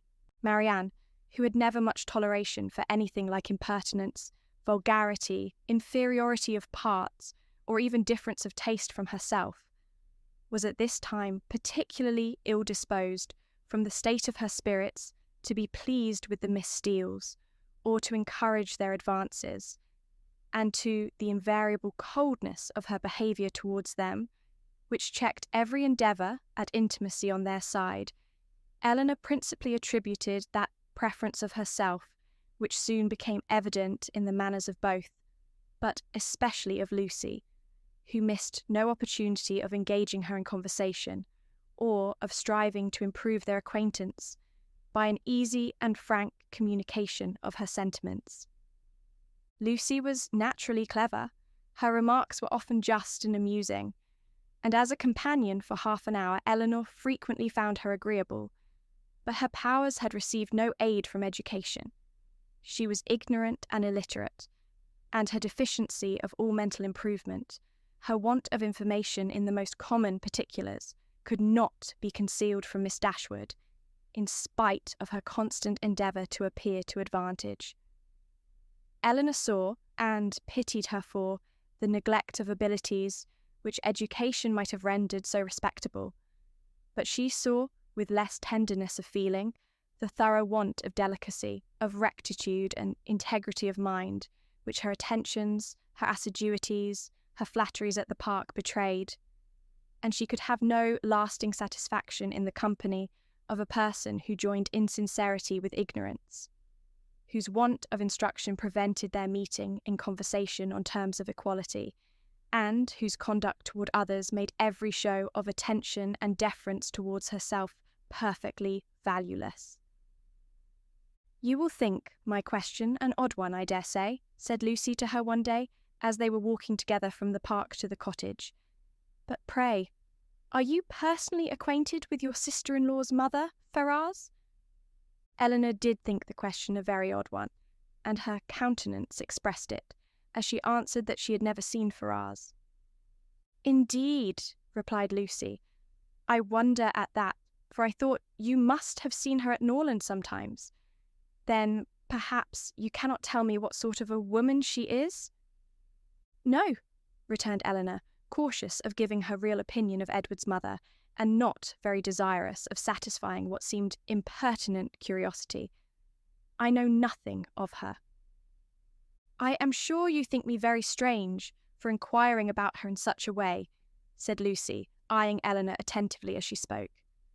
"But perhaps there may be reasons. I wish I might venture. But however, I hope you will do me the justice of believing that I do not mean to be impertinent." Elinor made her a civil reply, and they walked on for a few minutes in silence.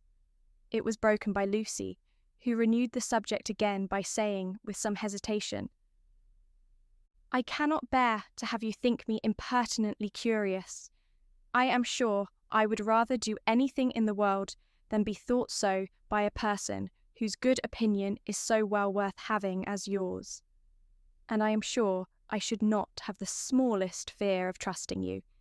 Indeed, I should be very glad of your advice how to manage in such an uncomfortable situation as I am. But, however, there is no occasion to trouble you. I am sorry you do not happen to know Ferrars." "I am sorry I do not," said Elinor in great astonishment. "If it could be of any use to you to know my opinion of her. But really, I never understood that you were at all connected with that family, and therefore I am a little surprised, I confess, at so serious an inquiry into her character." "I dare say you are, and I am sure I do not at all wonder at it. But if I dared tell you all, you would not be so much surprised. Ferrars is certainly nothing to me at present, but the time may come. How soon it will come must depend upon herself, when we may be very intimately connected." She looked down as she said this, amiably bashful, with only one side glance at her companion to observe its effect on her. "Good heavens!" cried Elinor. "What do you mean? Are you acquainted with Robert Ferrars? Can you be?"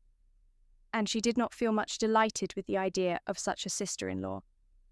"No," replied Lucy, "not to Robert Ferrars.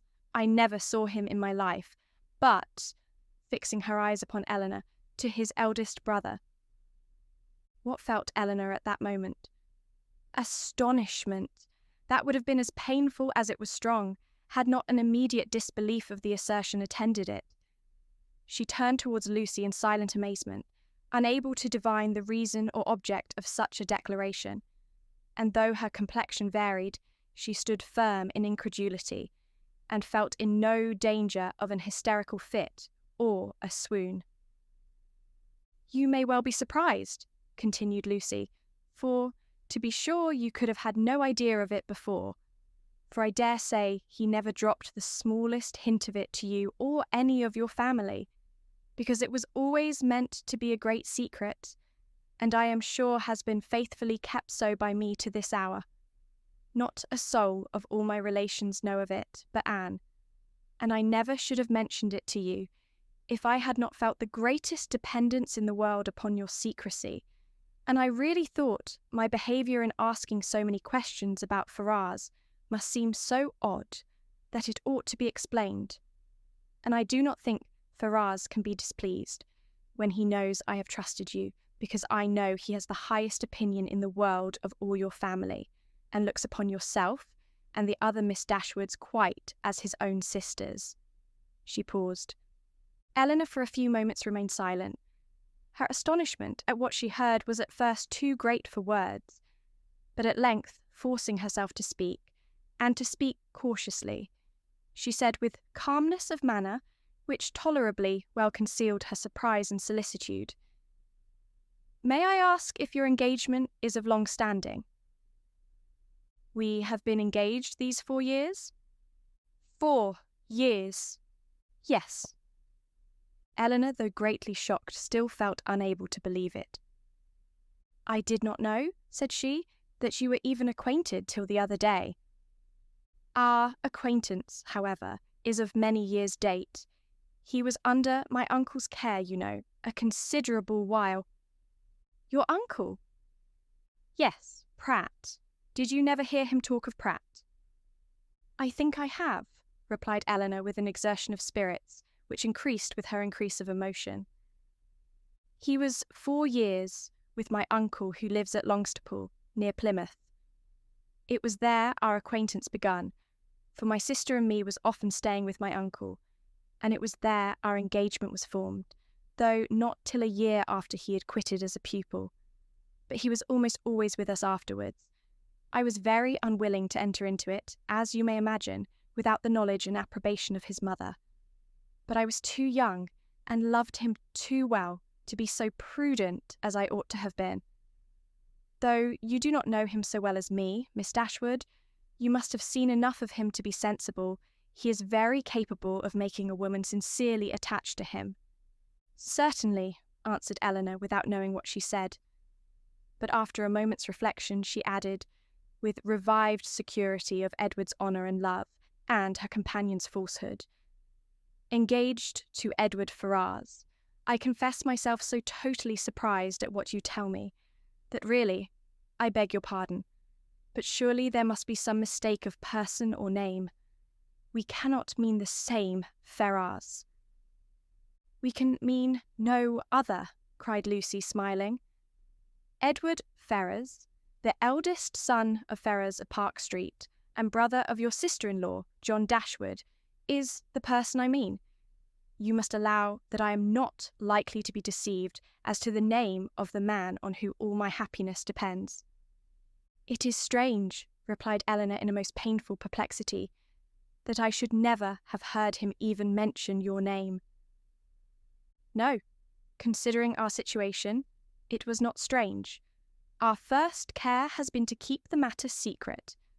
You knew nothing of me or my family, and, therefore, there could be no occasion for ever mentioning my name to you, and, as he was always particularly afraid of his sister suspecting anything, that was reason enough for his not mentioning it." She was silent. Elinor's security sunk, but her self-command did not sink with it. "4 years you have been engaged," said she with a firm voice. "Yes, and heaven knows how much longer we may have to wait. Poor Edward, it puts him quite out of heart." Then, taking a small miniature from her pocket, she added, "To prevent the possibility of mistake, be so good as to look at this face. It does not do him justice, to be sure, but yet I think you cannot be deceived as to the person it was drew for. I have had it above these 3 years." She put it into her hands as she spoke. And when Elinor saw the painting, whatever other doubts her fear of a too hasty decision, or her wish of detecting falsehood might suffer to linger in her mind, she could have none of its being Edward's face. She returned it almost instantly, acknowledging the likeness. "I have never been able," continued Lucy, "to give him my picture in return, which I am very much vexed at, for he has been always so anxious to get it. But I am determined to set for it the very first opportunity." "You are quite in the right," replied Elinor calmly. They then proceeded a few paces in silence. Lucy spoke first. "I am sure," said she, "I have no doubt in the world of your faithfully keeping this secret, because you must know of what importance it is to us, not to have it reach his mother, for she would never approve of it, I dare say. I shall have no fortune, and I fancy she is an exceeding proud woman." "I certainly did not seek your confidence," said Elinor, "but you do me no more than justice in imagining that I may be depended on. Your secret is safe with me, but pardon me if I express some surprise at so unnecessary a communication. You must at least have felt that my being acquainted with it could not add to its safety." As she said this, she looked earnestly at Lucy, hoping to discover something in her countenance, perhaps the falsehood of the greatest part of what she had been saying. But Lucy's countenance suffered no change. "I was afraid you would think I was taking a great liberty with you," said she, "in telling you all this. I have not known you long, to be sure, personally at least, but I have known you and all your family by description a great while, and as soon as I saw you, I felt almost as if you was an old acquaintance. Besides, in the present case, I really thought some explanation was due to you after my making such particular inquiries about Edward's mother, and I am so unfortunate that I have not a creature whose advice I can ask. Anne is the only person that knows of it, and she has no judgment at all. Indeed, she does me a great deal more harm than good, for I am in constant fear of her betraying me. She does not know how to hold her tongue, as you must perceive, and I am sure I was in the greatest fright in the world t'other day, when Edward's name was mentioned by Sir John, lest she should out with it all. You can't think how much I go through in my mind from it altogether. I only wonder that I am alive after what I have suffered for Edward's sake these last 4 years. Everything in such suspense and uncertainty, and seeing him so seldom. We can hardly meet above twice a year. I am sure I wonder my heart is not quite broke." Here she took out her handkerchief, but Elinor did not feel very compassionate. "Sometimes," continued Lucy, after wiping her eyes, "I think whether it would not be better for us both to break off the matter entirely." As she said this, she looked directly at her companion. "But then, at other times I have not resolution enough for it. I cannot bear the thoughts of making him so miserable, as I know the very mention of such a thing would do, and on my own account too, so dear as he is to me, I don't think I could be equal to it. What would you advise me to do in such a case, Miss Dashwood? What would you do yourself?" "Pardon me," replied Elinor, startled by the question, "but I can give you no advice under such circumstances. Your own judgment must direct you." "To be sure," continued Lucy, after a few minutes' silence on both sides. "His mother must provide for him some time or other, but poor Edward is so cast down by it. Did you not think him dreadful low-spirited when he was at Barton? He was so miserable when he left us at Longstaple to go to you that I was afraid you would think him quite ill." "Did he come from your uncle's then, when he visited us?" "Oh, yes, he had been staying a fortnight with us. Did you think he came directly from town?" "No," replied Elinor, most feelingly sensible of every fresh circumstance in favour of Lucy's veracity. "I remember he told us that he had been staying a fortnight with some friends near Plymouth." She remembered, too, her own surprise at the time, at his mentioning nothing farther of those friends, at his total silence with respect even to their names. "Did not you think him sadly out of spirits?" repeated Lucy. "We did, indeed, particularly so when he first arrived. I begged him to exert himself for fear you should suspect what was the matter, but it made him so melancholy, not being able to stay more than a fortnight with us, and seeing me so much affected. Poor fellow! I am afraid it is just the same with him now, for he writes in wretched spirits. I heard from him just before I left Exeter, taking a letter from her pocket, and carelessly showing the direction to Elinor. You know his hand, I dare say, a charming one it is, but that is not written so well as usual. He was tired, I dare say, for he had just filled the sheet to me as full as possible." Elinor saw that it was his hand, and she could doubt no longer. This picture, she had allowed herself to believe, might have been accidentally obtained. It might not have been Edward's gift. But a correspondence between them by letter could subsist only under a positive engagement, could be authorised by nothing else.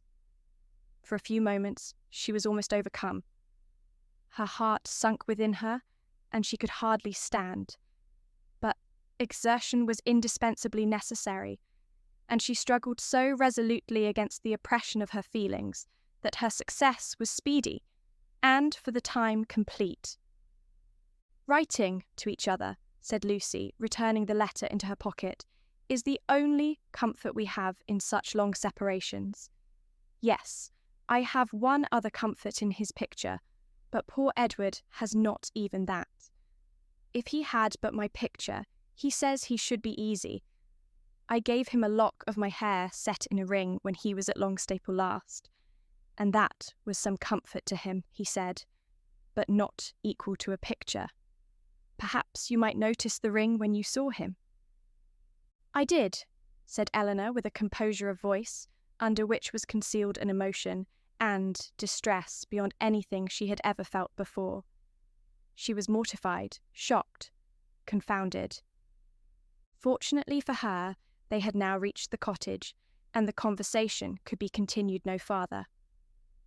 After sitting with them a few minutes, the Miss Steeles returned to the park, and Elinor was then at liberty to think and be wretched. However small Elinor's general dependence on Lucy's veracity might be, it was impossible for her on serious reflection to suspect it in the present case, where no temptation could be answerable to the folly of inventing a falsehood of such a description. What Lucy had asserted to be true, therefore, Elinor could not, dared not longer doubt, supported as it was too on every side by such probabilities and proofs, and contradicted by nothing but her own wishes. Their opportunity of acquaintance in the house of Pratt was a foundation for the rest, at once indisputable and alarming, and Edward's visit near Plymouth, his melancholy state of mind, his dissatisfaction at his own prospects, his uncertain behaviour towards herself, the intimate knowledge of the Miss Steeles as to Norland and their family connections, which had often surprised her, the picture, the letter, the ring, formed altogether such a body of evidence as overcame every fear of condemning him unfairly, and established as a fact, which no partiality could set aside, his ill-treatment of herself. Her resentment of such behaviour, her indignation at having been its dupe, for a short time made her feel only for herself. But other ideas, other considerations soon arose. Had Edward been intentionally deceiving her? Had he feigned a regard for her which he did not feel? Was his engagement to Lucy an engagement of the heart? No. Whatever it might once have been, she could not believe it such at present. His affection was all her own. She could not be deceived in that. Her mother, sisters, Fanny, all had been conscious of his regard for her at Norland. It was not an illusion of her own vanity. He certainly loved her. What a softener of the heart was this persuasion! How much could it not tempt her to forgive? He had been blamable, highly blamable, in remaining at Norland after he first felt her influence over him to be more than it ought to be. In that he could not be defended. But if he had injured her, how much more had he injured himself? If her case were pitiable, his was hopeless. His imprudence had made her miserable for a while, but it seemed to have deprived himself of all chance of ever being otherwise. She might in time regain tranquillity, but he, what had he to look forward to? Could he ever be tolerably happy with Lucy Steele? Could he, were his affection for herself out of the question, with his integrity, his delicacy and well-informed mind, be satisfied with a wife like her, illiterate, artful and selfish? The youthful infatuation of 19 would naturally blind him to everything but her beauty and good nature. But the 4 succeeding years which, if rationally spent, give such improvement to the understanding, must have opened his eyes to her defects of education, while the same period of time, spent on her side in inferior society and more frivolous pursuits, had perhaps robbed her of that simplicity which might once have given an interesting character to her beauty. If in the supposition of his seeking to marry herself, his difficulties from his mother had seemed great, how much greater were they now likely to be, when the object of his engagement was undoubtedly inferior in connections, and probably inferior in fortune to herself. These difficulties, indeed, with a heart so alienated from Lucy, might not press very hard upon his patience, but melancholy was the state of the person by whom the expectation of family opposition and unkindness could be felt as a relief. As these considerations occurred to her in painful succession, she wept for him more than for herself. Supported by the conviction of having done nothing to merit her present unhappiness, and consoled by the belief that Edward had done nothing to forfeit her esteem, she thought she could even now, under the first smart of the heavy blow, command herself enough to guard every suspicion of the truth from her mother and sisters. And so well was she able to answer her own expectations, that when she joined them at dinner, only 2 hours after she had first suffered the extinction of all her dearest hopes, no one would have supposed from the appearance of the sisters that Elinor was mourning in secret over obstacles which must divide her forever from the object of her love, and that Marianne was internally dwelling on the perfections of a man, of whose whole heart she felt thoroughly possessed, and whom she expected to see in every carriage which drove near their house. The necessity of concealing from her mother and Marianne what had been entrusted in confidence to herself, though it obliged her to unceasing exertion, was no aggravation of Elinor's distress. On the contrary, it was a relief to her, to be spared the communication of what would give such affliction to them, and to be saved likewise from hearing that condemnation of Edward, which would probably flow from the excess of their partial affection for herself, and which was more than she felt equal to support. From their counsel or their conversation, she knew she could receive no assistance. Their tenderness and sorrow must add to her distress, while her self-command would neither receive encouragement from their example nor from their praise. She was stronger alone, and her own good sense so well supported her, that her firmness was as unshaken, her appearance of cheerfulness as invariable, as with regret so poignant and so fresh it was possible for them to be. Much as she had suffered from her first conversation with Lucy on the subject, she soon felt an earnest wish of renewing it, and this for more reasons than one. She wanted to hear many particulars of their engagement repeated again. She wanted more clearly to understand what Lucy really felt for Edward, whether there were any sincerity in her declaration of tender regard for him, and she particularly wanted to convince Lucy by her readiness to enter on the matter again, and her calmness in conversing on it, that she was no otherwise interested in it than as a friend, which she very much feared her involuntary agitation in their morning discourse must have left at least doubtful. That Lucy was disposed to be jealous of her appeared very probable. It was plain that Edward had always spoken highly in her praise, not merely from Lucy's assertion, but from her venturing to trust her on so short a personal acquaintance, with a secret so confessedly and evidently important. And even Sir John's joking intelligence must have had some weight. But indeed, while Elinor remained so well assured within herself of being really beloved by Edward, it required no other consideration of probabilities to make it natural that Lucy should be jealous, and that she was so, her very confidence was a proof.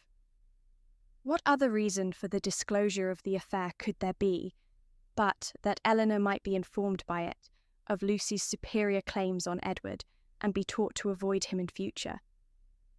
She had little difficulty in understanding thus much of her rival's intentions, and while she was firmly resolved to act by her as every principle of honour and honesty directed, to combat her own affection for Edward, and to see him as little as possible, she could not deny herself the comfort of endeavouring to convince Lucy that her heart was unwounded, and as she could now have nothing more painful to hear on the subject than had already been told, she did not mistrust her own ability of going through a repetition of particulars with composure.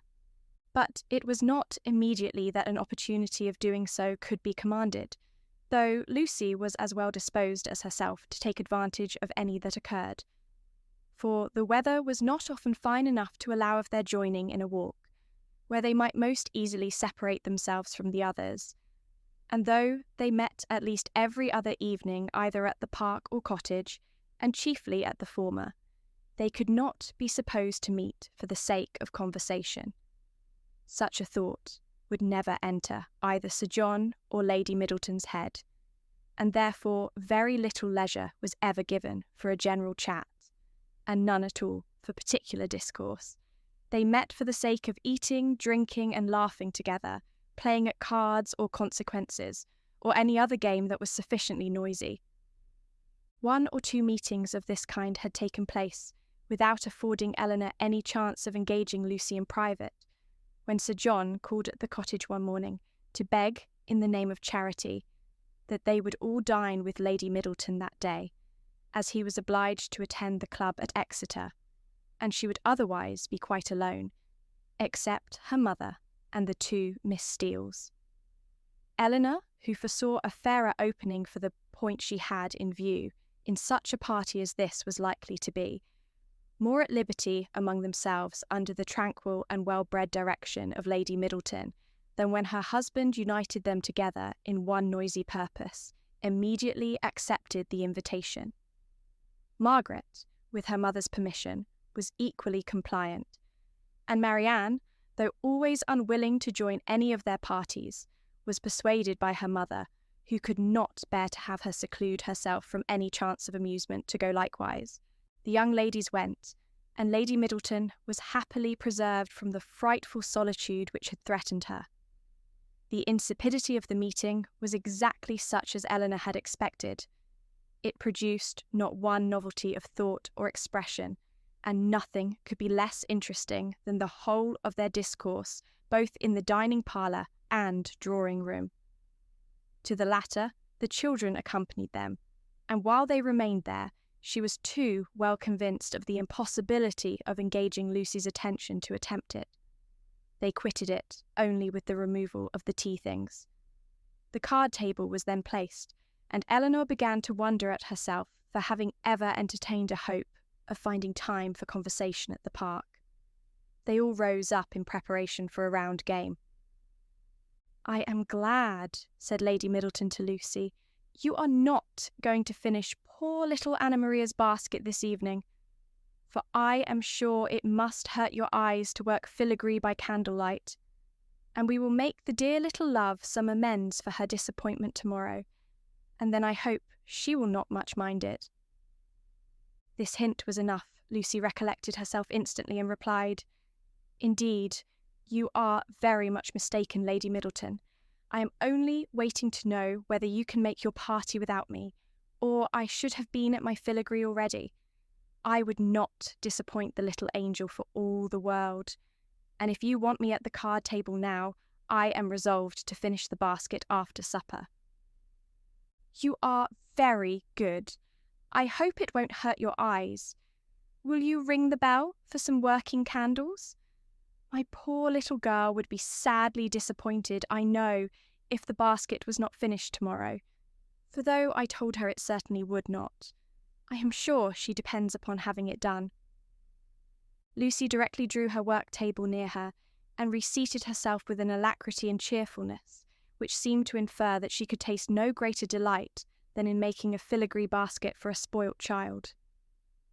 Lady Middleton proposed a rubber of Casino to the others. No one made any objection but Marianne, who, with her usual inattention to the forms of general civility, exclaimed, "Your ladyship will have the goodness to excuse me. You know I detest cards. I shall go to the pianoforte. I have not touched it since it was tuned." And without farther ceremony, she turned away and walked to the instrument. Lady Middleton looked as if she thanked heaven that she had never made so rude a speech. "Marianne can never keep long from that instrument, you know, ma'am," said Elinor, endeavouring to smooth away the offence. "And I do not much wonder at it, for it is the very best toned pianoforte I ever heard." The remaining 5 were now to draw their cards. "Perhaps," continued Elinor, "if I should happen to cut out, I may be of some use to Miss Lucy Steele in rolling her papers for her, and there is so much still to be done to the basket, that it must be impossible, I think, for her labour singly to finish it this evening. I should like the work exceedingly, if she would allow me a share in it." "Indeed, I shall be very much obliged to you for your help," cried Lucy, "for I find there is more to be done to it than I thought there was, and it would be a shocking thing to disappoint dear Anna Maria after all." "Oh, that would be terrible indeed," said Miss Steele. "Dear little soul, how I do love her." "You are very kind," said Lady Middleton to Elinor, "and as you really like the work, perhaps you will be as well pleased not to cut in till another rubber, or will you take your chance now?" Elinor joyfully profited by the first of these proposals, and thus by a little of that address which Marianne could never condescend to practice, gained her own end, and pleased Lady Middleton at the same time. Lucy made room for her with ready attention, and the two fair rivals were thus seated side by side at the same table, and, with the utmost harmony, engaged in forwarding the same work. The pianoforte, at which Marianne, wrapped up in her own music and her own thoughts, had by this time forgotten that anybody was in the room besides herself, was luckily so near them that Miss Dashwood now judged she might safely, under the shelter of its noise, introduce the interesting subject, without any risk of being heard at the card table. In a firm, though cautious tone, Elinor thus began: "I should be undeserving of the confidence you have honoured me with, if I felt no desire for its continuance, or no farther curiosity on its subject. I will not apologise, therefore, for bringing it forward again." "Thank you," cried Lucy warmly, "for breaking the ice. You have set my heart at ease by it, for I was, somehow or other, afraid I had offended you by what I told you that Monday." "Offended me? How could you suppose so? Believe me," and Elinor spoke it with the truest sincerity, "nothing could be farther from my intention than to give you such an idea.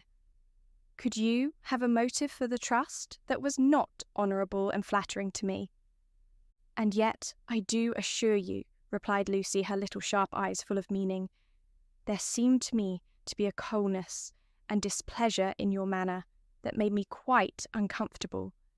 I felt sure that you was angry with me, and have been quarrelling with myself ever since, for having took such a liberty as to trouble you with my affairs. But I am very glad to find it was only my own fancy, and that you really do not blame me. If you knew what a consolation it was to me to relieve my heart speaking to you of what I am always thinking of every moment of my life, your compassion would make you overlook everything else, I am sure.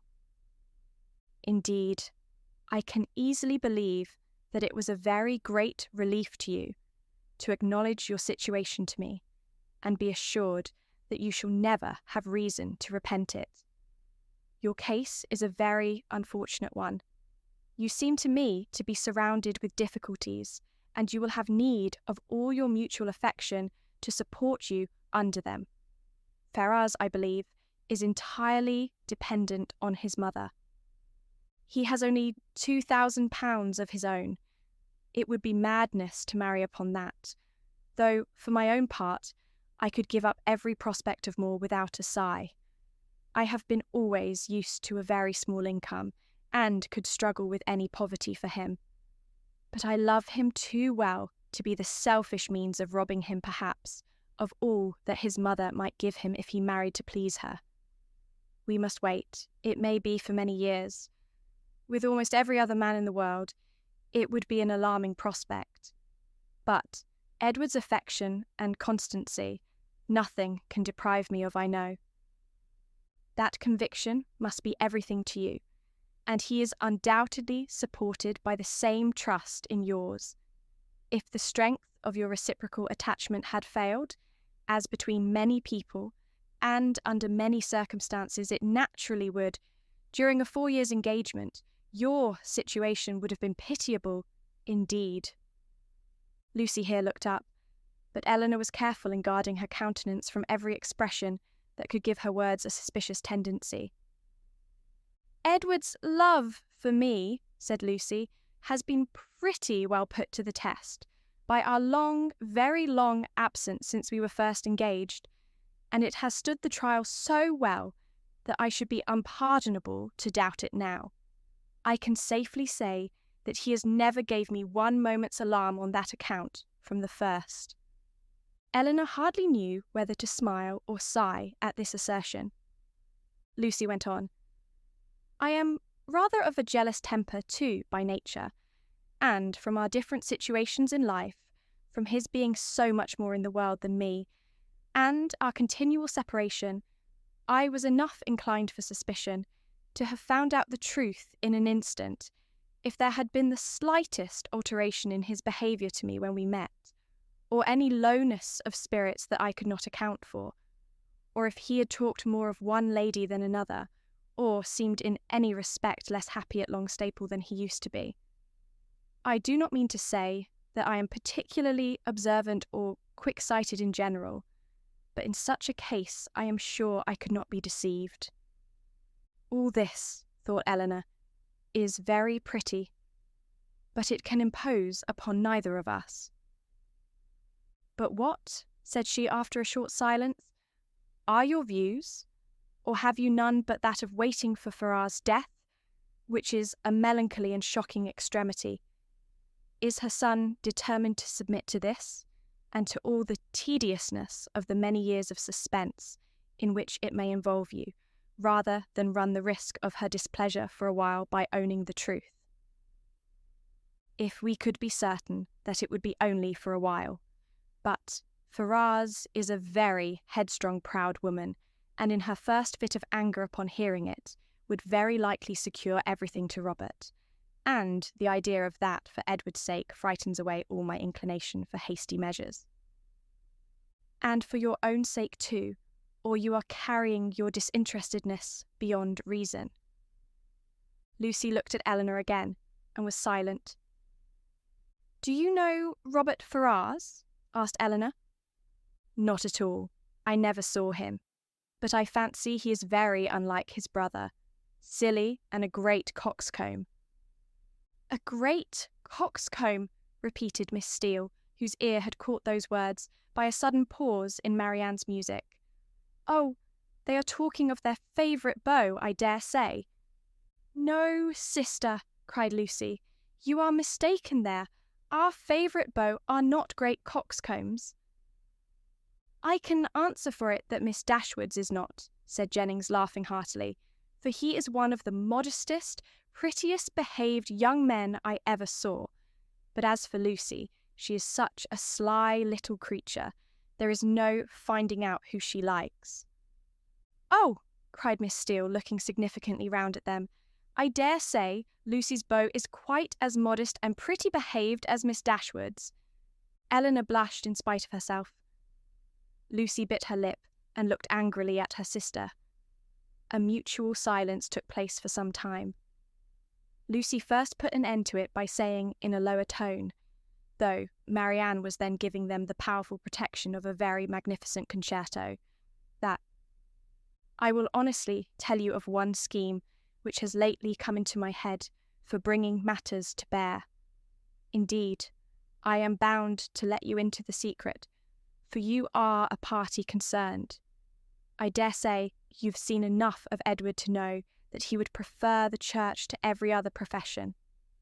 Now, my plan is that he should take orders as soon as he can, and then, through your interest, which I am sure you would be kind enough to use out of friendship for him, and I hope out of some regard to me, your brother might be persuaded to give him Norland living, which I understand is a very good one, and the present incumbent not likely to live a great while. That would be enough for us to marry upon, and we might trust to time and chance for the rest."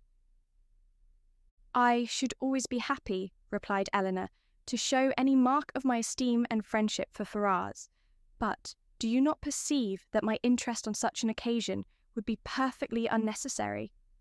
He is brother to John Dashwood. That must be recommendation enough to her husband. But John Dashwood would not much approve of Edward's going into orders. Then I rather suspect that my interest would do very little."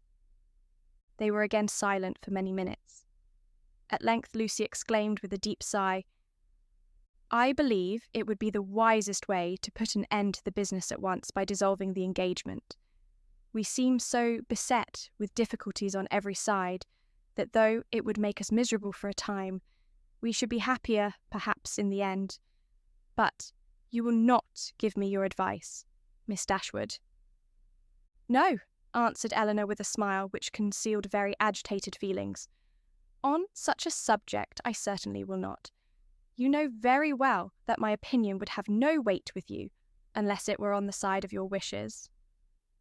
"Indeed you wrong me," replied Lucy with great solemnity.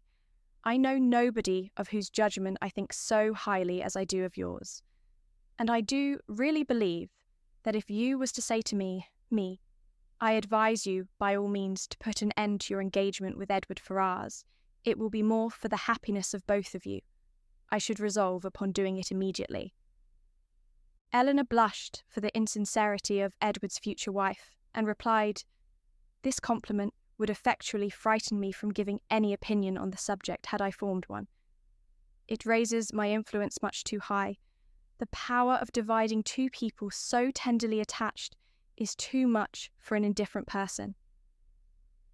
"'Tis because you are an indifferent person," said Lucy with some pique, and laying a particular stress on those words, "that your judgment might justly have such weight with me. If you could be supposed to be biased in any respect by your own feelings, your opinion would not be worth having." Elinor thought it wisest to make no answer to this, lest they might provoke each other to an unsuitable increase of ease and unreserve, and was even partly determined never to mention the subject again. Another pause, therefore, of many minutes' duration, succeeded this speech, and Lucy was still the first to end it. "Shall you be in town this winter, Miss Dashwood?" said she with all her customary complacency. "Certainly not." "I am sorry for that," returned the other, while her eyes brightened at the information. "It would have gave me such pleasure to meet you there, but I dare say you will go for all that. To be sure, your brother and sister will ask you to come to them." "It will not be in my power to accept their invitation if they do."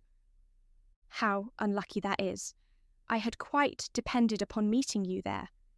Anne and me are to go the latter end of January to some relations who have been wanting us to visit them these several years. But I only go for the sake of seeing Edward. He will be there in February, otherwise London would have no charms for me. I have not spirits for it."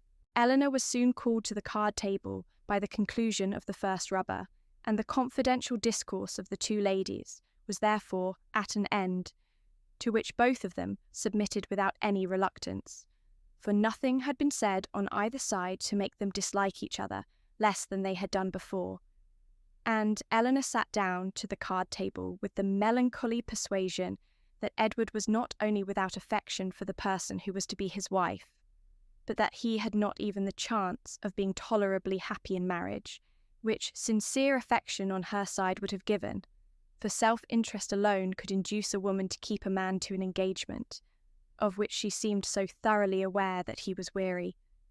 From this time the subject was never revived by Elinor, and when entered on by Lucy, who seldom missed an opportunity of introducing it, and was particularly careful to inform her confidant of her happiness whenever she received a letter from Edward, it was treated by the former with calmness and caution, and dismissed as soon as civility would allow, for she felt such conversations to be an indulgence which Lucy did not deserve, and which were dangerous to herself.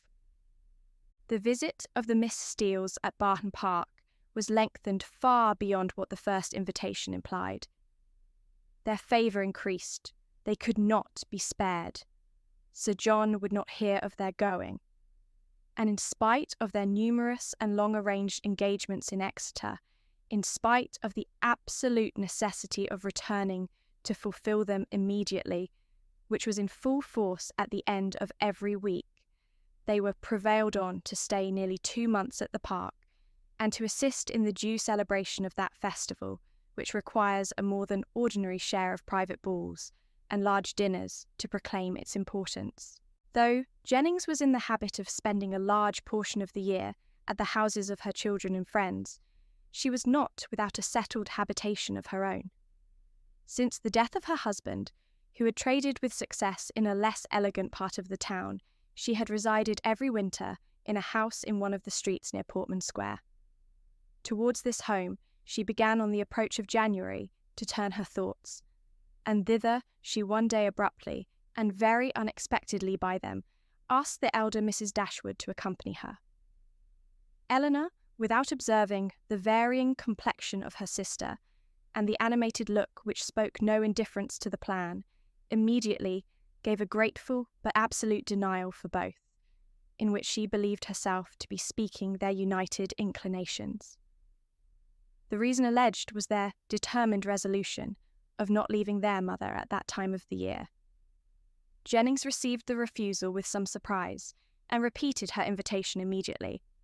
"Oh, Lord, I am sure your mother can spare you very well, and I do beg you will favour me with your company, for I've quite set my heart upon it.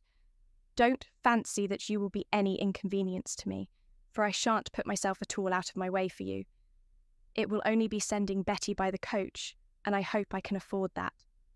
We three shall be able to go very well in my chaise, and when we are in town, if you do not like to go wherever I do, well and good, you may always go with one of my daughters. I am sure your mother will not object to it, for I have had such good luck in getting my own children off my hands that she will think me a very fit person to have the charge of you. And if I don't get one of you at least well married before I have done with you, it shall not be my fault. I shall speak a good word for you to all the young men. You may depend upon it." "I have a notion," said Sir John, "that Miss Marianne would not object to such a scheme if her elder sister would come into it. It is very hard indeed that she should not have a little pleasure, because Miss Dashwood does not wish it. So I would advise you two to set off for town when you are tired of Barton, without saying a word to Miss Dashwood about it." "Nay," cried Jennings, "I am sure I shall be monstrous glad of Miss Marianne's company, whether Miss Dashwood will go or not. Only the more the merrier, say I, and I thought it would be more comfortable for them to be together, because if they got tired of me, they might talk to one another and laugh at my old ways behind my back. But one or the other, if not both of them, I must have. Lord, bless me. How do you think I can live poking by myself? I, who have been always used till this winter to have Charlotte with me. Come, Miss Marianne, let us strike hands upon the bargain, and if Miss Dashwood will change her mind by and by, why, so much the better." "I thank you, ma'am, sincerely thank you," said Marianne with warmth. "Your invitation has ensured my gratitude forever, and it would give me such happiness, yes, almost the greatest happiness I am capable of, to be able to accept it. But my mother, my dearest, kindest mother, I feel the justice of what Elinor has urged, and if she were to be made less happy, less comfortable by our absence, oh no, nothing should tempt me to leave her. It should not, must not be a struggle." Jennings repeated her assurance that Dashwood could spare them perfectly well, and Elinor, who now understood her sister, and saw to what indifference to almost everything else she was carried by her eagerness to be with Willoughby again, made no farther direct opposition to the plan, and merely referred it to her mother's decision, from whom, however, she scarcely expected to receive any support in her endeavour to prevent a visit, which she could not approve of for Marianne, and which on her own account she had particular reasons to avoid. Whatever Marianne was desirous of, her mother would be eager to promote. She could not expect to influence the latter to cautiousness of conduct in an affair respecting which she had never been able to inspire her with distrust, and she dared not explain the motive of her own disinclination for going to London. That Marianne, fastidious as she was, thoroughly acquainted with Jennings's manners, and invariably disgusted by them, should overlook every inconvenience of that kind, should disregard whatever must be most wounding to her irritable feelings, in her pursuit of one object, was such a proof, so strong, so full, of the importance of that object to her, as Elinor, in spite of all that had passed, was not prepared to witness. On being informed of the invitation, Dashwood, persuaded that such an excursion would be productive of much amusement to both her daughters, and perceiving through all her affectionate attention to herself how much the heart of Marianne was in it, would not hear of their declining the offer upon her account, insisted on their both accepting it directly, and then began to foresee, with her usual cheerfulness, a variety of advantages that would accrue to them all from this separation. "I am delighted with the plan," she cried. "It is exactly what I could wish. Margaret and I shall be as much benefited by it as yourselves. When you and the Middletons are gone, we shall go on so quietly and happily, together with our books and our music. You will find Margaret so improved when you come back again. I have a little plan of alteration for your bedrooms too, which may now be performed without any inconvenience to anyone. It is very right that you should go to town. I would have every young woman of your condition in life acquainted with the manners and amusements of London. You will be under the care of a motherly, good sort of woman, of whose kindness to you I can have no doubt. And in all probability you will see your brother, and whatever may be his faults, or the faults of his wife, when I consider whose son he is, I cannot bear to have you so wholly estranged from each other. Though with your usual anxiety for our happiness," said Elinor, "you have been obviating every impediment to the present scheme which occurred to you, there is still one objection which, in my opinion, cannot be so easily removed." Marianne's countenance sunk. "And what," said Dashwood, "is my dear, prudent Elinor going to suggest? What formidable obstacle is she now to bring forward? Do let me hear a word about the expense of it." "My objection is this: though I think very well of Jennings's heart, she is not a woman whose society can afford us pleasure, or whose protection will give us consequence." "That is very true," replied her mother, "but of her society, separately from that of other people, you will scarcely have anything at all, and you will almost always appear in public with Lady Middleton." "If Elinor is frightened away by her dislike of Jennings," said Marianne, "at least it need not prevent my accepting her invitation. I have no such scruples, and I am sure I could put up with every unpleasantness of that kind with very little effort."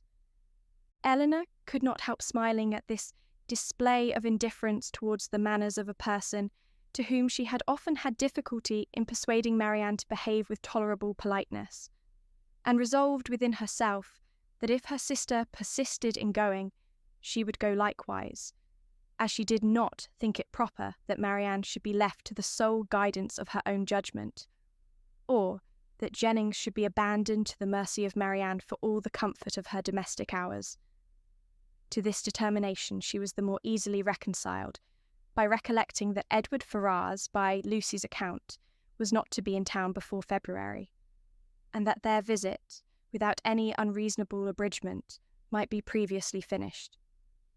"I will have you both go," said Dashwood. "These objections are nonsensical. You will have much pleasure in being in London, and especially in being together, and if Elinor would ever condescend to anticipate enjoyment, she would foresee it there from a variety of sources. She would, perhaps, expect some from improving her acquaintance with her sister-in-law's family."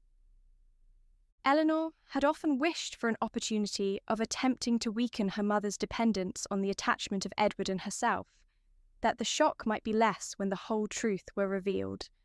And now, on this attack, though almost hopeless of success, she forced herself to begin her design by saying, as calmly as she could, "I like Edward Ferrars very much, and shall always be glad to see him.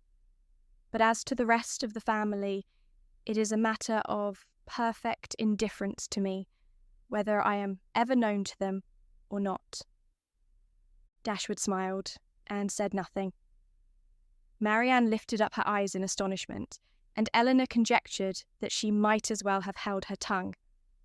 After very little farther discourse, it was finally settled that the invitation should be fully accepted. Jennings received the information with a great deal of joy and many assurances of kindness and care. Nor was it a matter of pleasure merely to her. Sir John was delighted, for to a man whose prevailing anxiety was the dread of being alone, the acquisition of 2 to the number of inhabitants in London was something. Even Lady Middleton took the trouble of being delighted, which was putting herself rather out of her way. And as for the Miss Steeles, especially Lucy, they had never been so happy in their lives as this intelligence made them. Elinor submitted to the arrangement which counteracted her wishes with less reluctance than she had expected to feel. With regard to herself, it was now a matter of unconcern whether she went to town or not, and when she saw her mother so thoroughly pleased with the plan, and her sister exhilarated by it in look, voice, and manner, restored to all her usual animation, and elevated to more than her usual gaiety, she could not be dissatisfied with the cause, and would hardly allow herself to distrust the consequence. Marianne's joy was almost a degree beyond happiness. So great was the perturbation of her spirits, and her impatience to be gone. Her unwillingness to quit her mother was her only restorative to calmness, and at the moment of parting her grief on that score was excessive. Her mother's affliction was hardly less, and Elinor was the only one of the 3 who seemed to consider the separation as anything short of eternal. Their departure took place in the first week in January. The Middletons were to follow in about a week. The Miss Steeles kept their station at the park and were to quit it only with the rest of the family.